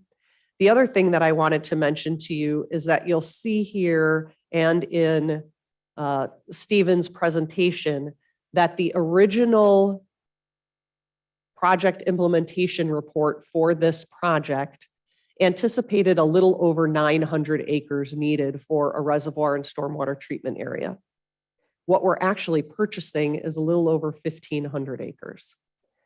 This is really exciting, and our design team is really already looking forward to an opportunity to look at how to maximize the use of those 1,500 acres to deliver the most benefits for this project. And so we're going to look at different ways to combine the reservoir and stormwater treatment area in order to deliver the maximum benefits with those acres available.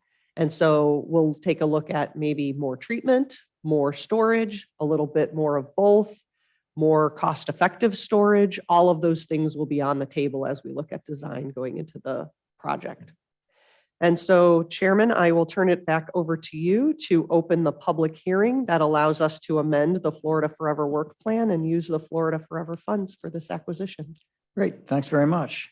So the public and the board are going to have an opportunity to comment during and after the public hearing. So we appreciate the public interest, and of course, we're listening to you. And while there are 3 comment opportunities to comment on the various components of this item, we ask that you only comment during the first public comment period. If your comment is general in nature, you don't have to comment each time with the same comment. We'll get it the first time.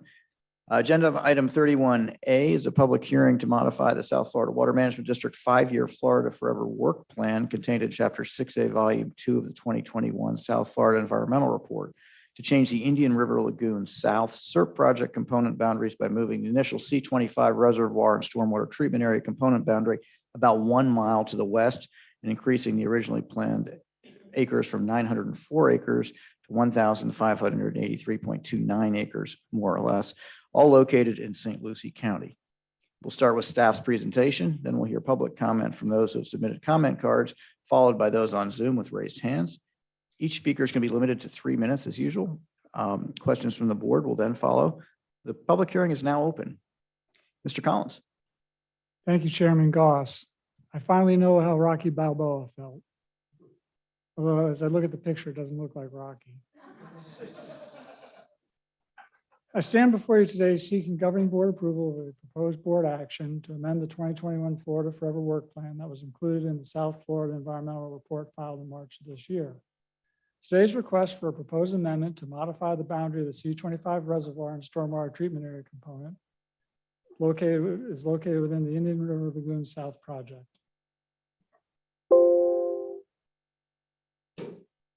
The purpose of this public hearing is to propose a boundary change on the lands located in St. Lucie County relative to the C25 reservoir SCA, so that Florida Forever surplus funds and/or land acquisition trust funds can be used for this acquisition.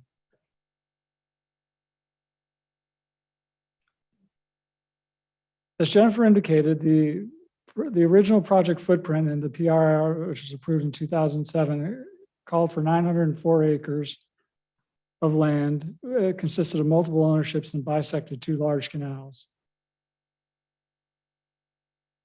By moving the project approximately 1 mile to the west, you can see the original PRR boundary in yellow and the new proposed boundary in red. We can increase the footprint size from 904 acres to 1,583 acres. We're dealing with 1 owner and a single tract. And the increase in size and the rectangular shape of the project provides more options and flexibilities for project design and functionality. As a statutory requirement of the Florida Forever Work Plan amendment process, because this property is located in St. Lucie County, the St. Lucie County Commission was officially notified of the planned project modifications. And this public hearing is being held to officially modify the project and its components. With that, Chairman Goss, I present to you the first of 3 resolutions for your consideration. Thank you, Mr. Collins. We'll now go to public comment. Rosie, is there any public comment on this? Yes, Mr. Chairman. St. Lucie County Commissioner Franny Hutchinson, followed by Mark Satterlee, and then Nyla Pipes.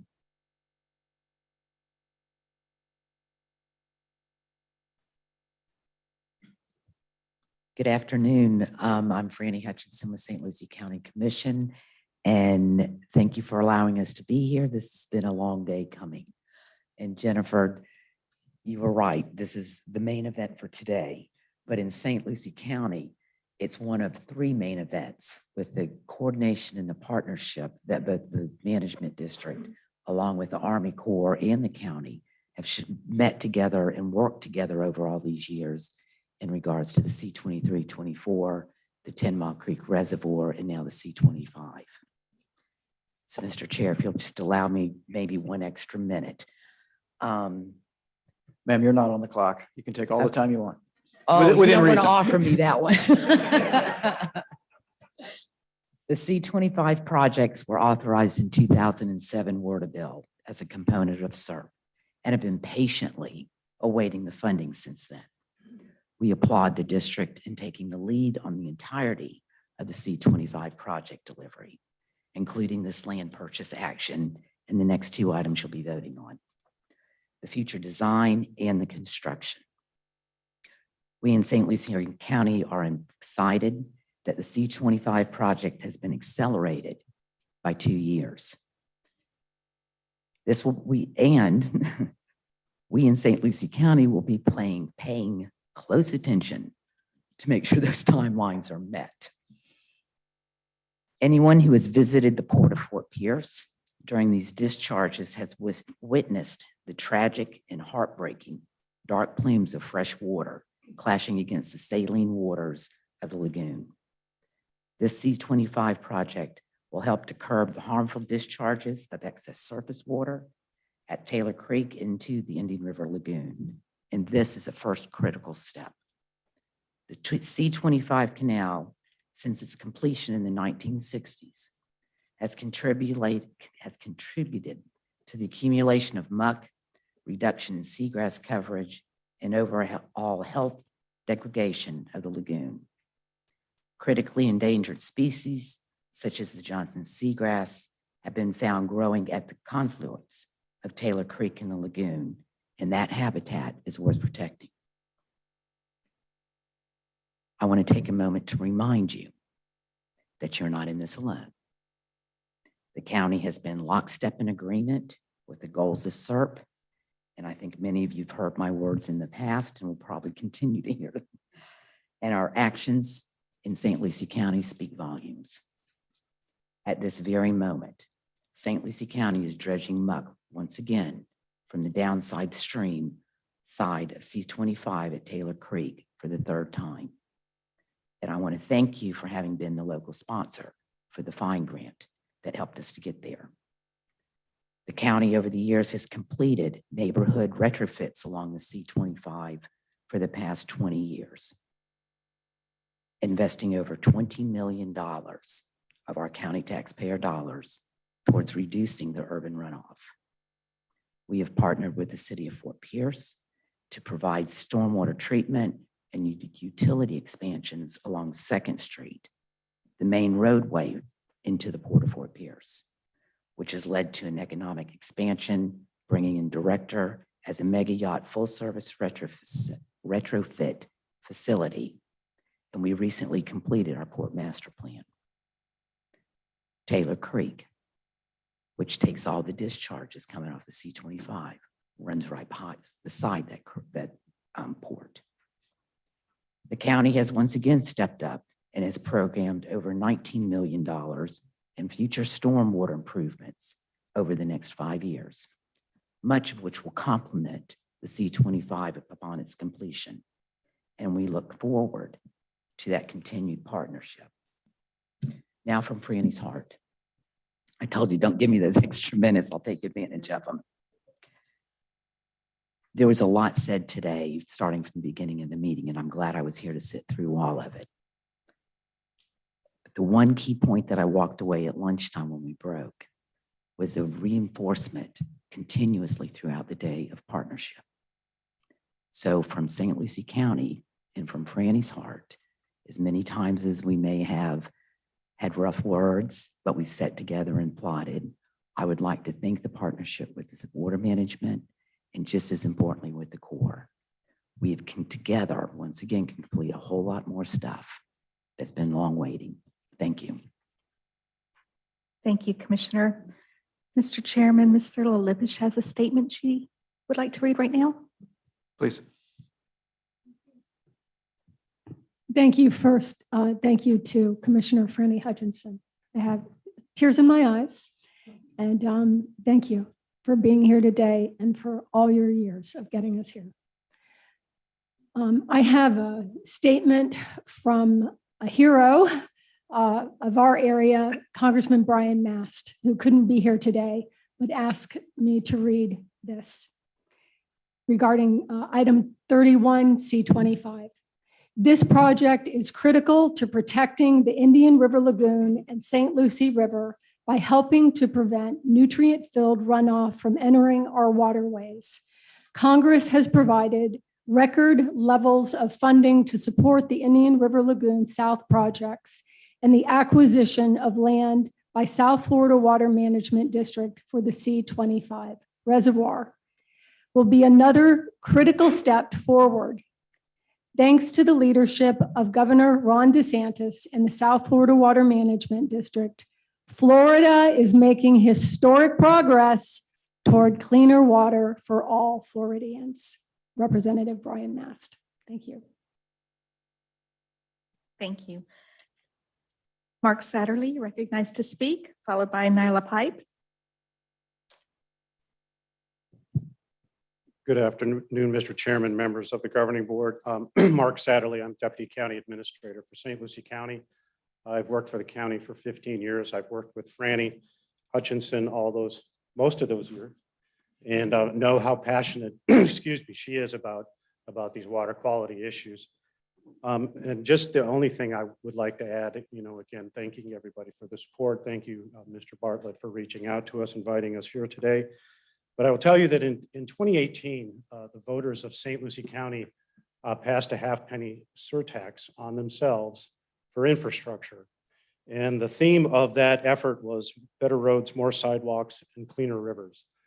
And we had to go out and educate the public about those issues. And one of the pictures that we used was the plume coming out of the C-25 canal. And I think that really helped underscore the importance, of helping address some of these water quality issues that we have in St. Lucie County. So really appreciate the board's effort today and the invitation here. And thank you so much. Have a great day. Thank you, Mr. Satterlee.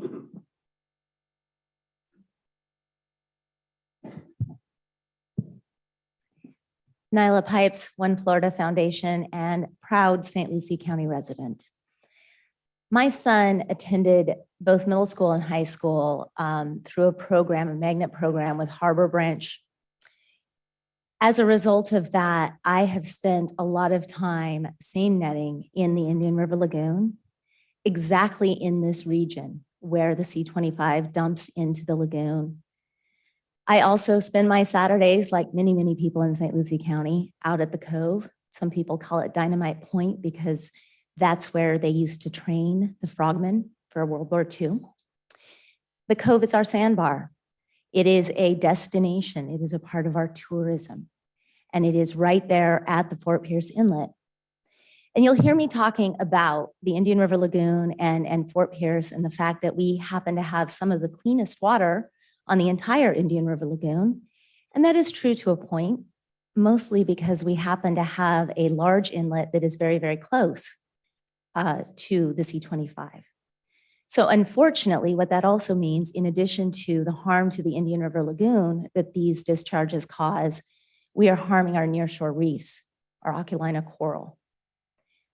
This is a really important project. You guys will hear me come up here and talk about the need to handle things in our local basins. And this is a poster child for the kind of project that we need, specific to St. Lucie County, and definitely going to be such a good move for the Indian River Lagoon. So I can't say much more other than I hope that you support this, do everything that you can to fund it, get it built.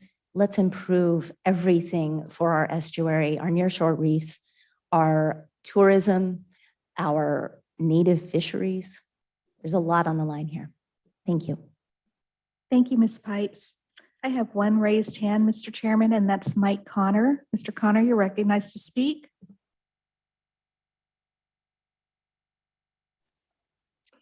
Yes, thanks. Good afternoon. Mike Connor, Indian River Keeper, also a St. Lucie County resident. On the C-25, it's been a long time coming. It's excellent news. We finally stand a chance to double the spatial footprint of that project. More bang for the buck as always. The outlet, as we all know, and the previous speaker, Nyla Pipes mentioned the C-25 Taylor Creek. Over the years, Taylor Creek has been overshadowed by Lake Okeechobee discharges and big pollution events like that in the southernmost end of our lagoon. But this feature, this canal, Taylor Creek, has a hand in so much seagrass decimation. That canal and the outflow and the unabated addition of sediments, of dark water. It's right in proximity with a great big inlet. It's so puzzling sometimes. We get that good flush there, a better flush possibly than the St. Lucie Inlet. Yet all the world-renowned seagrass flats in that vicinity. And as far south as Middle Cove or maybe the power plant, I fished quite a bit over the last 25 years here. And in the really wet times, you would have this battle of discharges. You'd have the St. Lucie River discharging from Lake Okeechobee. That plume would go north, well north of Jensen Beach. You run north to find clean water times like that, and you'd hit another wall. You'd hit that dark water from the Taylor Creek outfall. Sometimes when situations, winds out of the north strong in the wintertime, and when there was some local rain, you would actually have the Taylor Creek plume meet the plume from the south, and your whole lagoon was black. And the whole area, by no coincidence, the grass has been decimated. Bear Point, all the way down to Middle Cove, the area right at the inlet, Jim Foote, all the areas up to the moorings, that whole area, Harbor Branch, north, even as far as Vero Beach. That Taylor Creek outfall has had a big hand in destroying the seagrasses there and disrupting the salinity. It's used to be the greatest spotted sea trout fishery in Florida, and as an iconic species there. And that fishery is in a horrible crisis situation as far as bad spawns. Dr. Grant Gilmore, resident of St. Lucie County, who most of you know, doesn't hear trout anymore. In his nighttime hydrophone tests, the spawning sea trout drum very loudly. In the last 2 years, he tells me that it's almost the silence is now deafening, which is very troubling. So it's great that this project is going to get done. I hope this project will retain as much water as possible, not just the cleansing side of this project, but keep as much fresh water out of the lagoon as possible. Because again, Taylor Creek's had a heck of a big hand in this problem, C-25 discharges. And I thank you for your time, and we look forward to seeing that you will acquire as much land as possible, secure that funding, make it reality, because reality is the health of the IRL depends greatly on it. Thank you. Thank you, Mr. Connor. Mr. Chairman, I do not have any more raised hands. Great. Thank you all very much for your comments. Now we'll go to board member questions or discussion. And seeing none, I'm sure that Mr. Lipich, I'm sorry, Mr. Butler. Go ahead. Yeah, Ben, that's right. I'll make. That's my new parliamentarian. I'd like to make a motion so we can properly go into discussion, please. Would you like to move I'm going to move to modify the South Florida Water Management District 5-year for Florida Forever Work Plan contained in Chapter 6A, Volume 2 of the 2021 South Florida Environmental Report as per resolution number 2021-1114. I would. I have a motion and a second by Mr. Bergeron. Mr. Butler. Now, as maker of the motion, Jackie, you have the right to speak first, but Since we're almost related, I'll let you go. This is getting way too formal. This is exciting for me too. As a kid, I grew up. When we recreated, we went to North Hutchinson Island.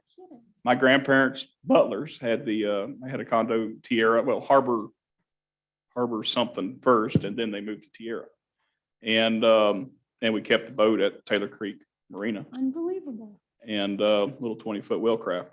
And still to this day, when we go to recreate in the Atlantic, we go to Fort Pierce and hang out in the cove. So this is kind of special to me. And I never realized, Taylor Creek Marina. I never put together the darker water, that kind of thing, until the service here on the board. And so this is kind of, this is neat for me too. So. Thanks, Mr. Butler. Mr. Lipich?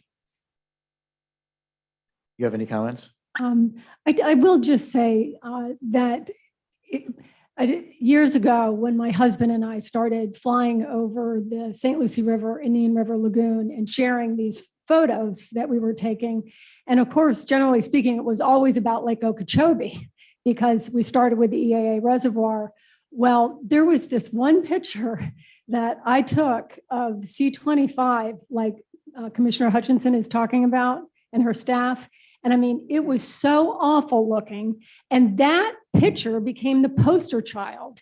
And for all those years, people would come to the rallies with that picture saying it was Lake Okeechobee, but it was the C-25, because when it looks bad up there, you would not believe the amount of dark water pollution and sediment going into those beautiful waters.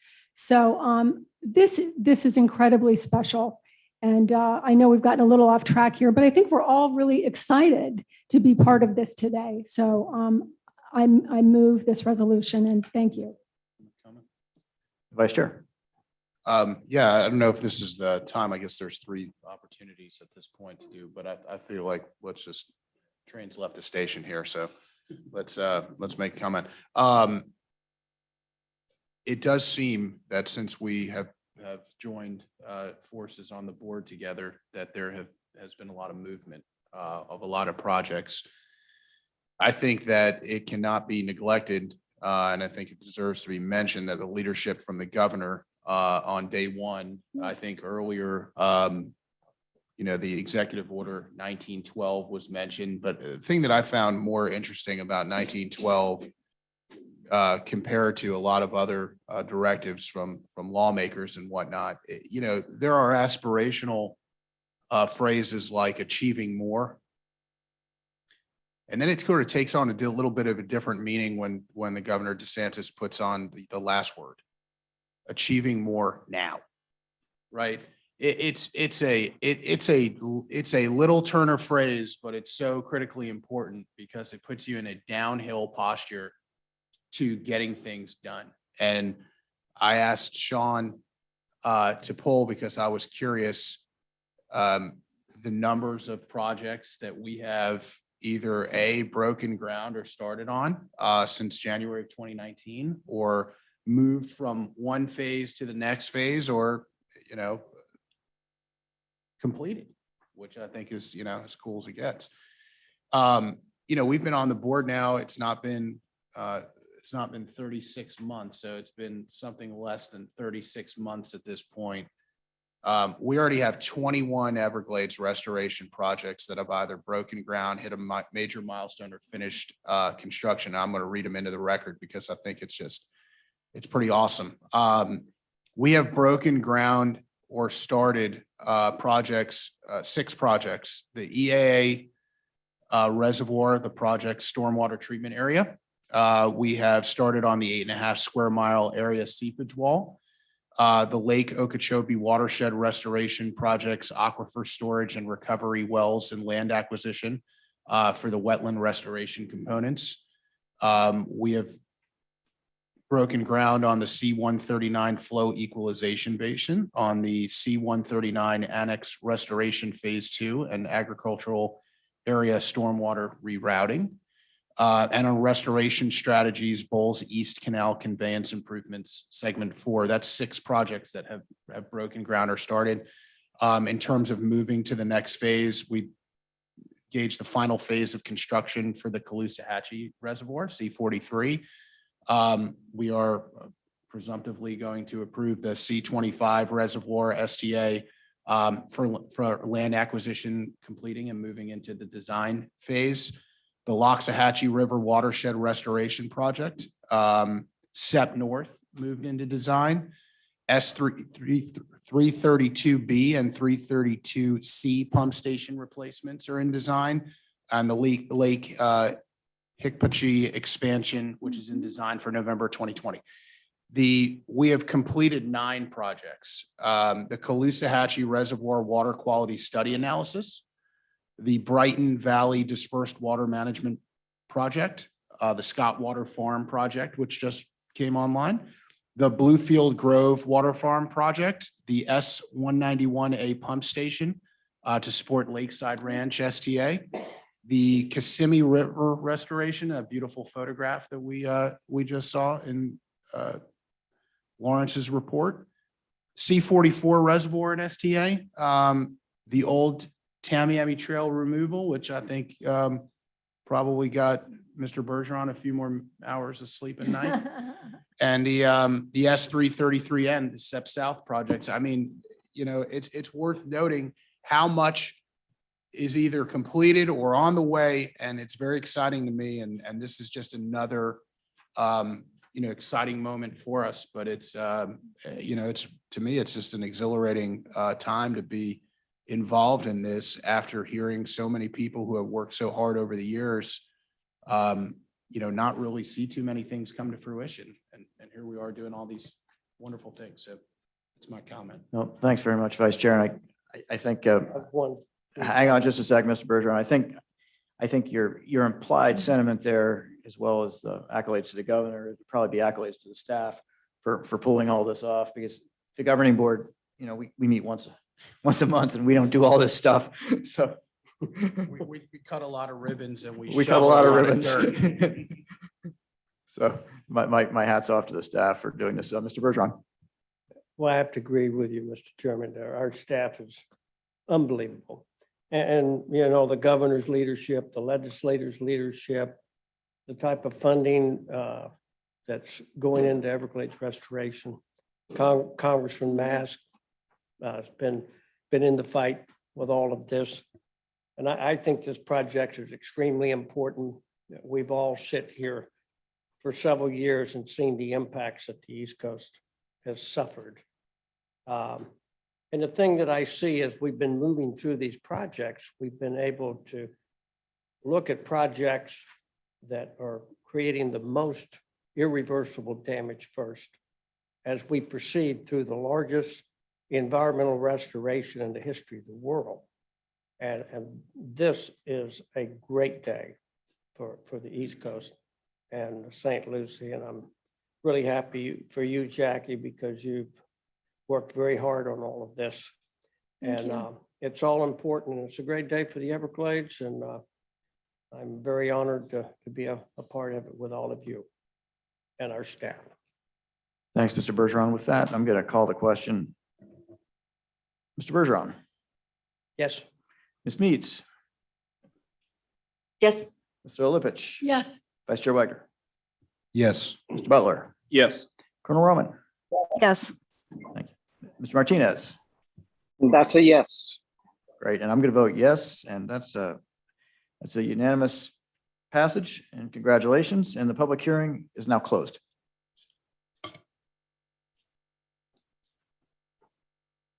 One down, two to Mr. go. Collins, thank you. One down, two to go.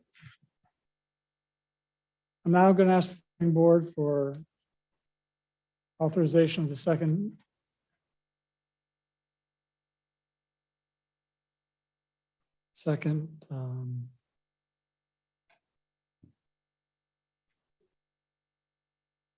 Authorize the purchase, right? The purchase authorize the offer. purchase, the second resolution. To authorize the purchase of the of the modified project site. So just so we all are level set and starting on the same page, we're talking about the C-25 Reservoir Stormwater Treatment Area in the Indian River Lagoon South SERP project. The site is approximately 1,583.29 acres, and all the acres are going to be acquired from one seller, HBH Groves LLC. It's currently being occupied as an operating citrus grove. The purchase price is $15,890,000. The current owner is retaining the right to occupy the property until June of next year in order to complete his harvest of the current crop. There's a replacement bridge being built right now, and the current owner is retaining occupancy, the obligation to complete that bridge. And in the interim, provide access through a bridge to the east.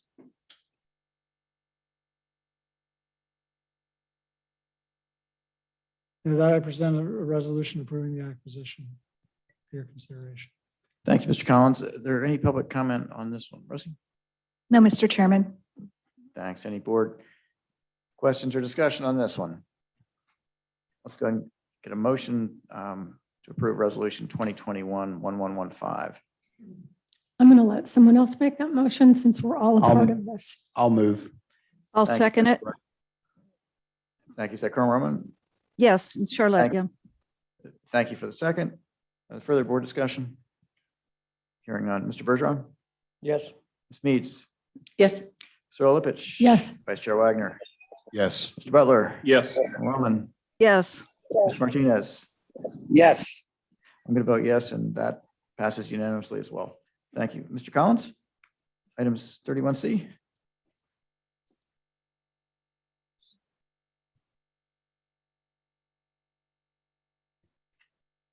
That's okay. I'm asking the governing board to consider approving the resolution for funding. This is to request the release of funds from the Land Acquisition Trust Fund and/or the use of Florida Forever surplus funds for the acquisition of the C-25 reservoir project. So moved. Hang on, I got to go to public comment first. Is there any public comment? No, Mr. Chairman. Thank you, Mr. Butler. I move the resolution. Mr. Butler moves the Second. resolution. Mr. Martinez seconds. No further board discussion. Seeing none, Ms. Meads is now back in the room. Mr. Bergeron. Yes. Ms. Meads. Yes. Mr. Olovich. Yes. Vice Chair Wagner. Yes. Mr. Butler. Yes. Colonel Roman. Yes. Mr. Martinez. Yes. And I'm going to vote yes, and that passes unanimously as well. Thank you very much and congratulations.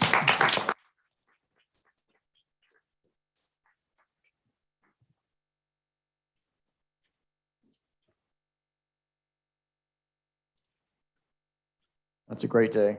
And I can't wait to see what this does. It is. Can I make a quick comment? Yes. Of course. I just want to note that Steve Collins, Steve.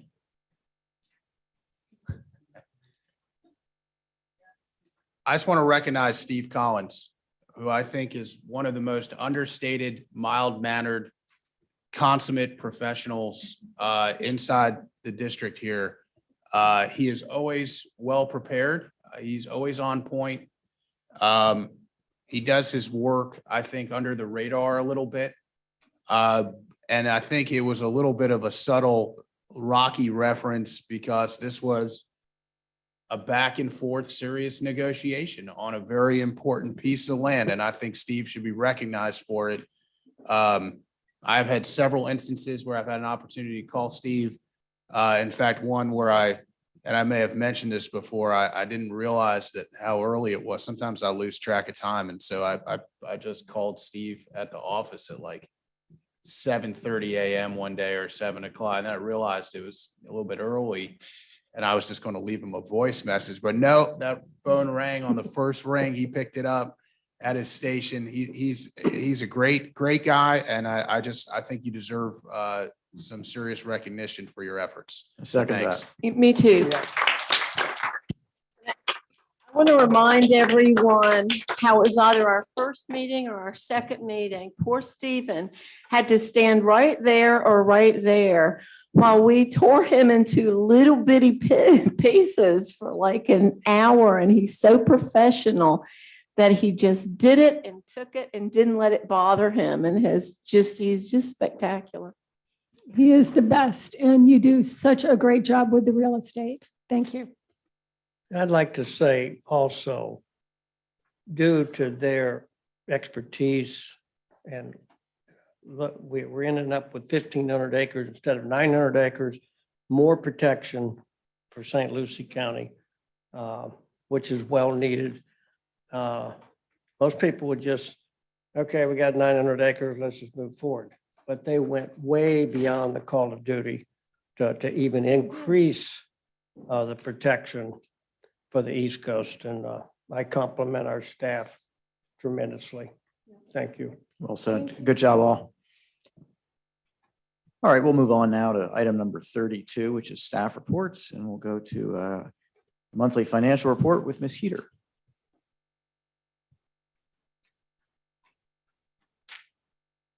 Good afternoon. So the monthly financial report in your packet is through the month of September, so the end of the year for fiscal year 21. They are unaudited right now. Your staff and finance is going through an audit of the 21, financials. But we did end the year on a positive. We collected 98% of our revenues.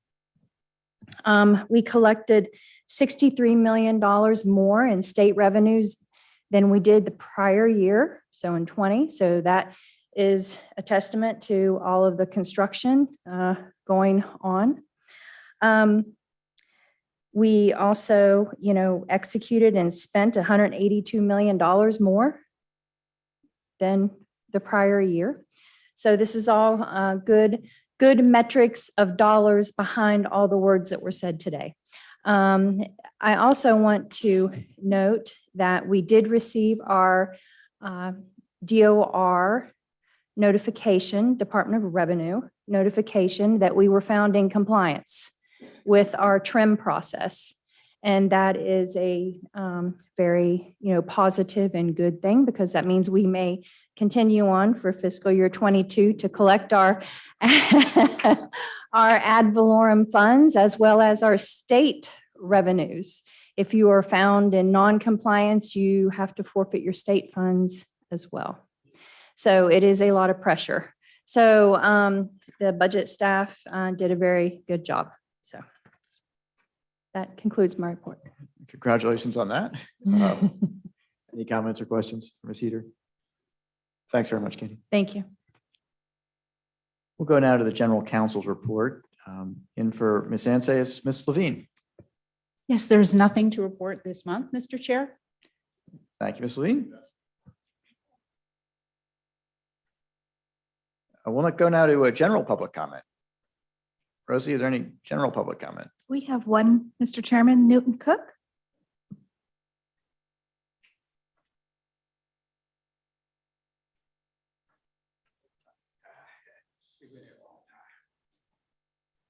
Nothing like better than a lawyer to tell me that they don't have anything to report. That's fantastic. That's a classic, I want you to know. It's been a long day. And what a wonderful thing with this land acquisition. I'll never live to see it hunting on it, but someday we'll be out there. There'll be guys out there and ladies, I might add too. So the district just does such wonderful work, and the top to bottom. And our recreation meeting coming in December, I just sit there and marvel at the good things that are reported. I got phone calls yesterday. The SDA's just heartbreaking. I mean, I have to tell you, it is just heartbreaking, because there's nobody cares more about marshes and wetlands and duck hunters. And we had scouting. It's scouting day. It's not anyone's fault here, because the storm caught us last year. Last year, that storm, with all that water down south, really finished the job after the lake had already started it. But it's sad when the WCAs are in better shape than the SDAs. We dropped a couple of $2 billion on those SCAs. And I don't know what to tell you to do. But they were working pretty good back in the days when we had a third cattails, a third mix, and a third in SAV. I know a couple of them I see are rebounding a little bit, but that's a sale. That is not the whole place. One East, for example, has got one sale that's working. I don't think 5 has any that's working. There's a lot of construction out there, and we understand why. It's because the SDAs are in trouble. That's why you're having so much construction. We understand that. But to end on a good note, I want to thank Jim Harbaugh and from here and the FWC, Justin. We made a tour of Lakeside SDA, another SDA. Now, Lakeside is not like the SDA south of the lake. You expect it to go all cattails, because that's water that it's not part of this cleaning the water before it goes south part.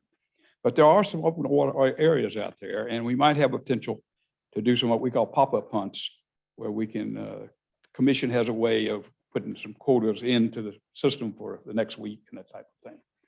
So some of this will be discussed at the recreation meeting.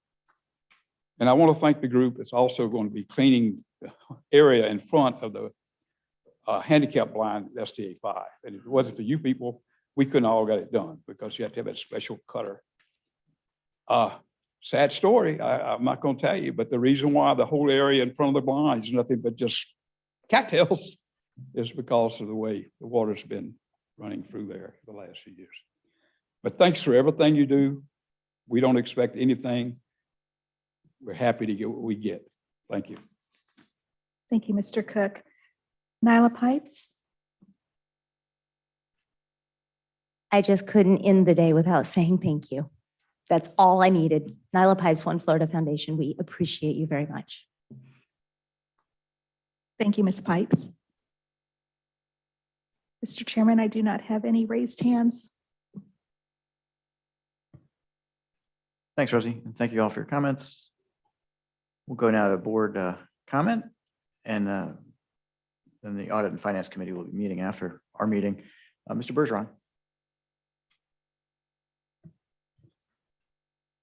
Well, first of all, thank all my fellow board members, but yeah, you know, when I sit up here and listen to everybody, there's in their different areas and how we bring this thing together.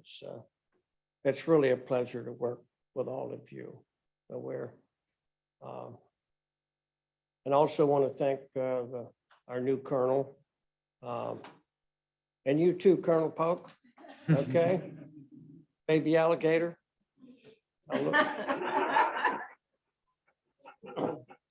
I look forward to working with y'all on all these important issues that we're all working on, and our staff. Thank all of you. You're the best to bring this together. You know, as we're taking care of 9 million people in South Florida, you know, flood protection, water supply, our environment, our quality of life for future generations. It's so great to work with you and how we're accomplishing everything we're accomplishing. And I just want to say I miss Mike Collins. Yeah, you know, always look forward to Mike coming up here with all of his intellectual knowledge over all these years, and we're going to miss Mike, but we'll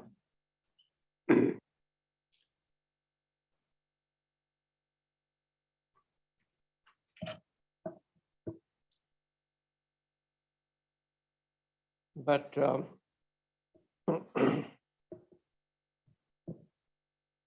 know, it's hard when you lose somebody that's part of this whole family. But we'll make him proud to the day we join him. And I want to thank the staff for moving forward on the evaluation of the L28, moving water south, getting through that barrier on the western side of Central Everglades and moving water to the 10,000 islands. We've been modeling getting water moving southwest naturally.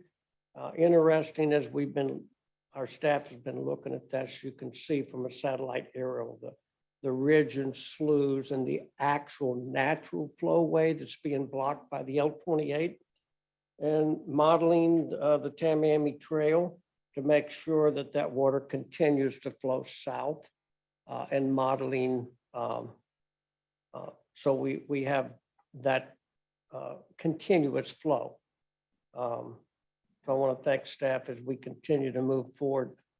Next year, we should be able to see what we need, and more water south and less water east and west.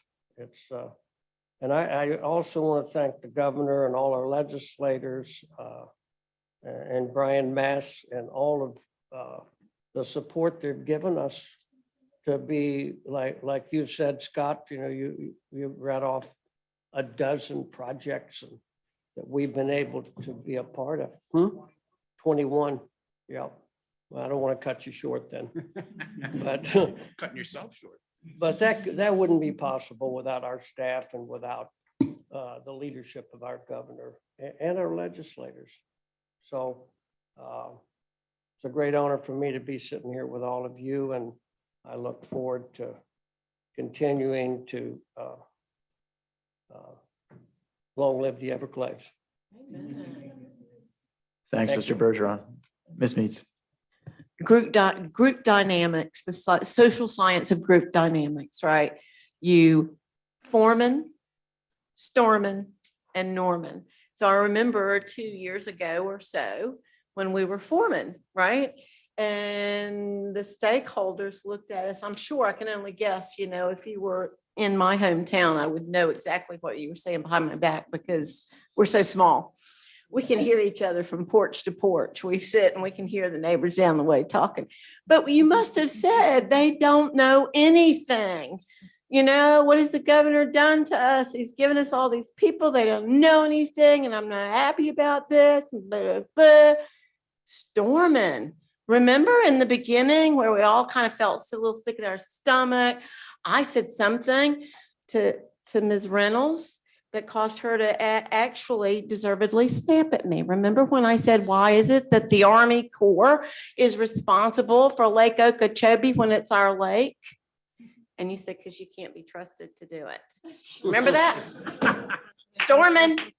You were the nicest person on earth. And I got you to say, because you get. Anyway, Foreman, Norman, and Foreman, Storman, Norman. We're Norman now. It feels great. And all of the stakeholders who have stood up here day after day after day after day for hours, for 9 hours, remember all of that? Where we were here until 7:30 at night and then had to all go find our way home. We have made it to the other side. And the stakeholders have taught us so much. So not 1 second of your time at that microphone has been wasted because we have learned from you. We have listened to you. And as we all pat ourselves on the back, I want to pat you on the back I mean, you, Nyla, and Mike, and I don't know where Pete Quashis is, Pete, and all of you guys, thank you for everything that you've done in part of this process because you're the big winners. Thanks, Ms. Meach. Mr. Olipich. I don't know if I can follow that.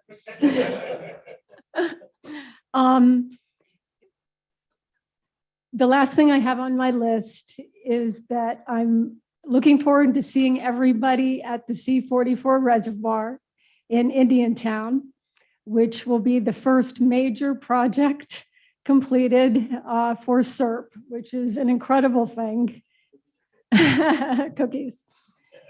And it does feel like something great is happening here. In spite of Lonesome, sometimes like making me feel like I'm going to pull my hair out, I know that Lonesome is going to complement, no matter what, going to complement all the things that are happening everywhere. And these things could not be happening without the funding and the support that we are getting from our state and congressional governments, and the presidents. I want to thank everybody for every money piece that has come our way because we are spending it and we are going to fix this state. Thank you, Mr. Olipich. Vice Chair. I just wanted to note something that came up during the course of the meeting that I hope we can get some more detail on moving forward. This was sort of the sponge concept of moving water to Florida Bay, which for many moons had not really, moving water to Florida Bay certainly came up. How we got it there was another story.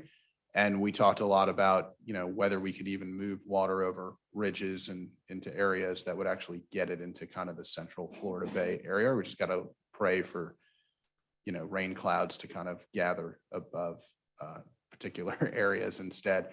And so today, I think we heard, maybe for the first time here about this sort of sponge situation.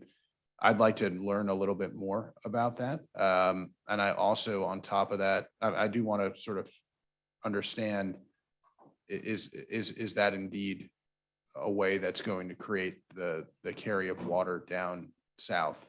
Do we need to saturate first and then sort of glide on top? The next question was, we have over meetings, I've heard a few times it mentioned, but then I don't really hear too much about it, which is the removal of a old road in Everglades National Park that's been there for a long time and nobody quite knows whether it has a function or not, but it seems like it's caught in a variety of agency, maybe webs or something like that. Sometimes it's weird. You hear these stories in life where, oh, that road that we've been talking about for 20 years. Well, guess what? We removed it and now all of a sudden the water's flowing or something like that. We don't know how it happened. We didn't think it was going to be that meaningful, but it was. And I just wanted to follow up to, doesn't have to be here, but sort of find out more about what's going on with that process.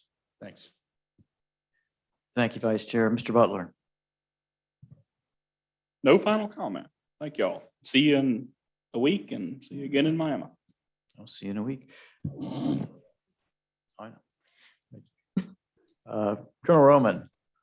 Yes, thanks, Mr. Chair. And I'm always amazed, Cheryl, by your comments. And I think that was just a wonderful way to recap our over 2.5 years here on the board together. Today's a great day to be a part of the South Florida Water Management District, and it's certainly a privilege to serve with all of you. That reservoir on the East Coast is going to be just amazing, and it's been a long time coming, so I'm very proud to be a part of it with you. And it wouldn't be possible without the outstanding work of our staff. The tremendous team spirit is just overwhelming to me today. And Vice Chair Wagner, you did a great job recapping the big picture of how far we've come. We still have a long way to go, but we have come a long way. So let's keep our eye on the ball and see where we go from here. Thank you. Oh, thanks very much, ma'am. Charlie, Ms. Martinez.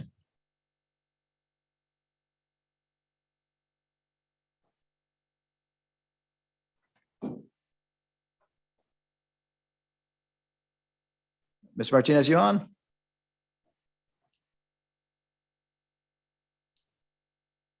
All right, we can hear your comments next month. Or if you come back in the next 5 minutes. So I don't have many comments. I would like to thank Vice Chair for bringing that list out. I think that was excellent. And I'd like to thank our staff because honestly, we're not doing the work. And I'd like to thank Drew. It's your leadership that's really making this happen. You've got a great team you put together and it's really gelling and we are storming now as a result. And I appreciate it. And I'm sure the governor appreciates it because we're making some real progress that our constituents are being able to see. And these ribbon cuttings are a testament to that. So we'll have another one next week and we'll keep chugging along with the ribbon cuttings. One thing I would like to say, and this is a little bit sad, I just found out at lunch, there's a gentleman named Dusty Crum. You may know him as Wild Man. He's one of our python hunters. He was in a bad accident recently, last couple of days in Venice. It had nothing to do with python hunting. But if your thoughts could be with him a little bit, I hope that Dusty has a quick and thorough recovery from his injuries. The Audit and Finance Committee is going to meet following this meeting. We're going to need a couple of minutes to make a recording transition, and then I'm going to hand the gavel to Ms. Thurl Lipich because she'll be chairing that meeting. And next month, we're on the road. We're down in Miami-Dade. We'll be at City of Doral Council Chambers on December the 9th. So look forward to seeing you there. There's not going to be a workshop in December, so just a regular board meeting. And we'll go ahead and adjourn this meeting. Thanks, everyone.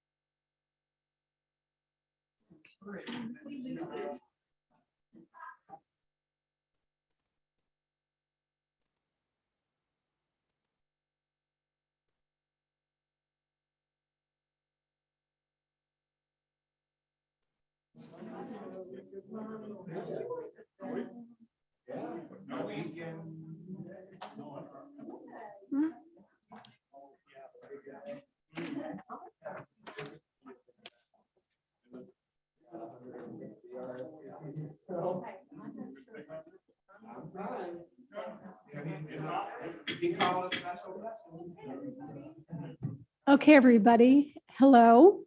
I'm Jackie Thurlow Lippish, and I'm filling in for Jay Steinley today. And I will be running the Governing Board Audit and Finance Committee meeting. And so I called this meeting to order. Just a few housekeeping items. For those of you who are here in person, if you'd like to provide public comment, please fill out the comment card and give it to staff. If you are participating by Zoom, please use the raise hand feature. If you are using a phone and would like to comment, please press *9 to raise hand and *6 to mute or unmute. Item number 2, the first thing we'll be doing is approving the minutes for April 8th, 2021. Hopefully everybody's had a chance to read through them. Are there any changes to the April 8th, 2021 minutes? If not, may I please have a motion? I move to approve. I'll second. And I'll call the question. Ms. Meads? Yes. Ms. Thurlow Lippish? Yes. So that passes unanimously. Number 3, summary of investments as of September 20th, 2021. Ms. Lucy Weinberg, treasurer. Lucy, thank you for being here. Good to see you. We look forward to hearing your report. Thank you. Good afternoon, everyone. So I will be summarizing the fiscal year 21 and where we are with investments and where the market is as well. If you recall, our initial strategy in fiscal 20 and early fiscal 21, because of the pandemic and where we were, and just trying to maneuver through that whole thing, we decided to sit on a large cash balance. That did impact our income and our yield. However, at the time, safety and preservation of principal was a lot more important than income. So we decided to sit on those funds. And as a result, we earned a lower yield.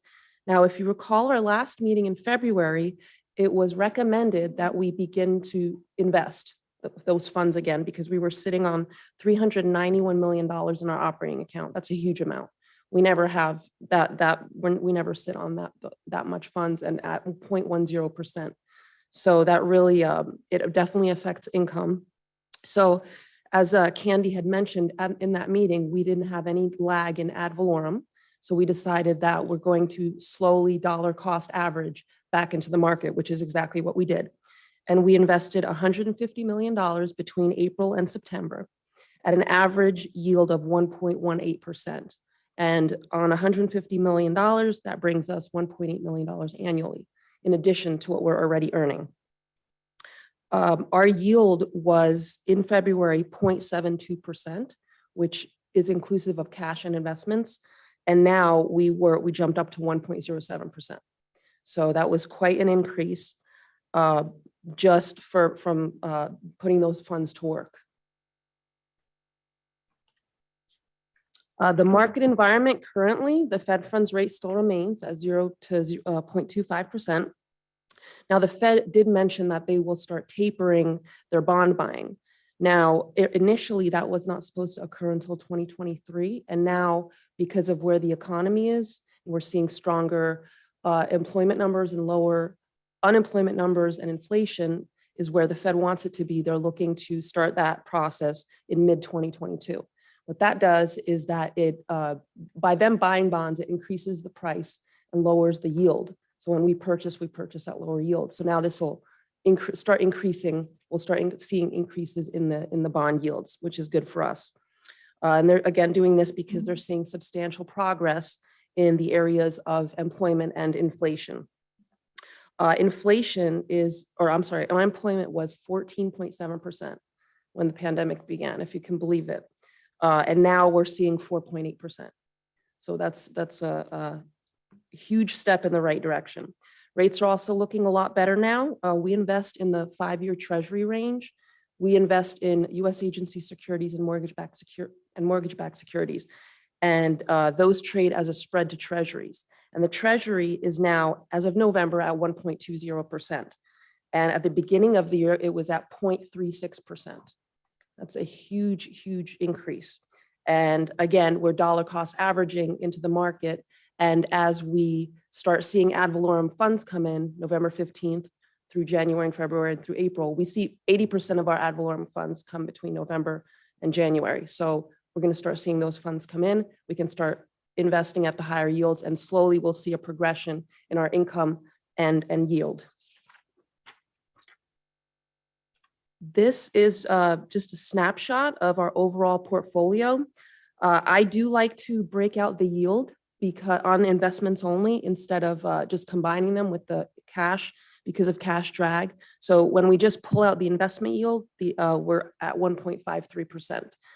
Inclusive of cash, we're at 1.07%. But again, back in February, we were at 0.72%. So that, again, that's a huge, huge jump. Currently, we have $70 million in the operating account. We're at 13% of the overall portfolio. And that's in comparison to $391 million back in February. And we were at 51% in the operating account. So again, that's a huge step in the right direction. We like to stay in the target range of 10 to 15%, typically in a normal environment. And we're at 13%. I just want to ask you, and I know that we've talked about this before, but just remind me because it's been a while. So when I don't know anything about finance, guys, you know I don't. Candy knows that, you all know. But I do know this, that when inflation is on the rise, that stocks are a good place to be. And typically, tell me if I'm wrong, but that's what my advisors tell me. So, and most people are very, very diverse. Yes. You know, they've got some mutual funds, they've got some bonds, they've got, whatever. What do we have any, do we totally stay away from mutual funds and in stocks completely? Yes. Okay. Yes. Keep going. We're not in equities at all. We're 100% fixed income. Yeah, I get it. I understand. Because of, again, safety, security, preservation of principle is always. I totally our understand. key I don't want goals. to waste anybody's time. It's just hard for me to see $70 million and not think about it invested at like a 40-60 or something like that, or even Understood. a 10-90, 90%, just because. Understood. But it's okay. Keep going. Again, our goal in the operating account is to stay within that 10 to 15% range.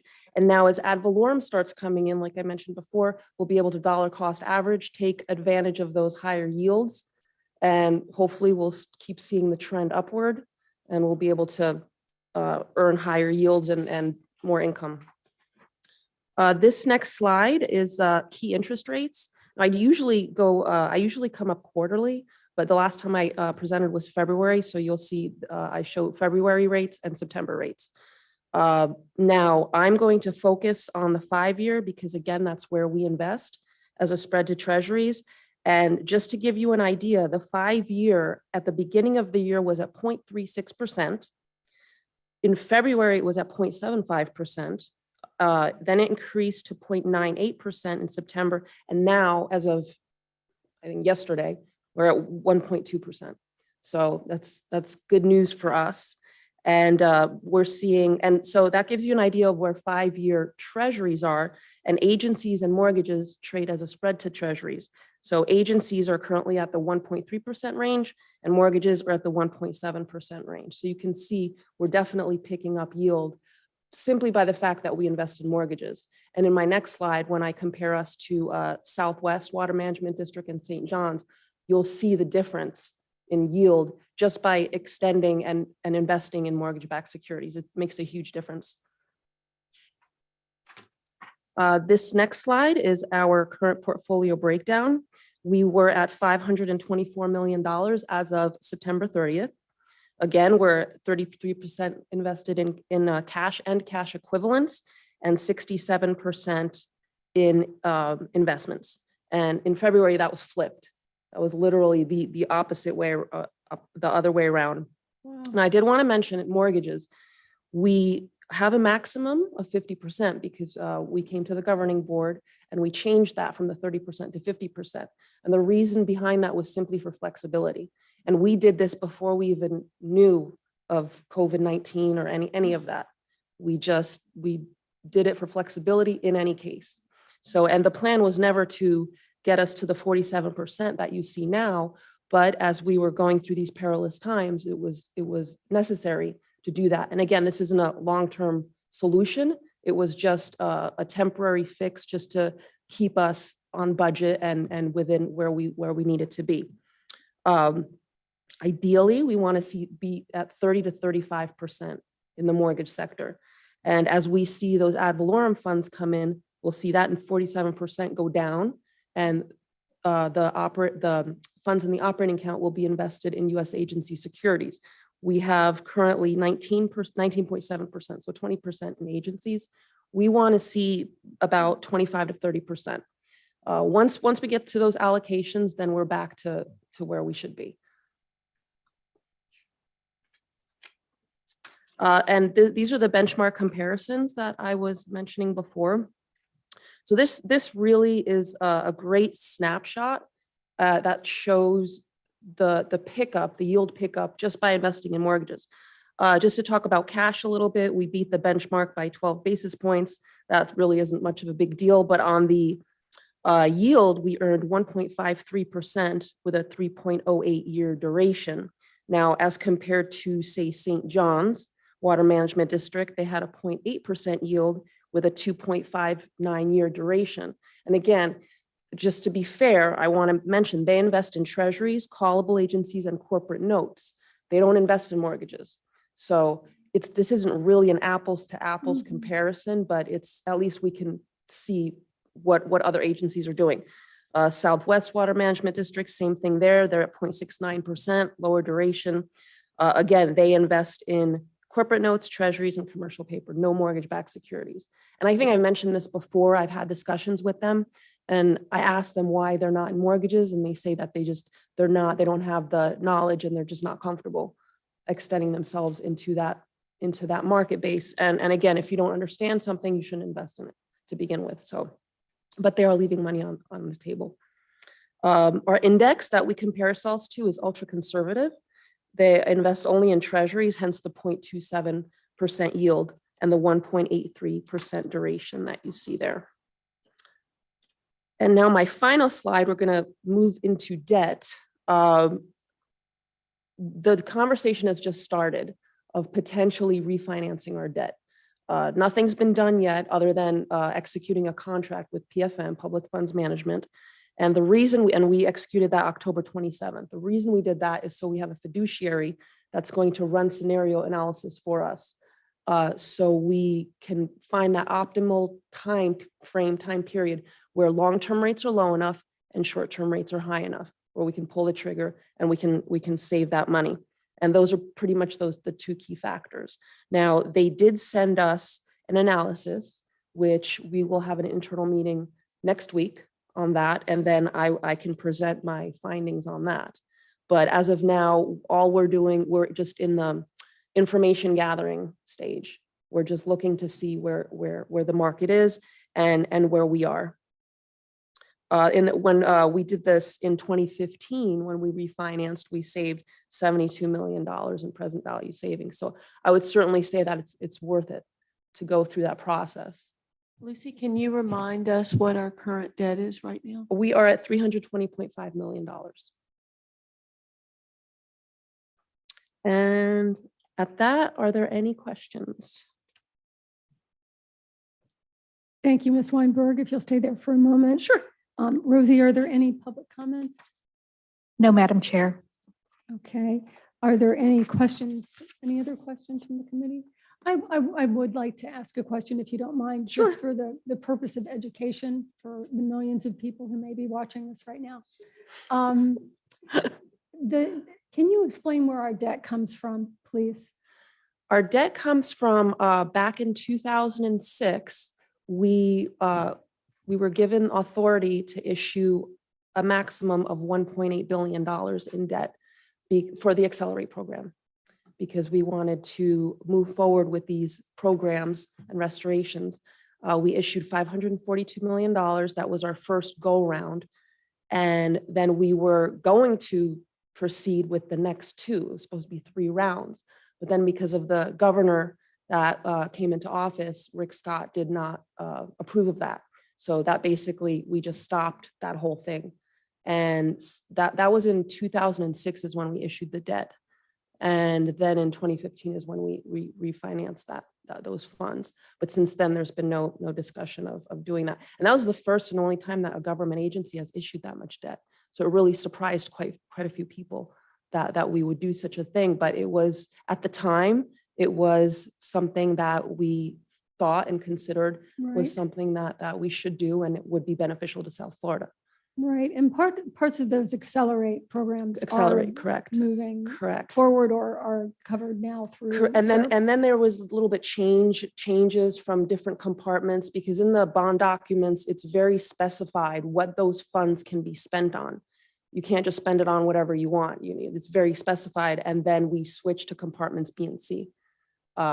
I forget what year that was, but at this point, since the refunding, we have no cash. We're not spending. There's no funds to spend. We're just basically paying down debt until 2036 at this point. Right, well, thank you for trying to get it less. And I know that Mr. Steinley would appreciate Yes. that, because I believe it was inspired by him. Yes, it certainly was. He was the one who got the conversation started, and why we moved forward with the contract with PFM. And the last refunding, we saved about $1 million a year. So that's quite a bit of money. Significant. It's definitely significant.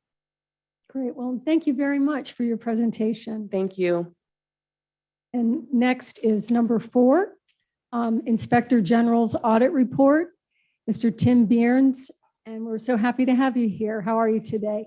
Thank you. Very good. Thank you. I have 3 audit reports for you and the annual audit plan. Excuse me.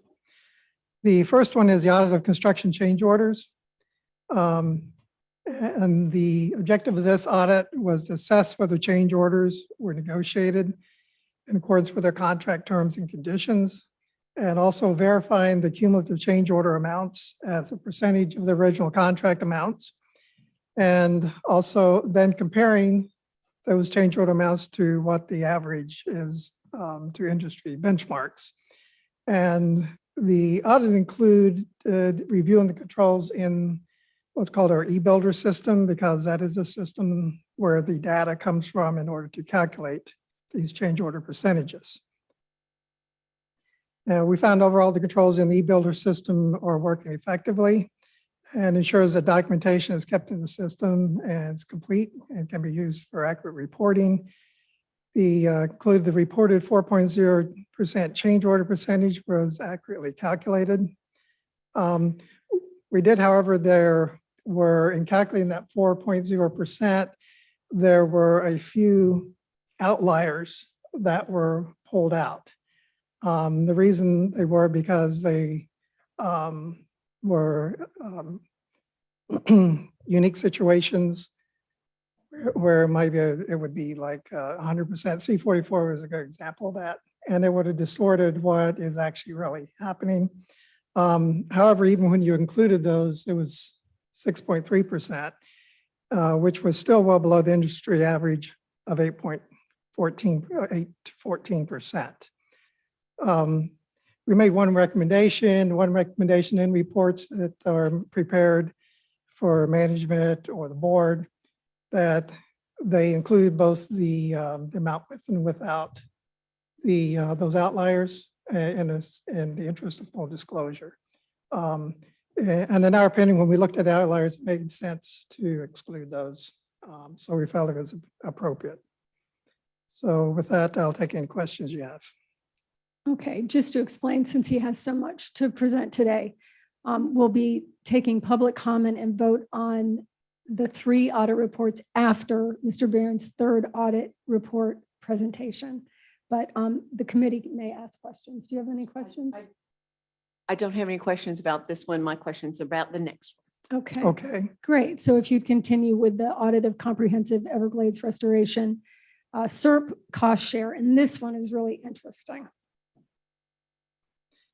Yeah, this was a very extensive audit, and it was quite a bit of work in detail to put these numbers together. But this, because it goes all the way back 20 years to 2000 when this all started, and we have to keep accumulating this until this, the last SERP project is completed, which might be another couple of decades, who knows.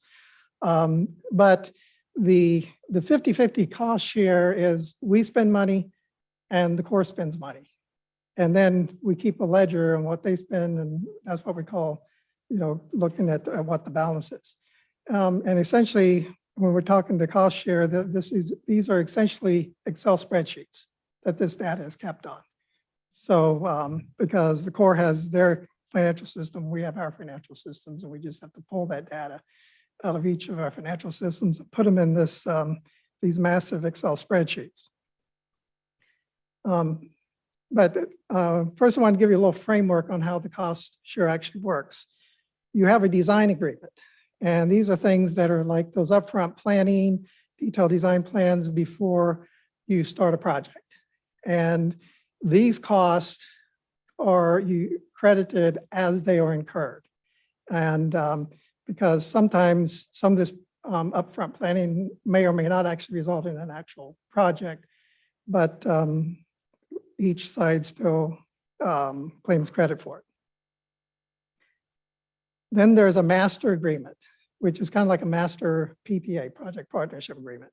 And these are things that apply to all projects like construction management, construction monitoring.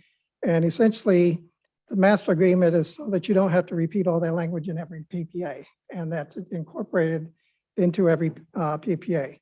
And then you have the project partnership agreement, things like your specific project land interest, your construction management, and so forth.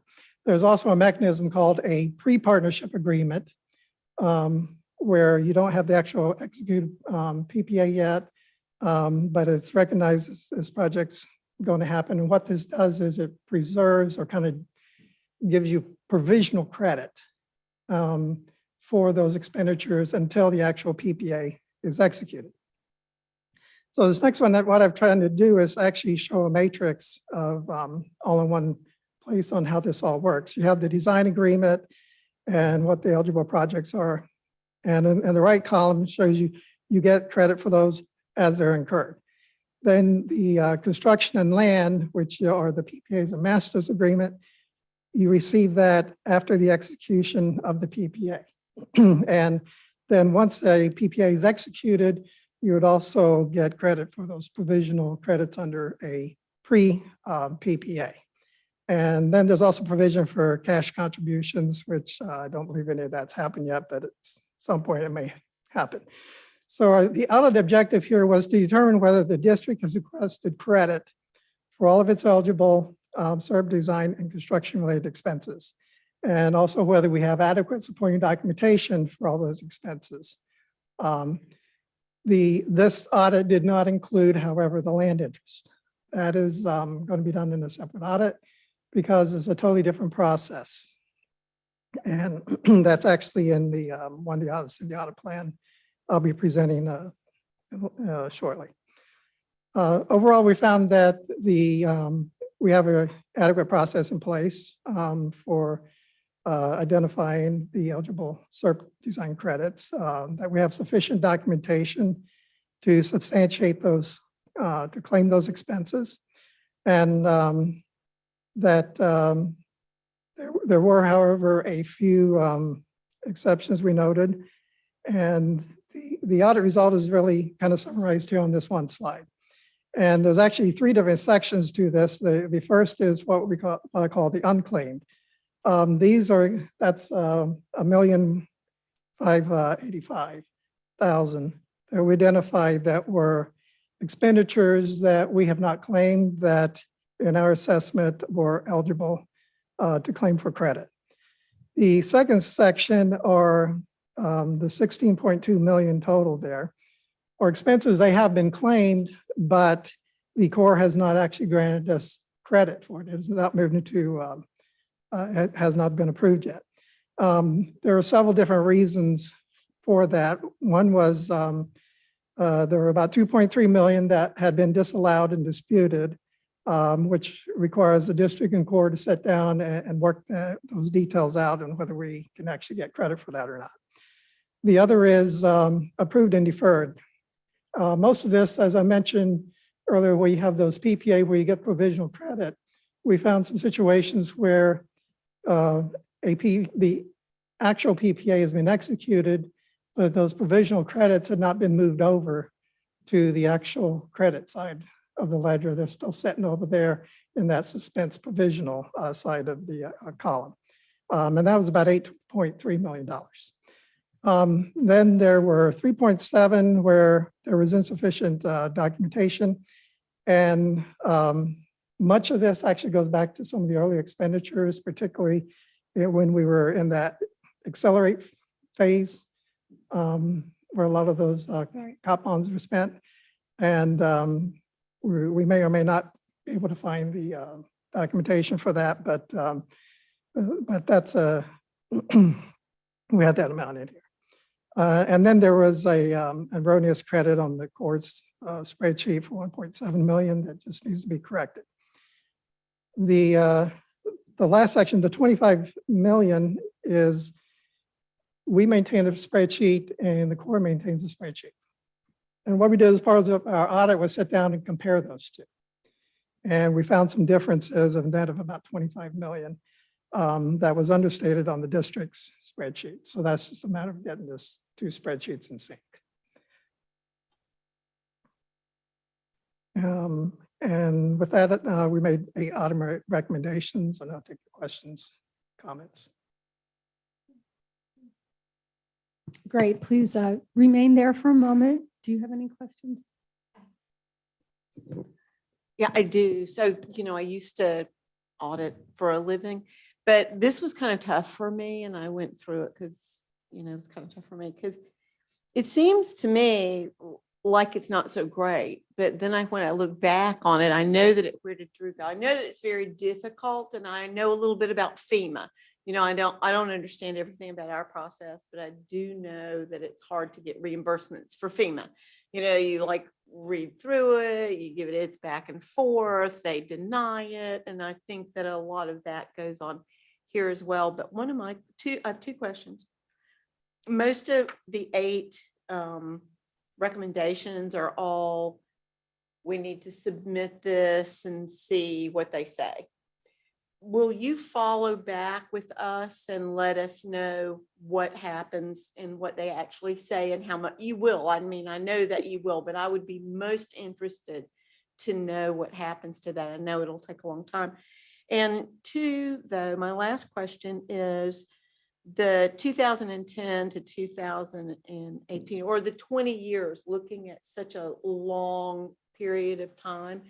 Am I understanding that correctly, that you went all the way back to 210? Yes, and actually we had done a previous audit of the first 10 years previously. So yes. Okay. So we have the whole 20 years covered at this point. So if it looks like that we have mistakes, or not mistakes, or they've kicked back and it's like $3 million, $8 million, should we audit this more frequently than every 10 years? Because it's so much money. I think that should be a recommendation. Yes.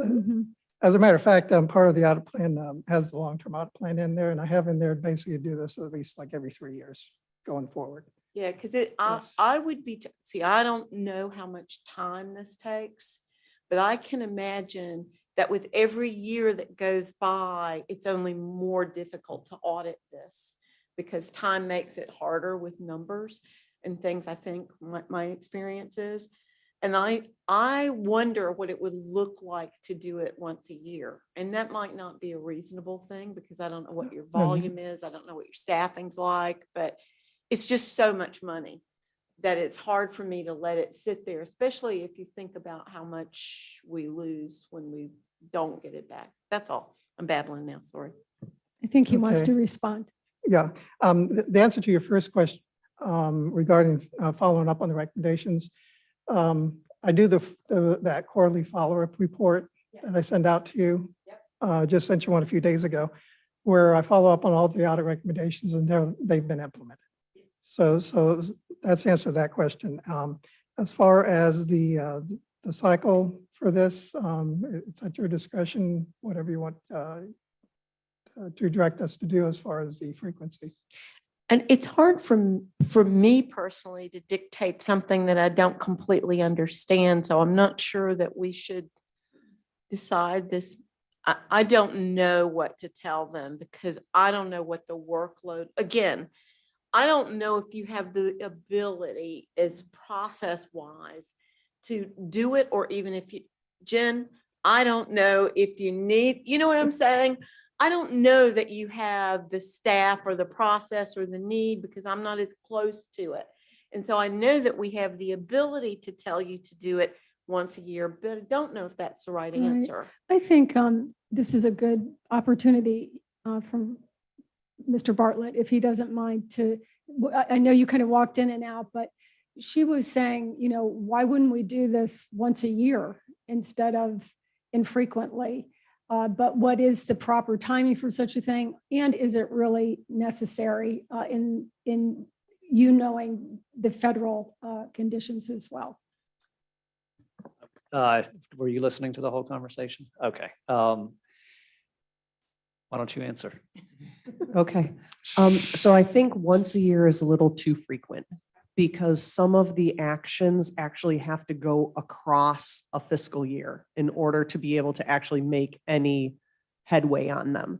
And so I think it would get frustrating to see the audit every year because it wouldn't give you enough time to resolve some of the things.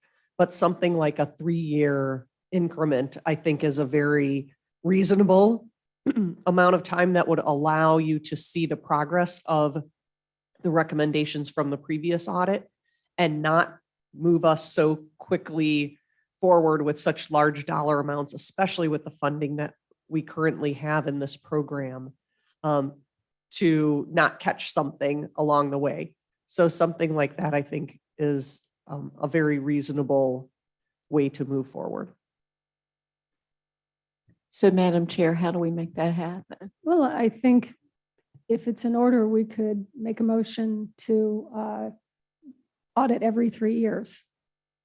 Okay, I mean, you can just give me the direction. I don't know if you actually need to formally vote on it. Okay. So, because you're the ones who approve the audit plan, you direct me to. What we have, like in the audit plan I'm going to present you this year, and here's one other thing, this is the non-audit, the non-land expenses. So this current fiscal year, we're going to do the land. And maybe a part of it is that maybe every 3 years we alternate, between the land and the non-land so that we cover each one of those every 3 years. I think that sounds great. And I just want to commend you for doing this and your staff, because I know it must have been a tremendous amount of research and work.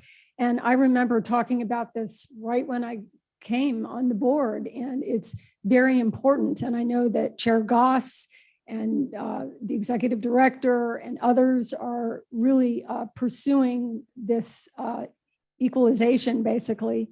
And I think your report is going to be an incredible tool in achieving that. And if you don't mind, just for my question, can you kind of summarize verbally what we'll be doing in the district to, it was your 8 things that you mentioned. Well, a lot of it will be Jennifer Reynolds and her staff sitting down with the core staff and ironing these things out. So it's really our staff and core staff getting together and ironing out, and coming to either agreement or an ultimate disagreement on what we get credit for and what we don't, and the reason they're for. So. Right. And wasn't there something with the project managers? The project managers are a key source of the knowledge to sit down to provide the the information to reconcile these differences with the Corps' project managers. Right. Well, that's great. And don't mean to put you on the spot, but this is such an important thing that we're all paying attention to all the time. And you did a great job. Thank you. So with that, we'll move on to your third presentation, the audit of fleet utilization and replacement. Okay, as far as background, this is just a slide that shows you a snapshot of how many fleet units we have out there. We have 588 on-road vehicles, 436 off-road pieces of equipment. So about a little over 1,000 pieces of equipment that the district has to maintain and periodically replace. So the objective of this audit was looking at the adequacy of the sizes of fleet to carry out the district's mission, and also whether we're meeting the replacement requirements in a timely manner, whether rentals are cost effective when we need to rent equipment that we need that we don't have, and then whether the equipment and vehicles are adequately utilized. And also we looked at our procurement process to see that we're using state or other government contracts for procuring our fleet assets. Overall, we found that we have a process in place to ensure that the vehicles are adequately utilized, but there was also some areas that where that could be improved a little bit. The size appeared to be adequate to carry out the district mission. Fleet does, we found that they do use state and government contracts to obtain the best prices. And the rentals are used for infrequent rental needs, equipment needs as needed. What we found, the overall biggest finding is that we found additional funding is actually needed for equipment replacement. During fiscal years 2016 to 2021, we spent 16.6 million, or about an average of 2.8 million annually. However, this amount has been insufficient to keep up with the replacement requirements. And here is the snapshot of what it looks like when we looked at how much it would cost when we looked at the equipment and the vehicles that have already reached that replacement criteria. It would cost us about $24.4 million to actually replace all of those equipment items. When we did this audit last 6 years ago in 2015, that number was 14.4 million. So that we're falling further behind. We have on here in 2021, I think we allocated about $3.1 million. The 22 budget is about 2.1. So we're still in that about $2 to $3 million a year. At that rate, it's not likely that we're going to close this gap. And so we made 10 recommendations, and management concurred with all those. Thank you. Stay there for a minute, please, if you don't mind. Do you have any questions? I just have a comment. Yeah, I do have a question. So again, I'm looking at this from a really high level. I'm not looking at the core documentation. So take my comments for what they're worth, knowing that I'm not part of the audit. My impression was that there was a goodly amount of human error along the way in different parts of the documents that you looked at, where people were not putting down the right numbers. They were not, putting the right numbers in the spreadsheet or whatever. And it caused me to wonder why were there so many human errors along the way in the bookkeeping? So is it people? Is it process? Is it training? Do you have double checks? Do you not have double checks?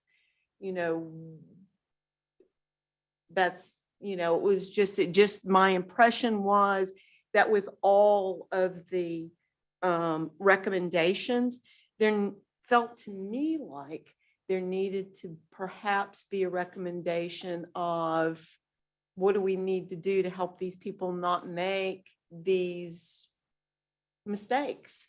when they input, but see, I don't know where they're inputting them, and you looked at a lot of different things, so I don't know if they're writing it on a piece of paper. I don't know if then they transfer it in the computer, so I don't know where they're making the mistakes.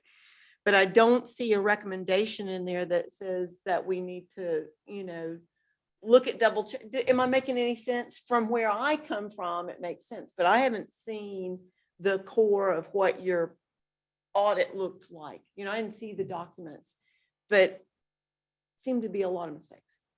Okay. You know what I mean? And the, Was it one person? Like in one portion here, you made a comment that there were arrows throughout and it was devalued or whatever. Is that because it was just one person? Was that the whole department? Why did we make those mistakes? I'm not going to babble anymore. You get it. I mean, there were some of those, but it wasn't a pervasive enough of a problem that it really totally distorted the complete data, though. But data, once if you put the wrong data in, you get the wrong data out. Yeah, and then there's this concept that you guys know called corrective and preventive action. So you do an audit and you find that something's wrong and you correct it. And then you ask yourself, what do I have to do to prevent it? So that's all. I'm just looking at corrective and preventive action. You have the corrective action. I just wondered if you have the right preventive action. That's all. Okay. I'm not We'll take making look a at that. recommendation. I'm just having a conversation about the way I've done it in the past. Okay. Thank you. Do you mind going back to page 5 for a moment? Okay.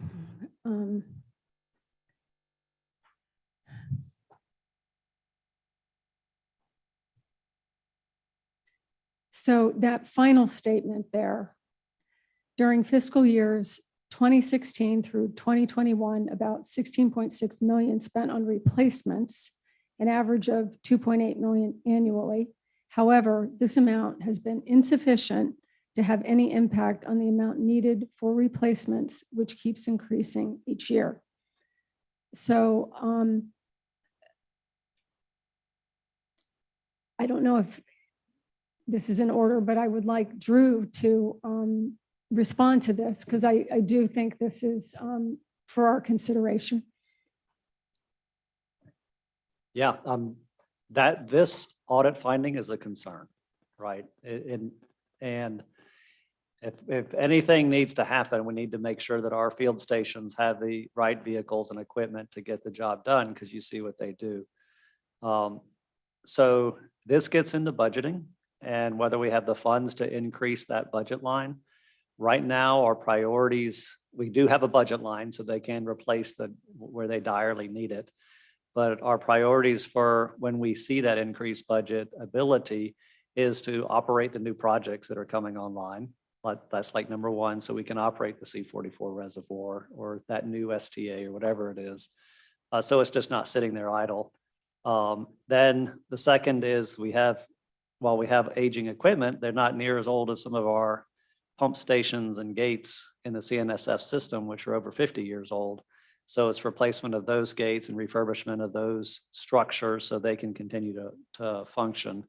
And then the third thing that's really part of it is our resiliency and being able to still operate our system with sea level rise. Now I'm pursuing other funds for that, so hopefully I can get it. So the O&M line needs to go up for many reasons. And this is one of those reasons, so as we put together our budgets for the fiscal years, we're just making tough decisions to figure out where we can put our funds. And every year we look to see if we can increase this line. But it's a budget decision. Thank you very much. And I do think it's really important. Me too. It's operations and maintenance is how can you buy new stuff if you're not fixing the stuff that you have or in order with the things that you need. And it's that kind of thing that just, whether it's a household or a giant agency, it just creeps up. And I think, you know, we need not be shy about these things either when we talk to those who we depend on money for. I agree. It's a valid conversation. So, Mr. Bruins, thank you so much. If you'll stay there for just a moment, because we're going to be continuing with you. We're working you hard today. Okay. Rosie, are there any public comments on the three items 4A, B, and C? No, Madam Chair. Okay, I'll ask for a motion, please. Move to approve. I'll second it. And we are seconding the audit of construction change order, the audit of comprehensive Everglades Restoration Program SERP cost share, and the audit of fleet utilization and replacement. I'll call the vote. Ms. Meads? Yes. Yes, it passes unanimously. And number 5, continuing with Mr. Behrens' proposed audit plan for fiscal year 2021, 2022, and long-term audit plan for fiscal years 2023 through 2027. Thank you, Inspector General. Okay, starting out with our planning approach is we start out with looking at the district's strategic plan, reviewing the 22 budget, and identifying those programs and activities and functions that we consider present potential risk to the district. Also considering the last time that that particular program or area was audited, and obtain input from executive management and the governing board. So here's a snapshot of the proposed audit plan. And it's in 3 different sections, what we call the specific audits, the green section, what I refer to as recurring audit projects. Some of these are things that we would do on a surprise basis, such as P card transactions, and then administrative matters. The first one here, the GASB Statement 87 implementation, and this is where we're going to do a pre-audit of a new GASB pronouncement that we have to implement regarding leases. This was actually on last year's audit plan, but the GASB, they delayed the implementation for a year due to COVID.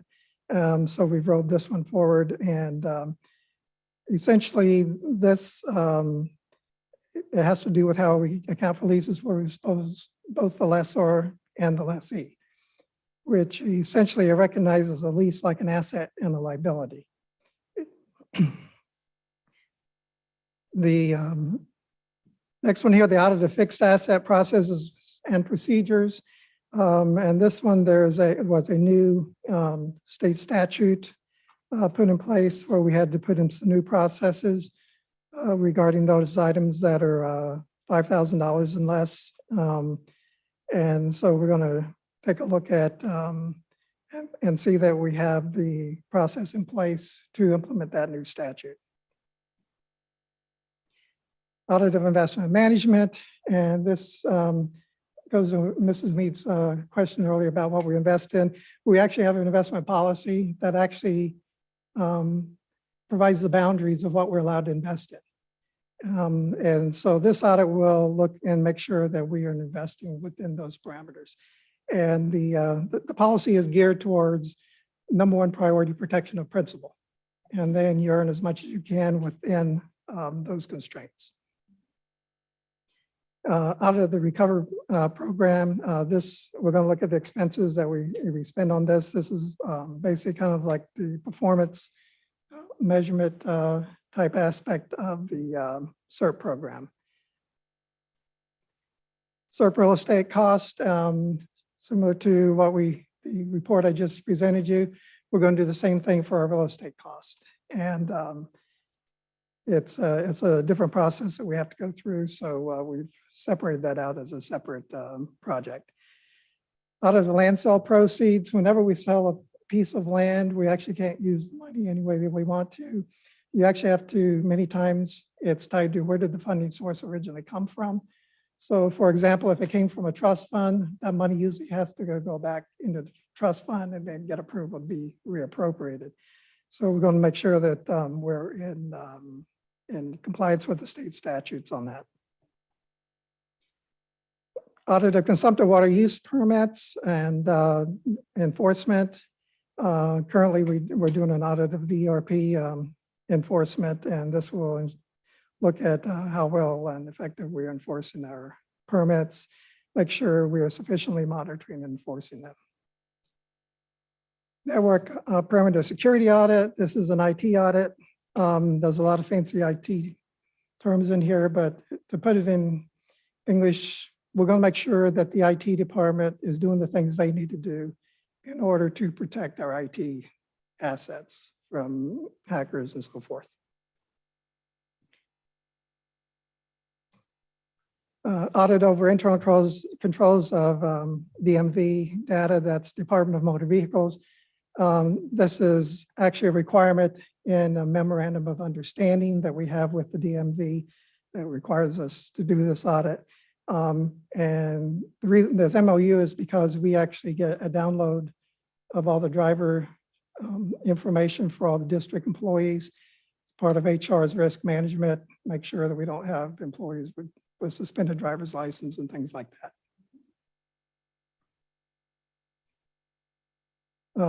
And then this goes into the what I call the recurring.